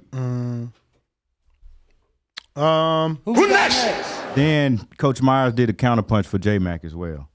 You want to go J Mac? Oh, look at this guy. All right, J Mac, you're up. Yo, can y'all hear me? Yeah, we hear you. Yo, can y'all? You clear now. All right, I'm just making sure my Obama phone service wherever I'm driving. I just want to be clear. Like I just said, man, it's very fun, and I'm having fun this morning, and I keep the same energy. Maestro, we can have a conversation. We can have a face to face. I do want to prove to you that I do that, and I'm just holding you accountable to what you have started on this show. That's what I tend to do. I don't remember Maestro starting fights on the show. Hey, it ain't start a fight. It's about what you say. And see, you can't get mad. And please don't cut me off because Nesco time me. He be looking at my clock like he be waiting for the right second to cut me off. So look, it's what you say, and I just keep the same energy. I'm just having fun with y'all this morning. That was funny as hell that I start cutting off. But I gotta come here and give y'all that same shit I hear about my favorite fighter all the time, and your favorite fighter lost this weekend. A lot of you big Canelo fans, I know y'all feelings was hurt. I know y'all was contemplating suicide, but it's okay. It's okay. He's still going to be a great fighter, and at the end of the day, he's going to be retired, and he's going to go down and all not fighting certified at 150. Jaguar Power $5 says the boxing guy's on point today. Lightning emoji. Appreciate it. Who we got next? A shitload. We got El Terraplanista. That's new. Bro, what's up, Ness? It's me, Alejandro, bro. Alejandro! What's going on, man? Yo, man, these people be tripping about Terence Crawford #1, bro. Yo, this is like me coming in here and telling you Teofilo Stevenson is the greatest heavyweight of all time because, yo, he had the best skills. He had four Olympic gold medals. Bro, that doesn't mean shit because he looked good. You have to actually prove it in the ring. You got to take belts. You got to get wins, bro. Like, Terence Crawford, the resume does not even come close. Not even 1/10% of Canelo Alvarez, bro. Like, I think Terence Crawford's the better fighter, but that's not what pound for pound is, bro. You have to actually fight, man. All these people get lost in the sauce, being like, oh, I deserve so much. Oh, I deserve to get this fight. Oh, I deserve a shot at this guy. Oh, I should get it undisputed. Meanwhile, tick-tock, the clock keeps running, and these motherfuckers are 30 years old and haven't fought nobody. They're like damn near close to retirement. They only got, what, dude, Terence Crawford fought Amir Khan and Kell Brook, like, basically back-to-back after they've been beat by, like, everybody. How is it that you fight the left toe? You remember when Terence Crawford first fought on HBO was against Brady Prescott, a guy who knocked out Amir Khan. Brady Prescott knocked out Amir Khan, and Terence Crawford already beat him earlier in his career. Now he's fighting Amir Khan later in his career. That don't even make no sense. He's going down in competition. He fought better competition when he was down. Cut it. Stone Bone Boxing. Actually, we got a counterpunch from Swift Jackson. That must be Swift in the 813. This Buffalo 1-3, man. I'm back once again, fellas. I just wanted to clear up something I did mistakenly say. I got welterweight on the brain. I meant to say Shakur was snubbed from the pound for pound. And my expert, if you could repeat the Japanese gentleman name I mispronounced again. Kazuto Ioka. Yeah, he ain't fucking better than Shakur, man. That's crazy. Shakur definitely should be top 10 pound for pound as of today of the recent updated list, but he's not. I also want to say again, Ring Magazine, ESPN, whoever's writing the pound for pound, y'all tripping by snubbing Shakur. You know what I'm saying? Also, Terence Crawford is number one, man. Skills pay the bills. He went undisputed. Your last man was tripping. How much of what has he done? He's undisputed. There's a handful of undisputed fighters out there right now. His favorite fighter may be one of them, but he just lost to somebody who wasn't undisputed, who wasn't on the pound for pound, and also who I had winning that fight. You know what I'm saying? But y'all fellas have a great day, man. But it is one time for Canelo, man.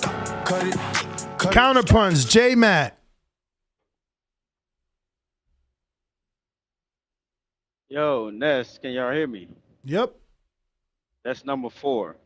Hey, man, look, I'll say this. The guy that called in, obviously, he's another guy that's hurt about what happened this weekend, but I give it to him. They're going to attack and try to say this, say that. But you can't change the fact that all the favorite fighters that you think in value have Crawford high on that list. He has established himself as a great fighter.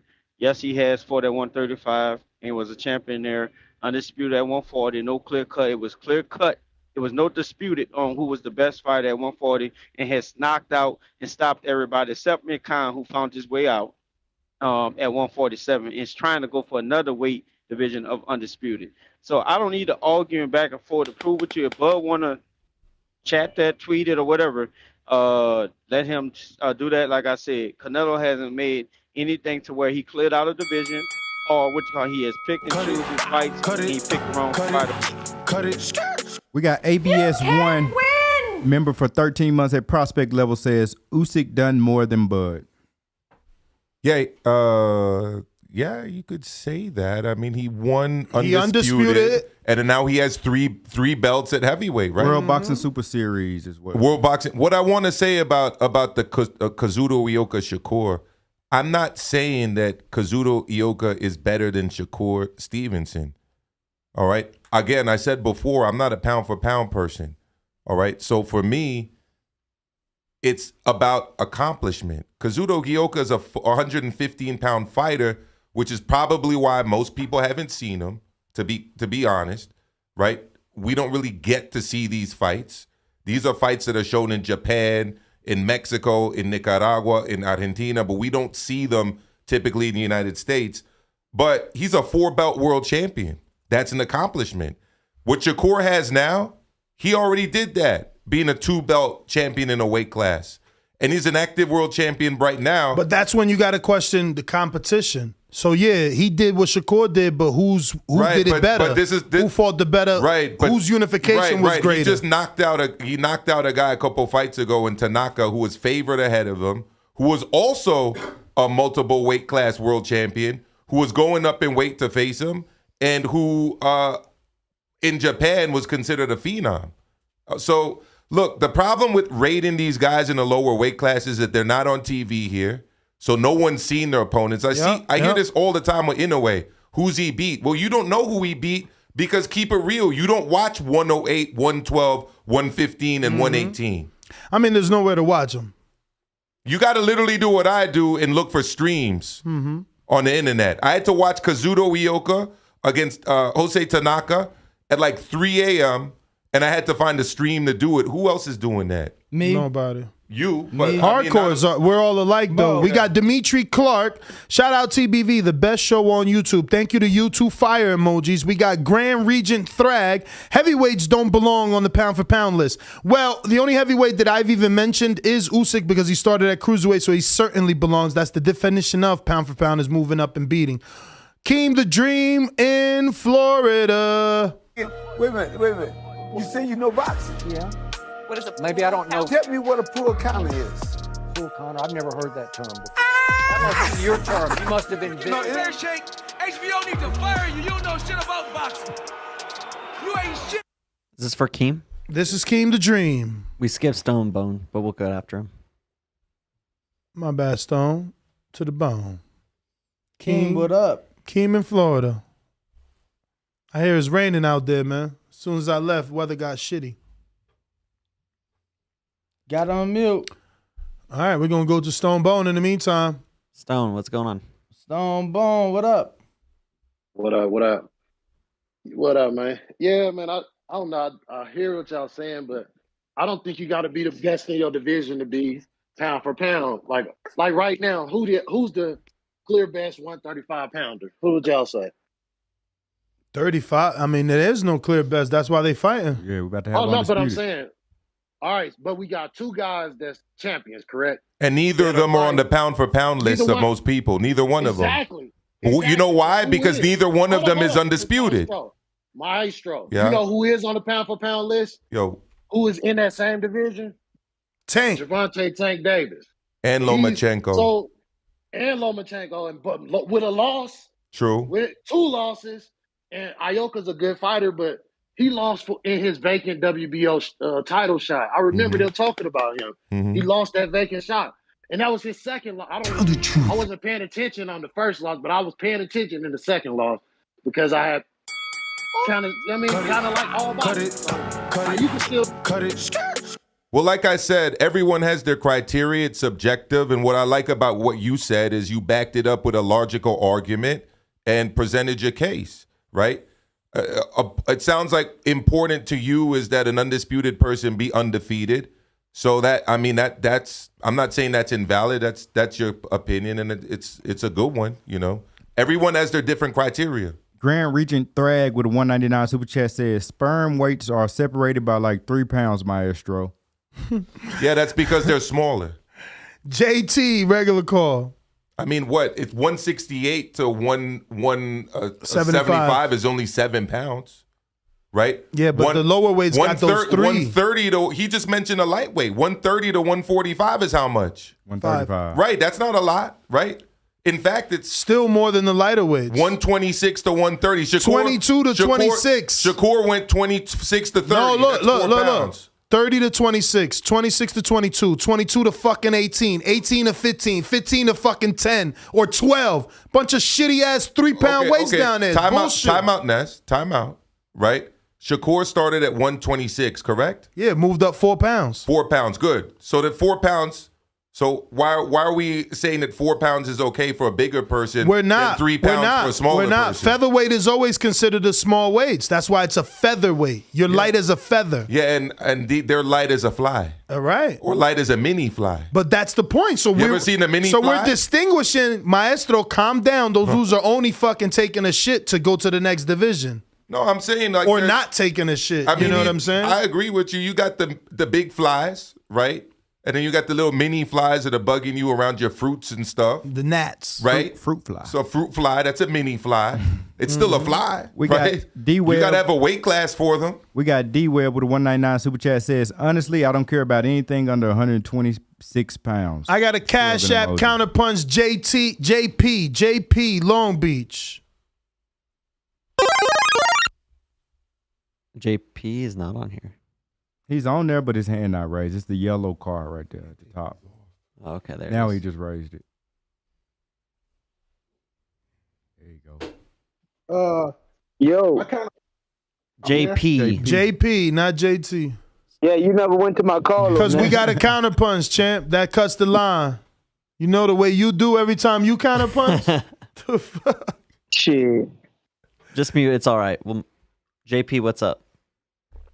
All right, man. Look, Canelo to me looked like a dude who got about 3 fights left in the tank. And I want to blame you guys. You know, he's been handsomely overpaid. You guys said nothing. He was the poster boy from the transition from the landscape of boxing being pay-per-view based, which is incentivized by competition, to retention based fucking subscriptions at Dazn. You guys said nothing when he took that 10-fight deal. And so to me, Canelo looks like a dude who's talking about golf and he's kissing his babies. And he looks like a dude who's probably shot his load at about 31, 32 years old, but he's been fighting forever. To me, look like Canelo got about 3 fights left. That's my call. Well, Jordan went to play baseball, and what did he do after that? Came back and won 3 more fucking There NBA you fucking championships. go. Hebrew Richard 999 Super Chat says, Canelo been ducking Charlo and Boo Boo for 10 years. No one would beat Shakur. Y'all build these bombs and the black fighters whoop y'all butts. Y'all know who always run boxing. It doesn't matter what you think. Counterpunch, J-Matt.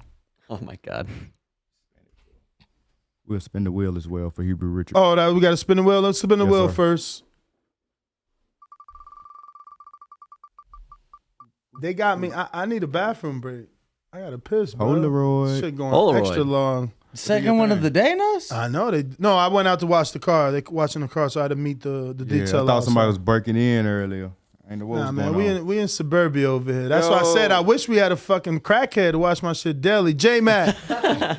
Yo. I just spent my $25 on the counterpunch, and I got to hear somebody that does not have no importance. I'm not going to say what you do in the background is not important, but your voice, your boxing knowledge is not important to this show. So, Trav, please save me of the, oh, my God, please. Don't have me go for you. I don't even know how you look to come for you. But then again, you're not important enough to even address. Stay your ass in the background. I counterpunched in for the Michael Jordan comparison. Don't ever disrespect MJ with no fucking Canelo. Nothing is cheating on no level to perform how he has Again, the accomplished Wi-Fi great doesn't things. like When to you're take. greatest athlete, The hey, Wi-Fi you doesn't like to take. The data connection don't like to take, dog. Bro, what service provider does he have? Yo, it's I see what it is. It's like you got a direct call. Go ahead. I hear you now. Start over, man. Start over. Oh, We're halfway. No. It's Brandon Lance was right. Brandon. Here we go again. Bro, he in a dead spot. Go to the next caller, bro. Just like his takes, they dead. CYP is next, man. I'm going to override that. Let's go to JT. Oh, yeah, JT. Sorry, JT. You got your hard hat on. Yeah, you tend to forget a lot though, Ness. Like you just said, counterpunch just rule over everything. But I counterpunched yesterday, and you the other day, and you said somebody else had called in from. I think the dude from Canada. Yeah, he a pound for pound. You just said counterpunches rule over everything. Pound though, for pound is 100 times a counterpunch, bro. All right, whatever, Ness. Okay. That's why we're arguing pound for pound, because Canelo is way better than the rest. Just like pound for pound. Canelo is not way better than the rest. That's your opinion. That's your opinion, Ness. If we break down skill for skill, he don't have more skills than Bud Crawford. Bro, you looking at Bud's skills versus the quality. If Canelo was fighting Yeardums, he gonna look the way he looked versus Yeardum. Man, listen, Canelo moved around. I'm tired of talking about Canelo. Canelo been exposed by fighters that he was supposed to beat. So I never been on this Canelo train. Y'all been on this Canelo train. I'm looking forward to seeing what my fighter do, which is Errol Spence and Bud Crawford fight. That's what I want to see. Two people fighting the best. They ain't never gonna fight. They ain't never gonna fight. One dude re-signing contracts not to fight. The other dude talking about you deserve 30%. Man, get out of here. They gonna fight. My favorite fighter fighting every champion out there. LV Slugger $2 Super Chat says, when Jordan started winning rings, he never lost. CYP, what up? No, we got it. Let me get the discounted punch. We got a $10 fatty. 8 crown. You got to that? 8 crown. Go ahead, CYP. We'll go back to this. Go ahead. One. CYP? CYP. No audio coming back to you. Who you got on that counterpunch, Ness? That's a counterpunch? Nah. We got Papa Shock with a 499 says, maybe David Plant, Munguia, GGG, Charlo, Boo Boo can happen now. Canelo tied up, so let's get great fights without Canelo and appreciate Canelo Bivol. And then we got 8 Crown 79 with a 999 says, homeboy crying that Canelo overpaid when he's always in exciting fights, but then Mayweather was not. Spin that wheel.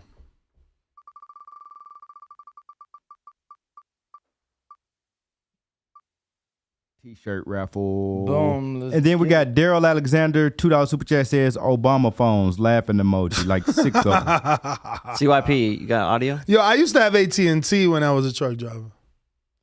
I got AT&T what up? now. Nope, still not working. All right, who next? Moving on. That's so many Who's the people. counterpunch? No counterpunch. All right, the that I know. business. Ray, what up, Florida?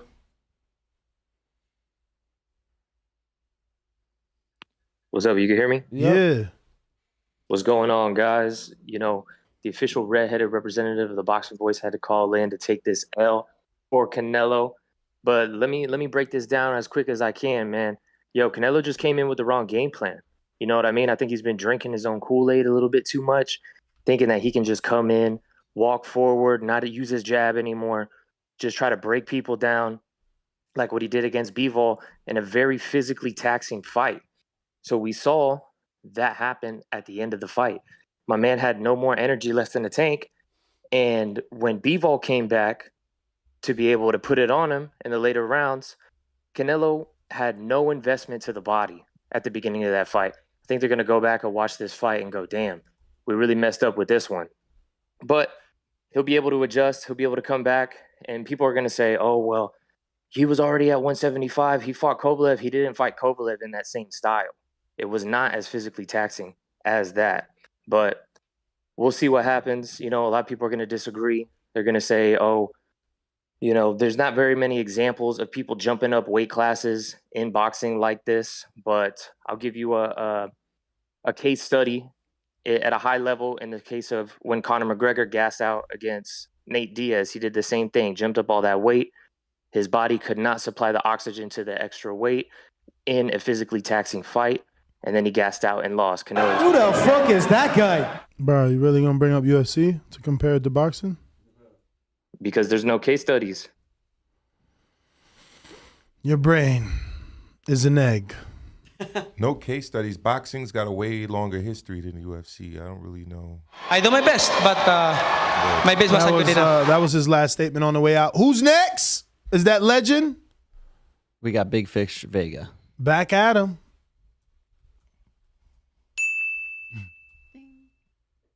Hey, can you hear me? Oh, shit. Hold on, Big Fish. J-Mac, number 5, cutting the line. A bomb for 5 counter punches. Matter of fact, 2 bombs. Matter of fact, I said 5, Bo. Say what? 5. Yo, by the time I get my just due. That's right. Hey, if it wasn't for Bo, you wouldn't. Hey, that's why I said Bo is a great addition. Because if it wasn't for Bo, you wouldn't give me that. What? Hey, I hit all the buttons. He twiddling his fingers on camera. Y'all can see him. Hey, that's, you know me and you are mortal enemies while we're on this show. Hey, look, I'll say this. The MJ comparison, please spare me. Greatest athlete of all time without a sport being put in, MJ pulls up. Don't you ever disrespect MJ and pull a Canelo drug cheat ass comparison ever in life, ever again. The only thing about golf in comparison is the golf that they play on a hobby, but then do for a hobby, but it can never be compared. Or as what the caller just said before me, he gave me some good argument points.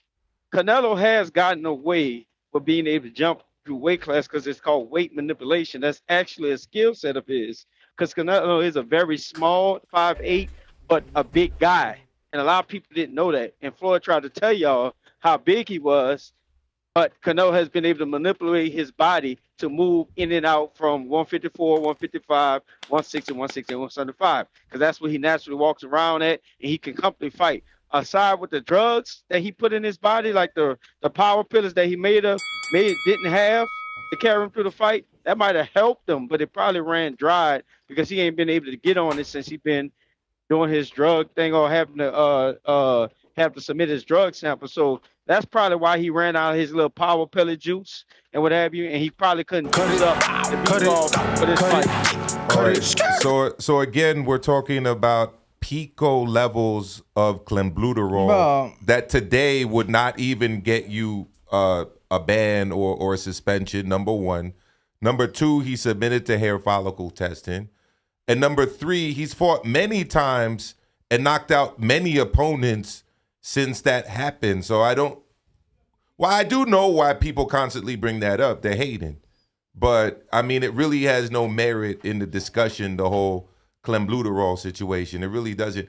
You got to look up just how much clenbuterol was in his system that he popped for. Man, we was doing this leading up to the fight, we did man. it. It's golfers and everything that pop for it. Not agreeing or disagreeing. Man, I don't just even know why the through. shit still being brought up. You're responsible for what's in your system, but he hasn't had it in his system since that fight. We got Grand Regent Thrag with a 199 super chat says Bud's last opponent is equal to Canelo's last 4.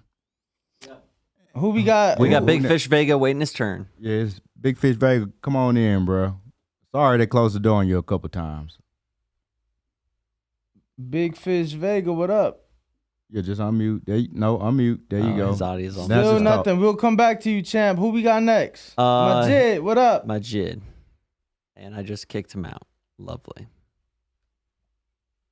Majid bounced right back in. Chingone, what up? Nope. Majid, let's talk. Yo, y'all can hear me? Yeah, you clear. Everybody need to like the video, subscribe to the channel, join YouTube members and Patreon for something. I don't really have nothing to say about that Canelo shit because it is what it is. Everything that happened. But I'ma just say that I don't know, this pound for pound shit. I'm just waiting for what the next moves is. I don't know if Canelo trying to get that rematch. I would say if he get the rematch, like maybe we could see that shit at 168. So we see if his stamina and strength hold up. You know what I'm saying? Or if he don't do that and he doing a Triple G in whatever fight, it is what it is. But I feel like with this shit right here, now we gonna be able to might be closer to seeing those fights that we've been calling for. These niggas get in position for mandatory and see what the fuck could happen. But, as far as I'm concerned with pound for pound, I'm like, if Bud able to get that last belt, then I'm going to say that he's number one. But no shade on Canelo. And just do what you doing, nigga. Fuck it. It happened. That's all.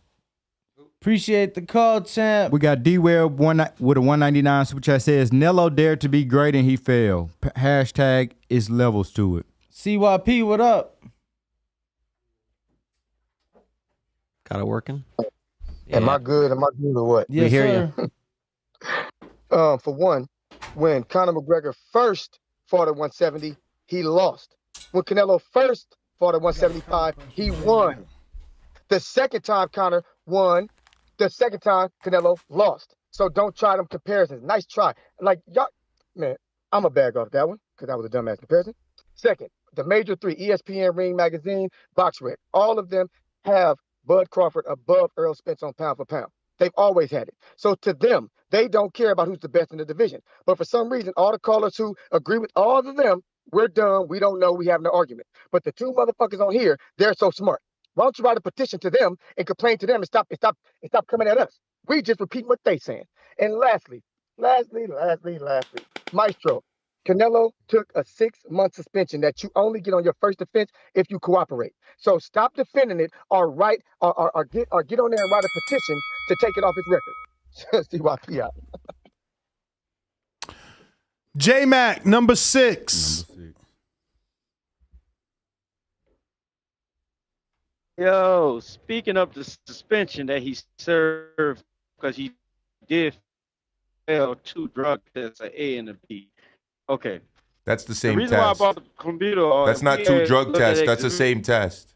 Brad, please. Hey, tell us do not talk to my call, please. With all due respect.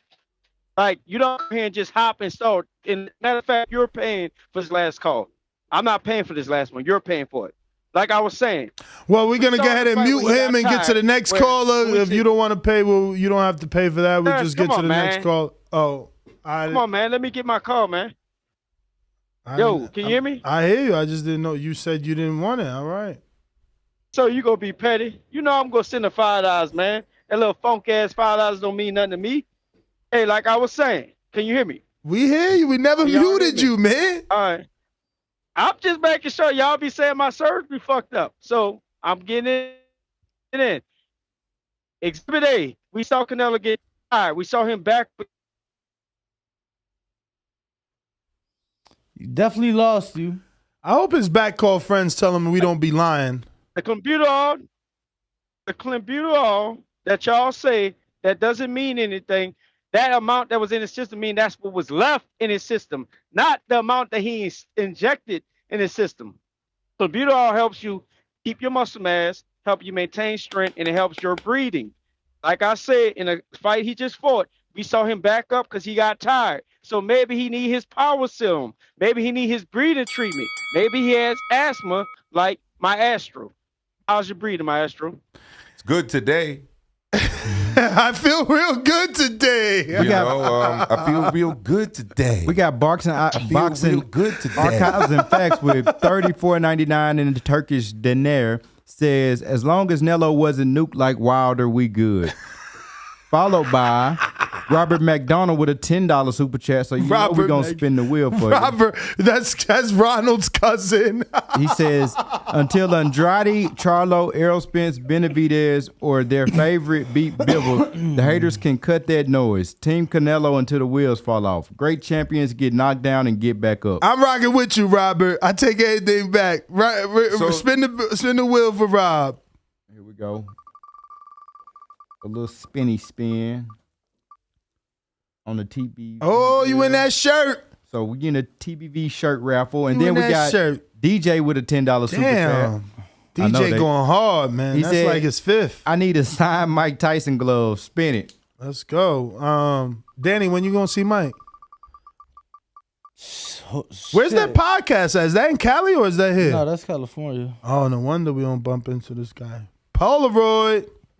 I gotta go get more tickets. Polaroid. JT. Then we got we one got more from Hebrew Richard again, who says, it's another one just came through as I read that. 1999, he says, bruh, did you really just say that clean levels were elevated? Clean helps with endurance. It's cheating. Y'all false king has fallen. Benavidez would stop him. Boo-Boo would stop him. Dare to be great, my butt. Valdez clean. Okay, so here's the thing. Again, all of these subjective arguments that Terence Crawford is better or X person stops Y person, what I never hear behind it is why. Give the breakdown, because again, all of this is subjective. So for it to be respected as an opinion, it's got to come with some level of argumentation. That whole thing about Canelo testing dirty twice, he didn't test dirty twice. There's a A sample and a B sample. The samples are from the same test. So that's just one thing. And look, these debates are across all sports. You got people who believe Jordan's the best. You got people that believe that Kareem was the best. You got people that believe LeBron was the best. Most of the times, though, they at least get into why they think that person is the best. So that's what I'm hoping to hear, the why. Well, we got a $10 super chat from D-Nice718 says, Bueno dias, TBV. Great damn show today. Great weekend. Appreciate it. And while Tongue out emoji. While you spin that wheel for him, JT, what up? Let me spin that wheel. I got a question. You know who Canelo remind me of? That the other night he looked like a bitter wife caught her husband cheat and keep hitting him on. You know what wives come run up and start hitting you and they keep hitting you on the side of the arm? No. This great king. No, I'm not finished, Maestro. You asked the question. No, I didn't ask the question. You started your call with "I have a question." Do you know what it's like when your they don't wife, even know when they asking a question? Literally said, "I have a question," and then went on to ask your question. I may have started it, but I'm trying to get my point because it's a counter punch. I'm still on the time. I don't have time for y'all to answer the question. So all I'm saying is, where was these adjustments that this great king, this skill for skill, pound for pound Canelo made in the fight? He didn't do nothing going backwards. He kept hitting the man on the side of the fucking arm. That's the only bruise. If you look at probably his arm, that's where he had most of the marks on the side of his arm, like a bitter woman would do. So I'm just curious, where all his skill and IQ for the king pound for pound Canelo? Because he did not make no adjustments. Like I said, Bud Crawford was told that he was losing, and he came out and stopped Sean Porter the next one. What Canelo did? What he get? Oh, just kept hitting the man in the arm. I mean, I'm just curious. Like, what was? Yo, it's hilarious that they're trying to compare Sean Porter, who's a career welterweight, to Bivol, who is at 75.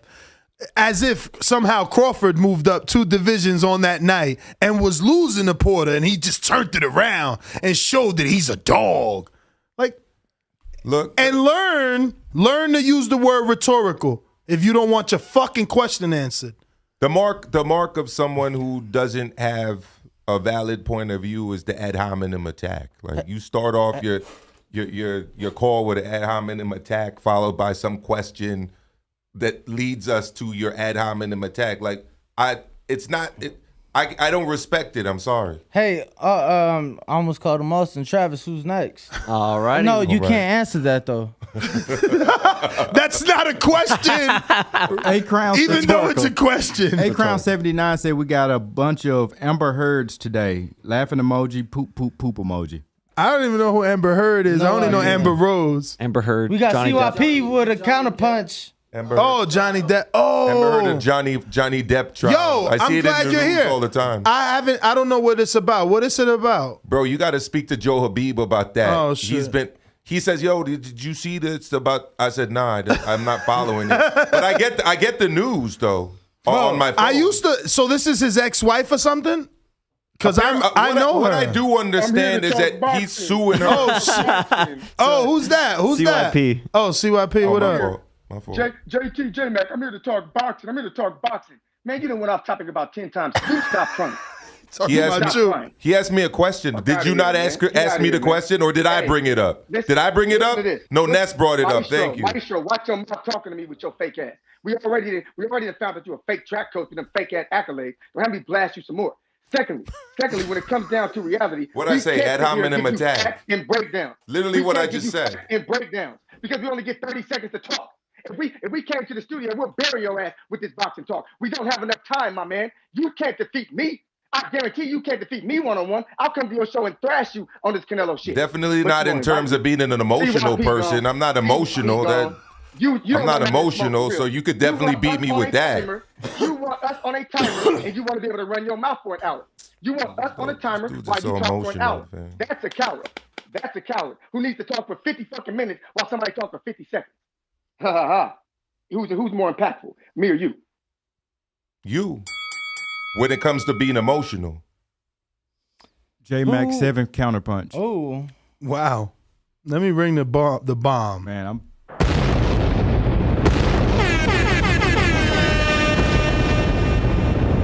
they blew the spot up today. Two counter punches for CYP from James Benitez after this. We're not James, going. bro, put somebody your better order lunch. J-Mac. Hey, look, yo. Got a lot to do today. Yeah, we hear you. Yeah, okay.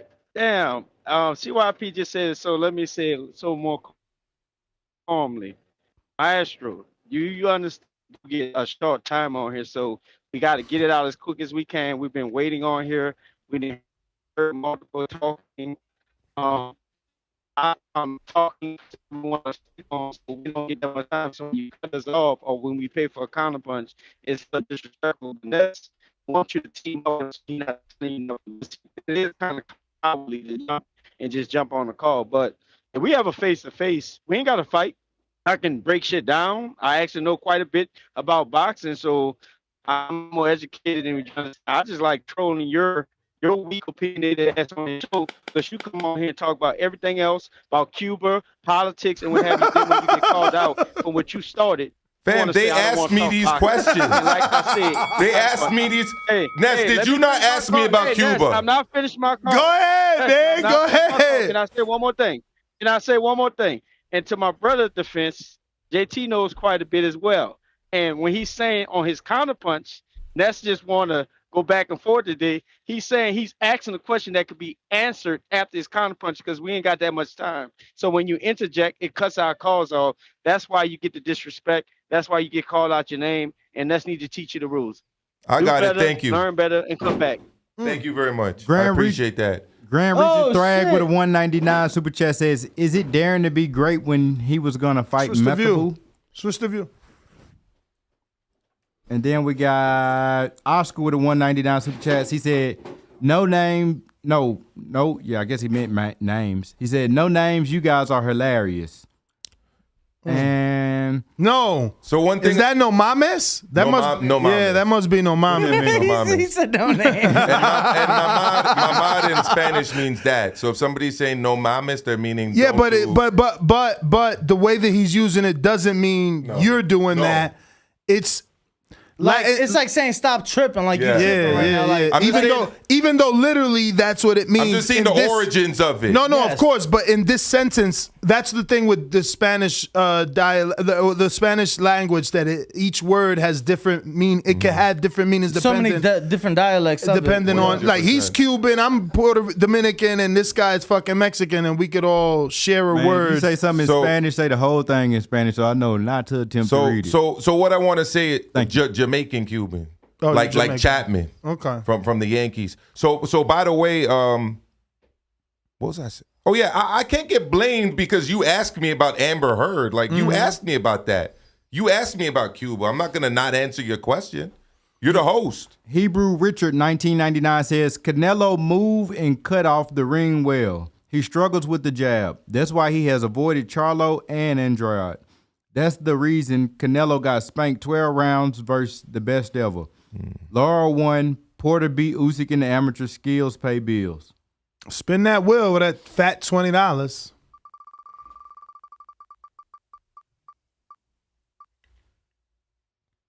Hoodie raffle. Oh, T-shirt. T-shirt, yep. CYP, you got 2 counter punches from our good friend James Benitez in Huntsville, Alabama. In the meantime, we got A-Side Stainless in the building.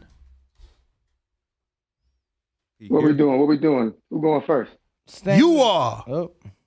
Came to put Maestro in a hearse. Listen, man. You didn't learn from your last ass whooping that you received when you came over here. We was trying to be nice to you. I came on here, I said nice things about you. You know what I'm saying? I was trying to be good, but I realized you're full of shit, man. You're full of fucking shit. And that's probably why JP said, "Are you here to be some informant or something?" Because you one of them dudes, man. I noticed something about you. You say you a track and field coach, right? But if your athlete, Pop Dirty, said, "Okay, I'll take this picture for 6 months," you move on from that. 2-3 years later, you don't go to the public talking about, "Oh, he didn't really test positive. He didn't really," man, you will be blackballed. That's how I know you're full of shit. You still defended something that the other man ain't defending. Canelo has moved on from it, but you still over here defending it. Why? Why could Crawford be number 2 on everybody's list? Mostly everybody's list. Number 1 dude loses, and now all of a sudden you don't do pound for pound list no more. You full of shit. Because I heard you. You said, they asked you, "Who do you have on your list?" You said, "Well, I don't really do lists." They said, "But before I had Canelo." Well, why you stop doing a list now? But really, it's the heavyweight that's really, man, you did everything you possibly could not to put Bud number 1. You cannot be trusted. Cut it. You got one more left, my friend. Who's that? Stainless. Stainless.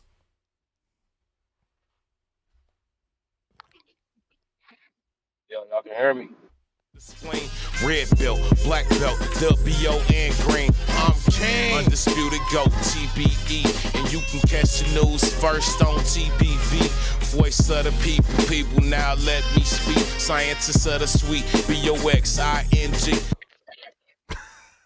Yo, TBV, what's good? What up? All right. Canelo lost, man. If for those of us who have been hoping for a loss, this is that loss. So we just gonna take that. It's a lot of it's weird. Like, I mean, obviously both from Bama, what up? You know what I'm saying? But Danny Alvarez is the most unbiased one on this panel right now, just taking the loss. You know what I'm saying? When Wilder lost, a lot of us that were Wilder fans lost. Instead of take losses, like all of a sudden, it's more about recognizing the good things that he did before this loss. You know, he lost this weekend. Let's just focus on whether or not he should be in that division, or, you know what I'm saying, the boxing skills that he's kind of giving up and wearing satin pajamas all the time. You know what I'm saying? But that's just me on that. I will ask, I wasn't really, I don't usually take my boomerang, but I'm gonna take it today. I didn't know Maestro was gonna be on here. usually agree with what he got to say, and he kind of he's him. You know what I'm saying? It's no disrespect when I say that, but I do want to talk to something else, which is way off subject. A lot of y'all listeners may or may not know that thanks to the Boxing Voice and, you know what I'm saying, shout out to El Camino, you know what I'm saying, there was $300 that was reached for through the sweatshirts, the Ali hoodies. And I don't know if that put him, you know, to his goal, but I'm pretty sure that put him close. And we as a community didn't work, or I don't want to say we didn't work as hard, but we didn't put in as much as TBV and El Camino did.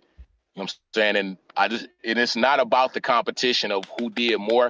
I'm just saying we as a community are here and we know each other because of the Boxing Voice. We might not always agree with Ness or his narratives or, you know what I'm saying, or his point of view or who, you know, who he likes and who he dislikes, but the man still puts it down for his community. You know what I'm saying? We might talk he done changed since he got his studio, but he's working harder and doing more now for his community than he was before.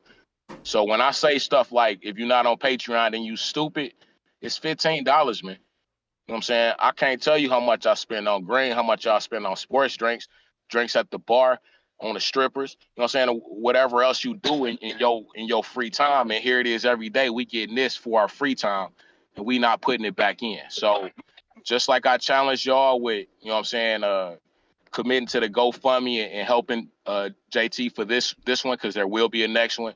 I'm challenging y'all too to get on Patreon and not be stupid, because some of us have been here for years now. Me myself, probably 8 or 9. You know what I'm saying? And y'all all know me. I'm one who supported this community because of what this community has done for me and what it does for me.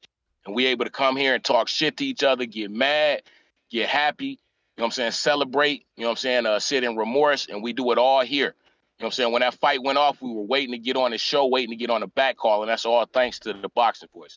So put your ego to the side for 5 minutes, get on Patreon, and subscribe, man. And as I always say, please make sure you push the thumbs up, share this in every episode of the Boxing Voice podcast. This is TBV for life.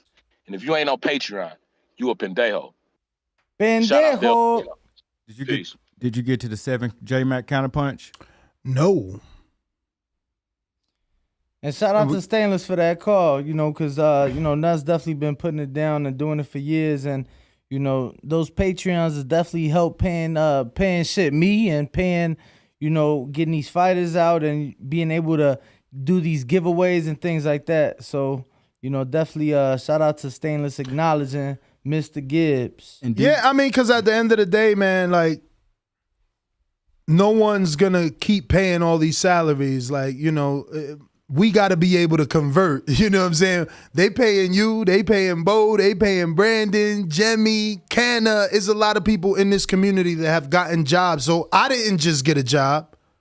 My whole community got a job, and that door keeps opening. I keep sending people through that door, whether it's to work here at the studio or in different positions that are available whenever they become available. I mean, look at Jose. He was blessed. Sometimes I wish I was in his position. I mean, how much you think you got to get in order to hire 12 employees? That was a great deal. If your business, if you made a call and all of a sudden you had to hire 12 employees because of that call, that was a great deal you made, huh? Yeah. I would believe so. So, what's the name of the emotional track coach? Oh shit! You coming for jugglers? That's no. CYP. I'm just asking because I mean CYP. All right, CYP. So look, I'm a middle school teacher and I'm a youth track coach. I'm not out here pretending to be the greatest thing in track and field. Okay, I have had athletes go on to do great things, which is awesome. But I'm not in a field, honestly, where athletes are taking performance-enhancing drugs. I don't know about any 12 or 13 or 14-year-old boys or girls that are taking performance-enhancing drugs. So honestly, your question and accusations, they don't really make much sense to me. The last caller who brought up Canelo fighters needing to take their loss like Wilder fighters did. Mm-hmm. Correct me if I'm wrong. I don't even know. Did they say that? Like Wilder fighters? fighters? I thought I heard. Wilder fans? Wilder fans. No. I highly doubt that. Did you not say? Okay. I got J-Mac. Hold on. 7th counterpunch. Hey man, look, when a counter punch come, that means we trying to get right in. You already got your ass whipped on here verbally and in a short period of time. Just waste your time and stop breathing again. I don't want to hear your sad ass stories about what you do and trying to downplay. You get on here and talk tough shit, you get tough shit back at you.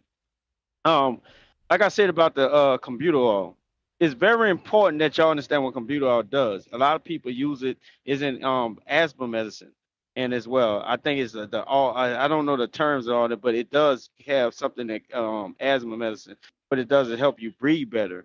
And I can argue and make a strong case that the way Canelo showed signs of fatigue in that fight, but it was mentally or physically, because Bivol just was whooping his ass. But he showed signs. Maybe if he had his computer or his higher levels, or he was able to get his higher doses like he was, or maybe he had his steaks in the corner. Shit, they might as well, that yellow bag PPC was talking about, they might as well have pulled the shit out and gave it to him. Maybe he wouldn't have gotten so tired. Maybe he would have had the endurance to not get his ass whooped or level up in the fight. All right, so when I answer a question during the call, when the question is asked, I get attacked. Yeah. When I wait for them to finish what they're saying and explain myself, I'm telling some sad sob story, really? What was sad about my story? I mean, there was nothing sad about it. I was addressing what he said because he's making all kind of accusations, acting like I'm the Mossad or the CIA or Russian intelligence fucking invading the boxing voice. Like, you guys take this shit way too seriously, bro. Like, really? An agent? What am I? I got nothing to say. Matter of fact, I need to go to the bathroom. Don't forget you got headphones on. Yeah. James Benitez, is that him at the top? Yep. Jay, what's going on? Oh, man, this is funny. Today's a good show. Listos pe los chingazos. Listos pe los chingazos. And it's not going the distance. Either he'll wave the white flag or I'll wave it for him. TheBoxingVoice.com. A lot of you live believable lives. It's easy to sit in those seats. It ain't easy to stand up here. Remember that. Matter of fact, when I smacked his brother in this gym right here, he didn't do anything. All he did was stand there like a big fat pussy. In your mind, how does that fight go? With me getting my hand raised. SDS Promotions.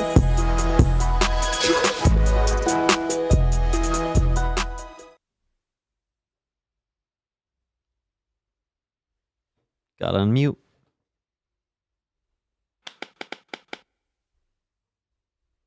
James. Yo, Ness, you hear me? We do. You hear me? We do. Hey, yo, hey, man, this is another good show, man. I just like to give a shout out to the back call TBB community and everything like that. Just getting me through my whole day of work already. Man, you know, everybody's just out here dropping bombs. Maestro, man, you know, these niggas out here, they just don't want to hear you breathe. So you just gonna have to deal with that shit. Other than that, man, Bud does deserve to be number one, regardless how y'all feel or not. You know, if the whole box community sees that he's supposed to be number two, number one loses, man, it is what it is, man. You know, Ness, only thing I just want to say to you is, man, I just hope you just throw away that Canelo bandana, burn that shit, James, do whatever the fuck you gotta do with it.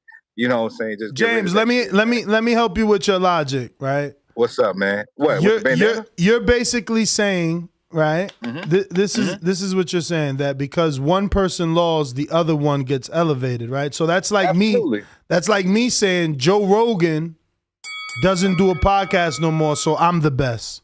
That's Absolutely. not how it works. No, that's not how it works. You either surpass. You have to surpass someone in achievements, accomplishments, something like download streams. Like, you can't just be better than because you said so. Oh shit! All right, Ness. I'm just keeping it real. I would never take credit for being the best podcast in the world if there was another boxing podcast that's better. Like, why would you do that? But if the whole community believes that you are that guy. If the whole community believes that I am, if the whole community believes that I am, they need to all go drop a 5-star review so that I can actually be that. So that when someone looks up to see who's the best, number one is there. How are you number one, but you're really number 4 on the list? Come on, man. You know, Bud got the accolades and everything just to go ahead and. I'm just saying, man. If you don't drop a 5-star review, I cannot be number one in the world. Know what? Hey, everybody that's listening to the show today, man, please drop a 5-star review, drop a like, and let's continuously support the Boxing Voice. And Let's keep on subscribe. doing that and subscribe because Ness does deserve that. Just like Bud does deserve this #1 spot. You know, you can't question his talent. You can't question everything that he's done in the sport. He's been a positive representative. He hasn't had no negative marks within cheating or any kind of allegations. If you want to say anything, you're going to bring up this lawsuit, which is probably warranted. You know what I'm saying? So all in all, man, Bud does deserve the #1 spot, man. And that's my call, man. We got D Webb with a 199 super chat says, y'all dudes right today, and I'm loving it. Press 1. And Drew Down right behind him with a $2 super chat says, I think CYP wakes up and yells at his breakfast. Then we got Thomas Davis with a 199 super chat says, 61 fights at 31 still prime? ? Counterpunch from JT. Then we got King Boxing Pound for Pound 499 said, just hopped on and I hear a lot of people attacking Maestro's personal life because they got no facts to back up their arguments. A lot of bitter Canelo haters. No JT up there? He there and that. He's right there. I'm up there. Bo just came through, you know. Shout out to Bo. I mean, he doing his job and stuff like that. Nobody not attacking Maestro. Maestro come on here with his attitude like he know everything. And it all started from a few shows ago before you even got to Vegas Nest. That's why J-Mac came at him like that, you know, and then he won't try to flip it and say, oh, he coming out with this homophobic thing. Actually, you started the homophobic thing. But nah, man, you know, it's funny, like, you won't get sensitiveness. I wanted you to play that emotional thing when Maestro start trying to explain, well, what's going on. I can't ask questions on the call. I can't answer questions. No, we do what y'all do all the time. And then when we get off the call, Ness go sit there and say something for us to come back in like he do all the time. And for shout out to Stanley for, you know, always been out there promoting, helping me support the boys and all that. Let me tell you something. At the end of the day, my son's gonna get to where they go get, regardless of anybody supporting or anything like that. Cause we doing it out the mud and stuff like that. So the support is welcome, but it's not. And then on top of that, another call in this, I think London from Boston, he made a little chat saying he made a message saying I would never pay for a counterpunch if somebody's constantly disrespecting you. I never take what you say disrespectfulness because I met you in person. I think you're a straight up guy. If it was, it would have been an issue there.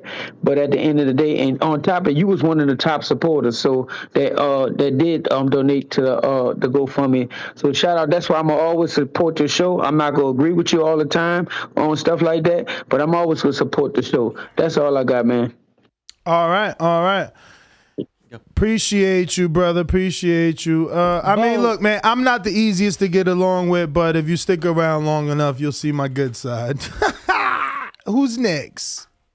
We got Lids Low. Lids Low, Decatur, Georgia. 8th counterpunch. J-Mac with the 8th counterpunch after Lids Low from Decatur, Georgia. Get your ass in the ring and swing, man. BoxingVoice.com. Hey, Daddy. Boxing thinking man's game. This is dollar skill up here. You gotta be out thinking, motherfucker. That's what BoxingVoice.com. TBV, what happening, man? What up?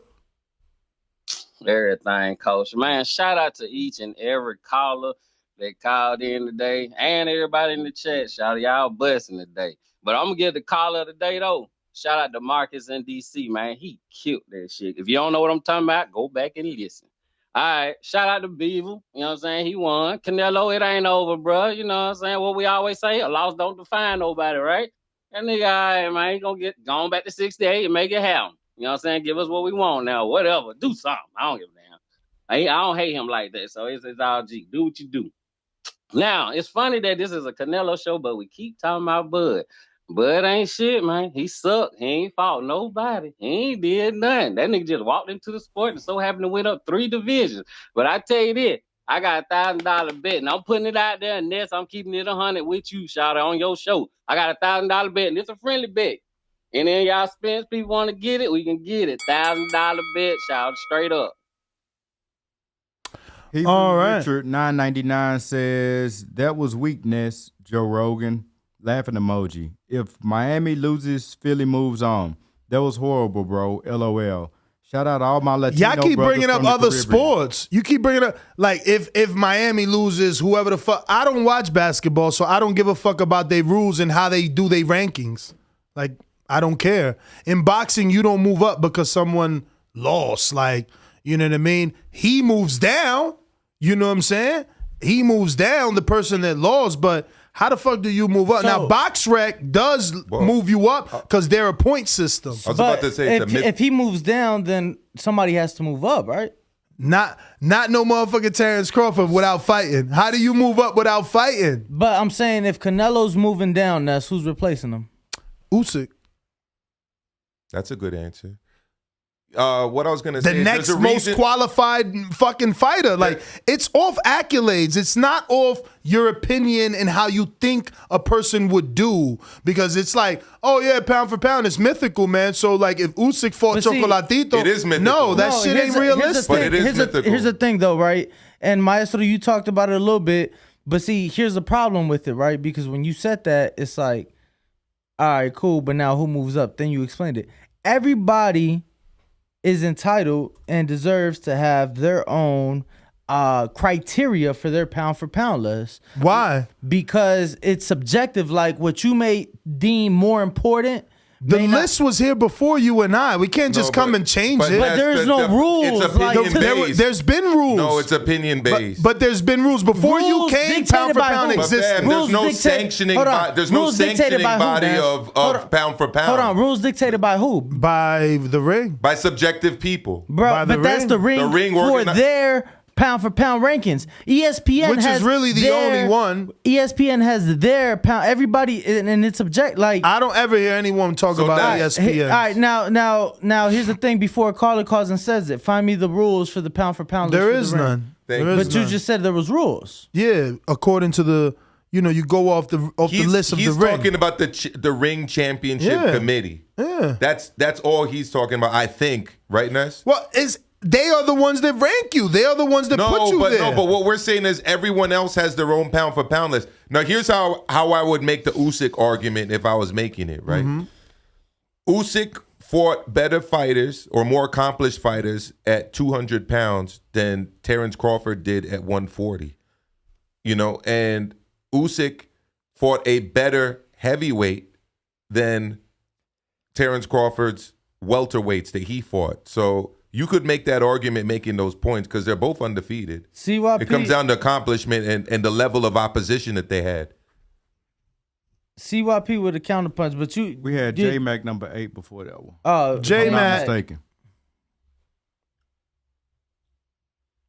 Nah, Bo, you're not mistaken. That's why you're a great addition to the show. I will say this. I second what my brother say.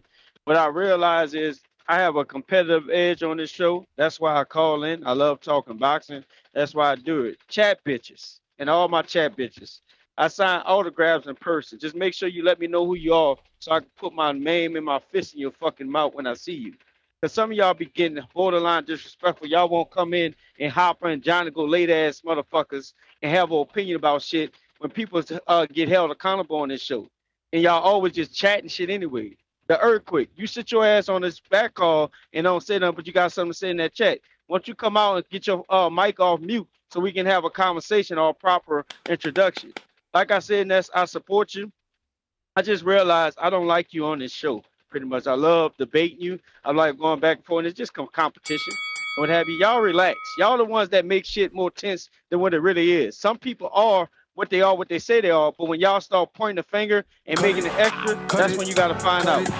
Who's that? Ruin the 504? We got CYP with a counterpunch. CYP, cut you. Yo, y'all hear me? Yes, sir. You know what's funny is that Maestro come on here and say, we take this too serious. We take this too serious. But you started a boxing channel, used to be a caller, now you on TV for the second time. Boy, you take it too serious. Secondly, you know so much about drug testing until an expert who actually has taken the drug test, who actually has put people through drug tests, and coaches people who take drug tests start talking. Then you're just I'm just a junior high track coach. I never said I was an expert. Never said that, man. So I'm confused. You need to put some bass in your voice, first of all, when you imitated me. That's for damn sure. You're right. You do got a nice deep baritone to your voice. I apologize. Appreciate that, brother. Next. You guys are crazy. Next, Yo, in the middle of a fucking argument, you do got a nice voice. Y'all terrible, man. Yo, that was gold. Don't run from this, Ness. Don't run from this. What? Hey, all my callers, do y'all remember what Ness said about Teofimo Lopez when he beat Loma? What place did he say he should take? He should take Loma's spot. Exactly, but you're not saying Bivol should take Canelo's spot. And I'm certainly not saying Crawford.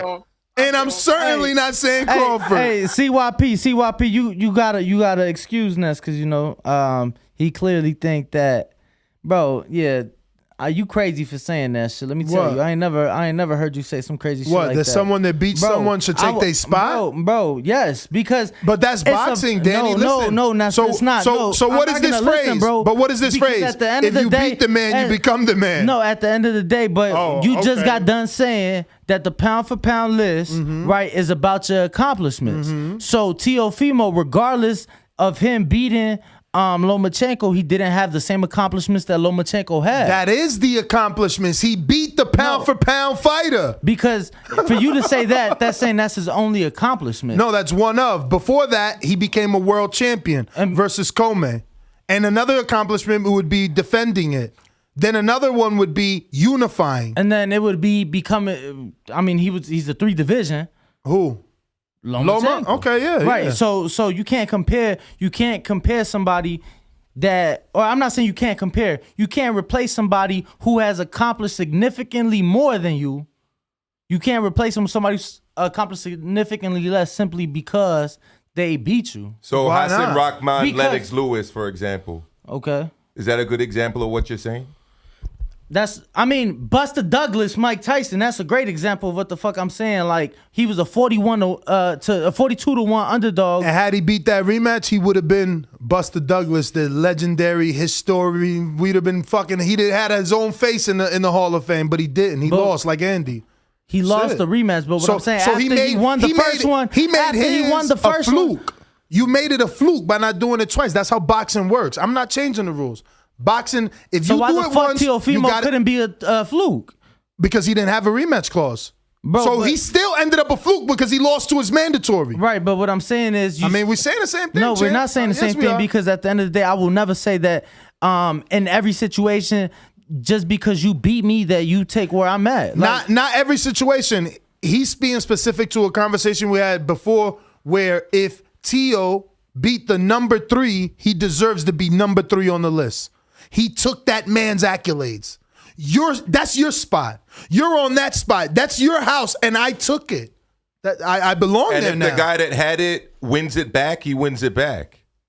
So I don't know. And that's where me and us disagree. Like, I don't care what your ranking was, bro.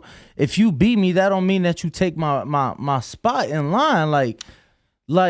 I hear you. Listen, agree to disagree. No, agree to disagree. We got Diallo who says Ness says Bud isn't moving up because he's not fighting, yet moves up Usyk, who hasn't fought since September. Make that argument make sense. The argument is Usyk's win over AJ is greater than Bud's win over Porter. And then that's just it. There's a bigger accolade. And that's the thing. It's subjective, bro. Because it's not. Usyk is the bigger winner. He beat AJ for 4 belts. It's a bigger win than Porter. Like, why are we making it hard? It clearly is subjective. It clearly is subjective. Counting the IBO. No, I'm actually counting. I was counting the ring, but Fury got that. But we are gonna count the IBO. Shout out to the. Oh, he put the medal on my side. Counting IBO belts now? What? Shout out to Ed Levine. You crazy? Nah, it is Ed Levine. So you need to win the IBO to be undisputed. My man from Interscope is Jerry, right? Jerry Ivine, yeah. What? Jimmy Ivine? Yeah, most undisputed champs had it. So you need to win the IBO to be undisputed. Darchinian had it, undisputed. Now I'm disagreeing with you because I don't agree with that. Crawford had it undisputed. Taylor had it undisputed. You know, most undisputed champs have the IBO. So I'm pulling up the list of IBO. No, you don't need it. Now. You don't need it to be undisputed, but most undisputed champions have it. Vladimir Klitschko had it. Floyd Mayweather had it. Not as undisputed. Lennox Lewis. Not as undisputed, but Vlad had it as not undisputed either, as a heavy unificated champ. Unificated. Can you say that? Unified champ.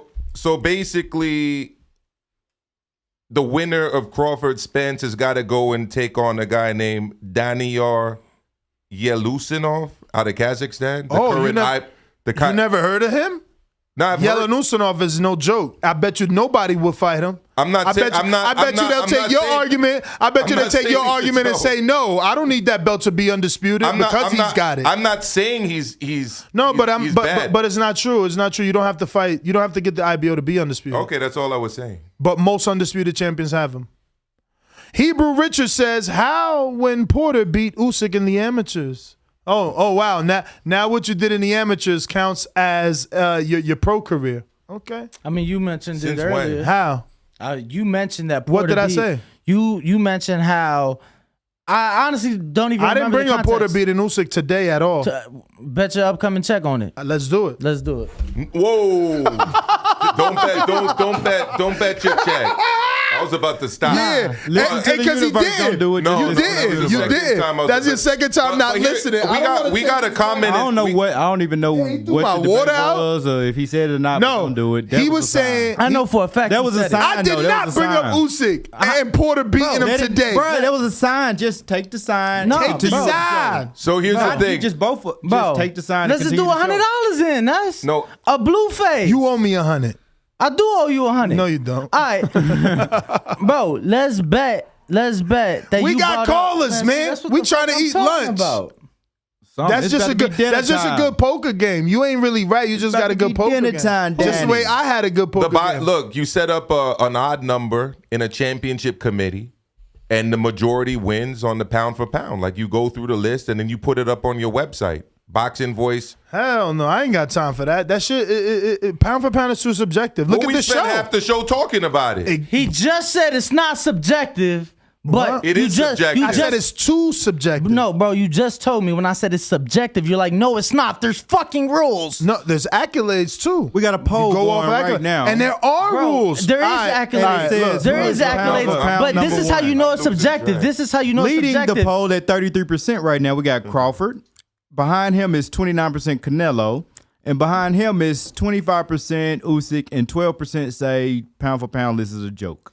Bro, all I'm saying is you just got done telling me that it is subjective. It is subjective. Or that it's not subjective when I said it was. Ask Jermell Charlo, is it subjective? Because last I checked, Coppinger took him off, right? And he put Castaño. And that's why he gave him the middle fingers. All right, then, but that means it's subjective. If a writer can take you off.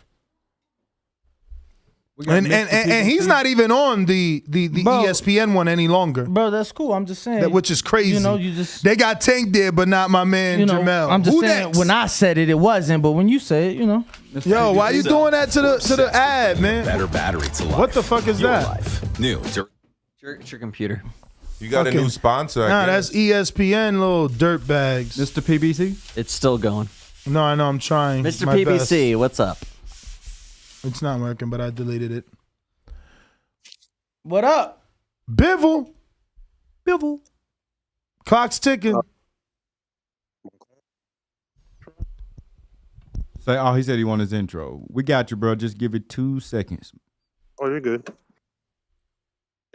What a beautiful day.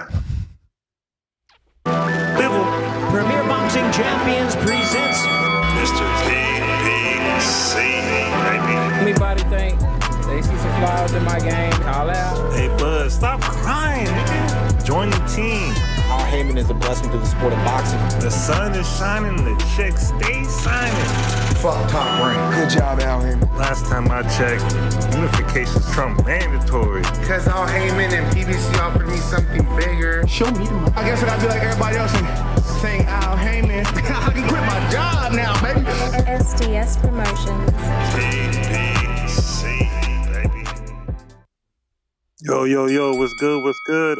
Shout out to Ness, Bama Bo, Danny, Walk. What up? Yeah, how you guys doing, man? So the topic is about pound for pound, right? Yep. And being on pound for pound, you gotta beat somebody that's up there, right? Or someone who's good enough, right? I don't know. Is he good enough? Oh, I'm not done yet. What about Bivol? I mean, he just beat this one dude named Canelo. But that's what I'm saying. Was Canelo good enough to make Bivol pound for pound? I mean, he was up there, right? I don't know. You said he's not. You said he was a C-class fighter yesterday. Definitely. You called him a fraud. He's been beating C-class. Yeah, but that's what I'm saying. You called him a fraud. Can you let me finish? Oh, I don't know. I'm sorry. He's been being C-class fighter. He's obviously his style is a C-class fighter. Mike Tyson had to make a video to teach him how to work a jab because him and his wife were kind of tripping on. He didn't have a jab. But when it comes to Bivol, man, you know, I got to give him all his respect. People keep on saying about Callum Smith and Gazdick and Better Beef. Last time I motherfucking checked, he beat Callum Smith 2 times in the amateurs, and Gazdick really didn't beat him in the amateurs. It was a no contest. So at the end of the day, Bivol, he's the dude. I mean, if you go back, Andre Ward literally retired in 2017. Literally, Bivol was mandatory. Cut it. Who next? Row 504. Ruin the 504. What up? New Orleans. Emmanuel Figueroa, if you're listening, you can hit me up at the Boxing Voice on IG. You can hit me up on Patreon, or you can hit Bo up on all those places as well. Hello? This is coming through. Hello, Rue. What's happening? That's how y'all holding up over there. How are you? Listen, I'm just calling to give credit once again to the Eastern European fighters showing out like I know they could. I mean, they've been beating people that TBV says were going to beat them. They've become unificated in divisions that people say they don't belong in. And they're knocking off TBV's favorite fighters. Who's they? Why are you so racist, man? Some of my favorite friends are they. Take it easy.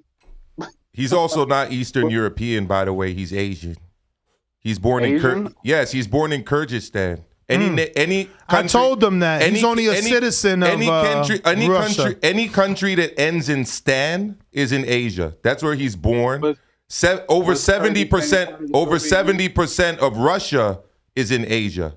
Almost 80% of it's in Asia. So no, he's not Eastern European. Was Kyrgyzstan part of the Soviet Union at one point? Yes, and the Soviet Union was a mostly Asian country. So let me clarify that, Minister. I'm sorry. Let me say an Eastern Bloc fighter. How does that sound? Is that better?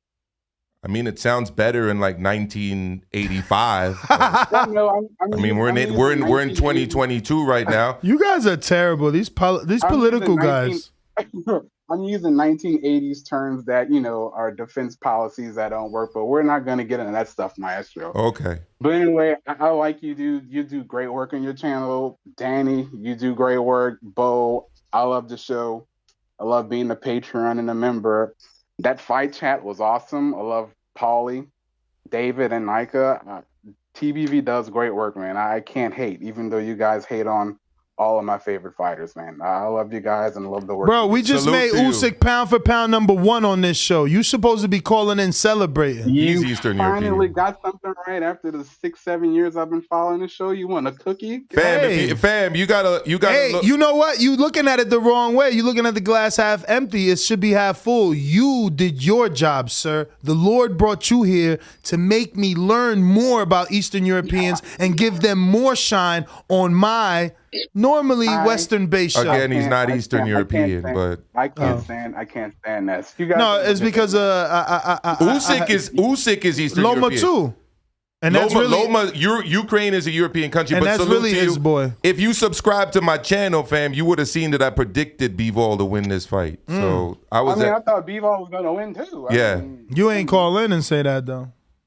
I try not to call into the show. I don't like getting yelled at or, having someone else come at me for saying something wrong about their favorite fighter. You mean like someone else in the chat and in the back calls? Where would this show be without emotional boxing fans, Ness? Have you ever thought about that? I hope that never happens. Yeah. Y'all have a good day, man. You too. Who's next? We got a $5 super chat from Boxing Expert, but got Spanish in it, so that's for Danny. We need Danny the man. Danny. You said Boxing Expert? Yeah. Well, in the meantime, let's get to who we got next. We have JT. Does he have a counterpunch? Not that I know of. Check him out. Swift, does he have a counterpunch? Swift does. All right, let's bring him up. Swift, what up? No Swift? Apparently not. And who? So boxing expert said. PBC clown. Pick. Yeah. Okay. This shit just set up weird. He says PBC clown picked versus Canelo the last few fights, but somehow he feels like Boxing Adamus hasta el perro más pulgoso tiene su día. Can you hear me now? Yes, sir. What up? Hey, hold on. I got to go at Ness, man. I completely disagree with you. I feel like you just contradicted yourself real quick. First is about accolades, then it's about taking the spot when you beat the man. If Canelo just lost to Bivol, in your words, that makes Bivol pound for pound. Yeah. I never said no. All right, but now you're talking about Usyk. I said Usyk's number one. I said Usyk's number one. He's the next best accolades. No one. But tell me what better accolade you have than Terence Crawford. I'm telling you. I don't need you to even finish your sentence. You obviously don't watch enough boxing. He undisputed cruiserweight. Terence Crawford's at three. Fam. He undisputed cruiserweight and he beat the recognized man at heavyweight. Terence hasn't beat no recognized man at neither weight. None.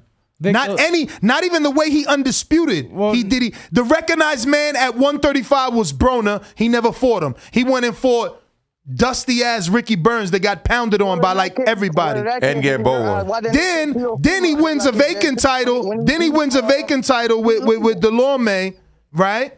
Goes on in another vacant title champion in Postal, because that was a vacant title. Postal one versus Lucas. And then beats Ndongo.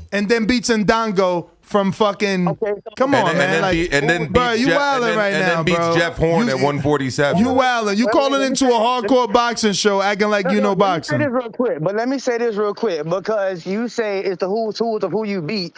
But when Lomo was beaten by Teofimo, he wasn't placed on in Lomo's spot. And I fought and I argued that. That's what CYP called in to say, that when Tio beat Loma, I was turning blue in the face saying that Tio should replace Loma on the fucking list. How the hell do I knock you off and I'm not greater than? If I beat you, how am I under you? If I beat you, how am I under you? Because when it come to Floyd beating Canelo can never surpass Floyd. Come on, y'all pull the goalpost back every day. I get it. No, you know. No. It's all love, bro. But that's McCall, though. I mean, tell me I'm making it up. Do people say that Canelo can never surpass Mayweather? I mean, yeah. All right, then. Right. So that means if you beat someone, they shouldn't be over you. So if Tio beat Loma, how the fuck is he over him? If Bivol beat Canelo, he should be above him. I stick to the script. I say the same shit every day. With him only being a champion in one weight division, bro, he doesn't have the accolades to be above Terence Crawford. It's two divisions, Poppy. It's two divisions. You got to go? I got to check out my hotel. It doesn't matter the division. Did you bring your stuff or no? Pound for pound. It's every division. No, I'm talking about it's two divisions. Usyk is undisputed at cruiser and unified. Unified, not one belt. Right. He unified, and he didn't beat Jeff Horn. He beat the man. And Joshua. Exactly. So his accolade is bigger. But I got to go. Who next? Info. JT, no counterpunch. And we have Why So Serious? What up, serious? Jonathan Sims? What up? Can you hear me? Yeah. Nice. Hey, Ness, thanks for another show, man. And you cooking these fools. I'm totally with you, dog. The point that they missing, in business, we call it the total cost of ownership. That's everything inclusive. And when you consider that, Ness is right. I do agree. If I beat you, I should absorb what you've accomplished and take your position. This is not football where we got 15 games. This is not the NBA where we have 82. You have a very low amount of product being pushed as a fighter because you fight, 2 to 3 years? So if I beat you, yes, I absorb your standing. Ness is right. It is a combination of things, of accomplishment, you know what I mean, what you've accomplished and who you beat. Now, Bivol wasn't ranked, so I don't think he should go number one, but he should definitely be in the top 5 pound for pound because he beat the number one guy. The only reason why he's not number one is because he wasn't unified or had multiple belts. So what Ness is telling y'all is right. Y'all need to listen what he's saying. It's the total cost, the total of everything, not just one specific thing. So I'm with you, Ness. If I beat you, especially in boxing where there's low inventory and output, then yeah, I should absorb what you've accomplished. Because if not, then what are we doing this for? If I can't take your position from you, cut it. Let me take a quick intermission here, but Maestro got to go. We're going to take a quick picture. I think we only got JT. Let's go to JT, make sure that he is. Do we have any super chats? If we do a hard stop? We don't have. We got to do a winner. Me and Danny will do the raffle while y'all do that. Well, how we go? We got to all take a picture with my mans. Come on. Well, let's do the quick intermission. No, let's do it now. We'll do the raffle and then do that. What we gonna real quick? Do what? Oh, the raffle? Yeah, my man got to check out though. So let's. All right, here we go. Do it. Here you go. JT, you got another counterpunch? This for the Polaroid right here. Nah, I told you I'm caught up with my counterpunches. I was sending them on both because you wasn't responding. Okay. Who got the Polaroid? Polaroid. The Polaroid goes to Teddy Set Go. Teddy Set Go. Teddy. Make sure to hit Bo Mason _TBV on Instagram. Yeah, we need your address. And this one is for what, Bo? T-shirt. The T-shirt goes to Hebrew Richard. I knew he was going to win something. He got a lot of entries. And last but not least, Bo, what we got? The beautiful hoodie. Same one that Ness got on right now, but it won't be the actual one. Nah, I'm gonna give him this one and keep the new one. Y'all got to send $1,000 for the one Ness got don't on. worry, too. You got and of course, you got late checkout. Those super chats paid off. The hoodie goes out to DJ. Yeah, that's what's up, DJ. You should have won. Yeah, they don't kick you out your hotel or take your stuff out. But we are gonna take this intermission. We'll come right back in a few seconds because there are some super chats, right? It's just one, and I can read it right now. All right, do that. And well, let me also thank Ness on camera for having me here. No, man, thank you, man. You're putting in so much work. Nice to meet all of you in person. And we just want to help you get to the next level. You got the headphones on. We want to help you get to the next level. I hope that, by continuing to cover fights with us, you build that Rolodex and you keep doing your thing and grow your channel. We appreciate what you're doing. 100%. Thank you. You're doing some great jobs with your interviews, asking the right questions. So appreciate it. Who's the LV Slugger just paid for a counterpunch? Oh God! I think that people be doing that on purpose, bro. Yeah, they don't want us to go. We gonna take an intermission though. I gotta get the Maestro out of here. I'm sorry, I didn't want to take this intermission, but we gonna have to. 12 years. I never expected it to turn out like this. TheBoxingVoice.com. Shout out to the community, man. I appreciate y'all. Happening, people. Info Joe, Los Angeles, in the building. Adrian, the problem wrong, the man from the frozen tundra. Keem, straight out of Florida. Liz Lowe, Decatur, Georgia. You already know what it is. It's the Queen, Martha K, Detroit. Stand up. David Maldonado, New York City. Yo, Nuss, don't cut me off, man. Don't cut me off. King Amin of Essex, catch me for them championship rounds. Big Super Mac, Plainview, Texas. Davidian in Buffalo. God bless you all. In Jesus' name. Without Chad ain't nothing. Without the callers, it ain't nothing, man. Bad Girl, TKO, San Diego, California. Big Fish Vega, Palm Beach, Florida. Tree the Incredible, straight out the ATL. James Benitez, Huntsville, Alabama. It ain't hating, it's just the truth. Show Kid, Mount Vernon, New York, suckers. SDS Promotions. Coach Mide from London, UK. Let's go! Checking in from All right. And that was pretty quick.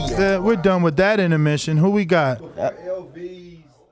Your mic's off. Before LV's counterpunch, we did have Nico De Niro said pound for pound is Spence. Nico De Niro. Where hit that subscribe button, Nico De Niro, so we can, know what I'm saying? No, you remember you Where around is here. that? I got it all, bro. Is that a super chat? Yeah, that was a super chat. So we did Boxing Expert, right? Right. Okay. And then it was LV Slugger with the $5 counterpunch. And LV Slugger, we are coming to you. What up, champ? What up? Can y'all hear me? We hear you. Yeah. I just want you talking about Usyk number one. I don't feel like he over Crawford, man. Like what you fail to point out is, Usyk had 2 tune-ups before facing AJ. Crawford's career's been a tune-up. Fuck is you talking about, bro? Watch what you saying. Crawford came slap up from 140, no tune-up, and stopped Horn, not Joshua. Joshua was 10 times. Joshua was 1,000. Joshua was 1,000,000. Joshua was 1,000,000,000,000 billion. Joshua was in another fucking status galaxy, bro. You can't compare him to fucking Jeff Horn. This guy's crazy, man. Did he already lose? Man, whatever, bro. Then he already have an L. Yeah, meanwhile, meanwhile, you was the main one. You made shirts called 2-time. Okay. So you wasn't going to degrade Deontay Wilder had he beat a second time, right? Cut this motherfucker, man. Hypocrisies. You a hypocrite. You a hypocrite. Cut him. You a hypocrite. If Wilder would have won, you was calling him 2-time. You was super chatting every fucking day saying hashtag 2-time. Now AJ wins 2 times. He becomes what you wish your fucking favorite fighter would have done, and you want to degrade him. Get your ass out of here, man. We are the Boxing Voice, and we will have DJ Bonix, Wiz Khalifa's DJ, in studio today for our untitled episode of this week, 4 p.m. Pacific, 7 p.m. Eastern, 6 p.m. Central, 5 p.m. Bro, how you gonna wish? How you gonna wish for a whole 90 days? The whole buildup of Wilder Fury, you wishing every day, you spending massive money. Hashtag 2-time. He gonna be the greatest heavyweight if he come back and come 2-time and knock out Fury, then knock out AJ. He gonna be 2-time. Now, the real 2-time gets degraded. He ain't good because he lost. But Wilder would have been great if he'd have won. Get your ass out of here, man. Motherfuckers be, why y'all do that, bro? Y'all's terrible, terrible, terrible. Emmanuel Figueroa, you got to send in your name and address, mailing address for this hat. He sent in $25 for that hat. We got James Benitez that says, $5 super chat. How you going to discredit the Horn win when the whole division wanted that fight? What's good for the goose is good for the... Ain't nobody discredit Horn. I said he ain't Joshua. You see? You dudes got to lie to win an argument. I'm giving you facts, making you super chat because you mad that the facts hurt. Horn never in his life will be Joshua. Not even his mother will look at him like he's Joshua. Oh, wow. LV Slugger with a $2 super chat that says, you love bringing up Wilder. Because he's your favorite fighter and it hurts you. You the one writing hashtag 2-time. Now you want to disrespect the real 2-time? Huh? You see how that works? It says Wilder haters his #1 fan. No, you are a hater and you're a hypocrite because you was super chatting hashtag 2-time. Now what you need to do is super chat again and say hashtag AJ the real 2-time. I wish my favorite fighter would have done what he done. We done? I think we done. I killed them. The Boxing Voice on all social media platforms. Nesta Gibbs on TikTok, Nest GTO, Instagram and Twitter. Ringwalk Danny on all platforms, and Bo Mason _TBV. Get that right, Bo. What else you got? That's it. That's it. That's it. All right, we out. Peace.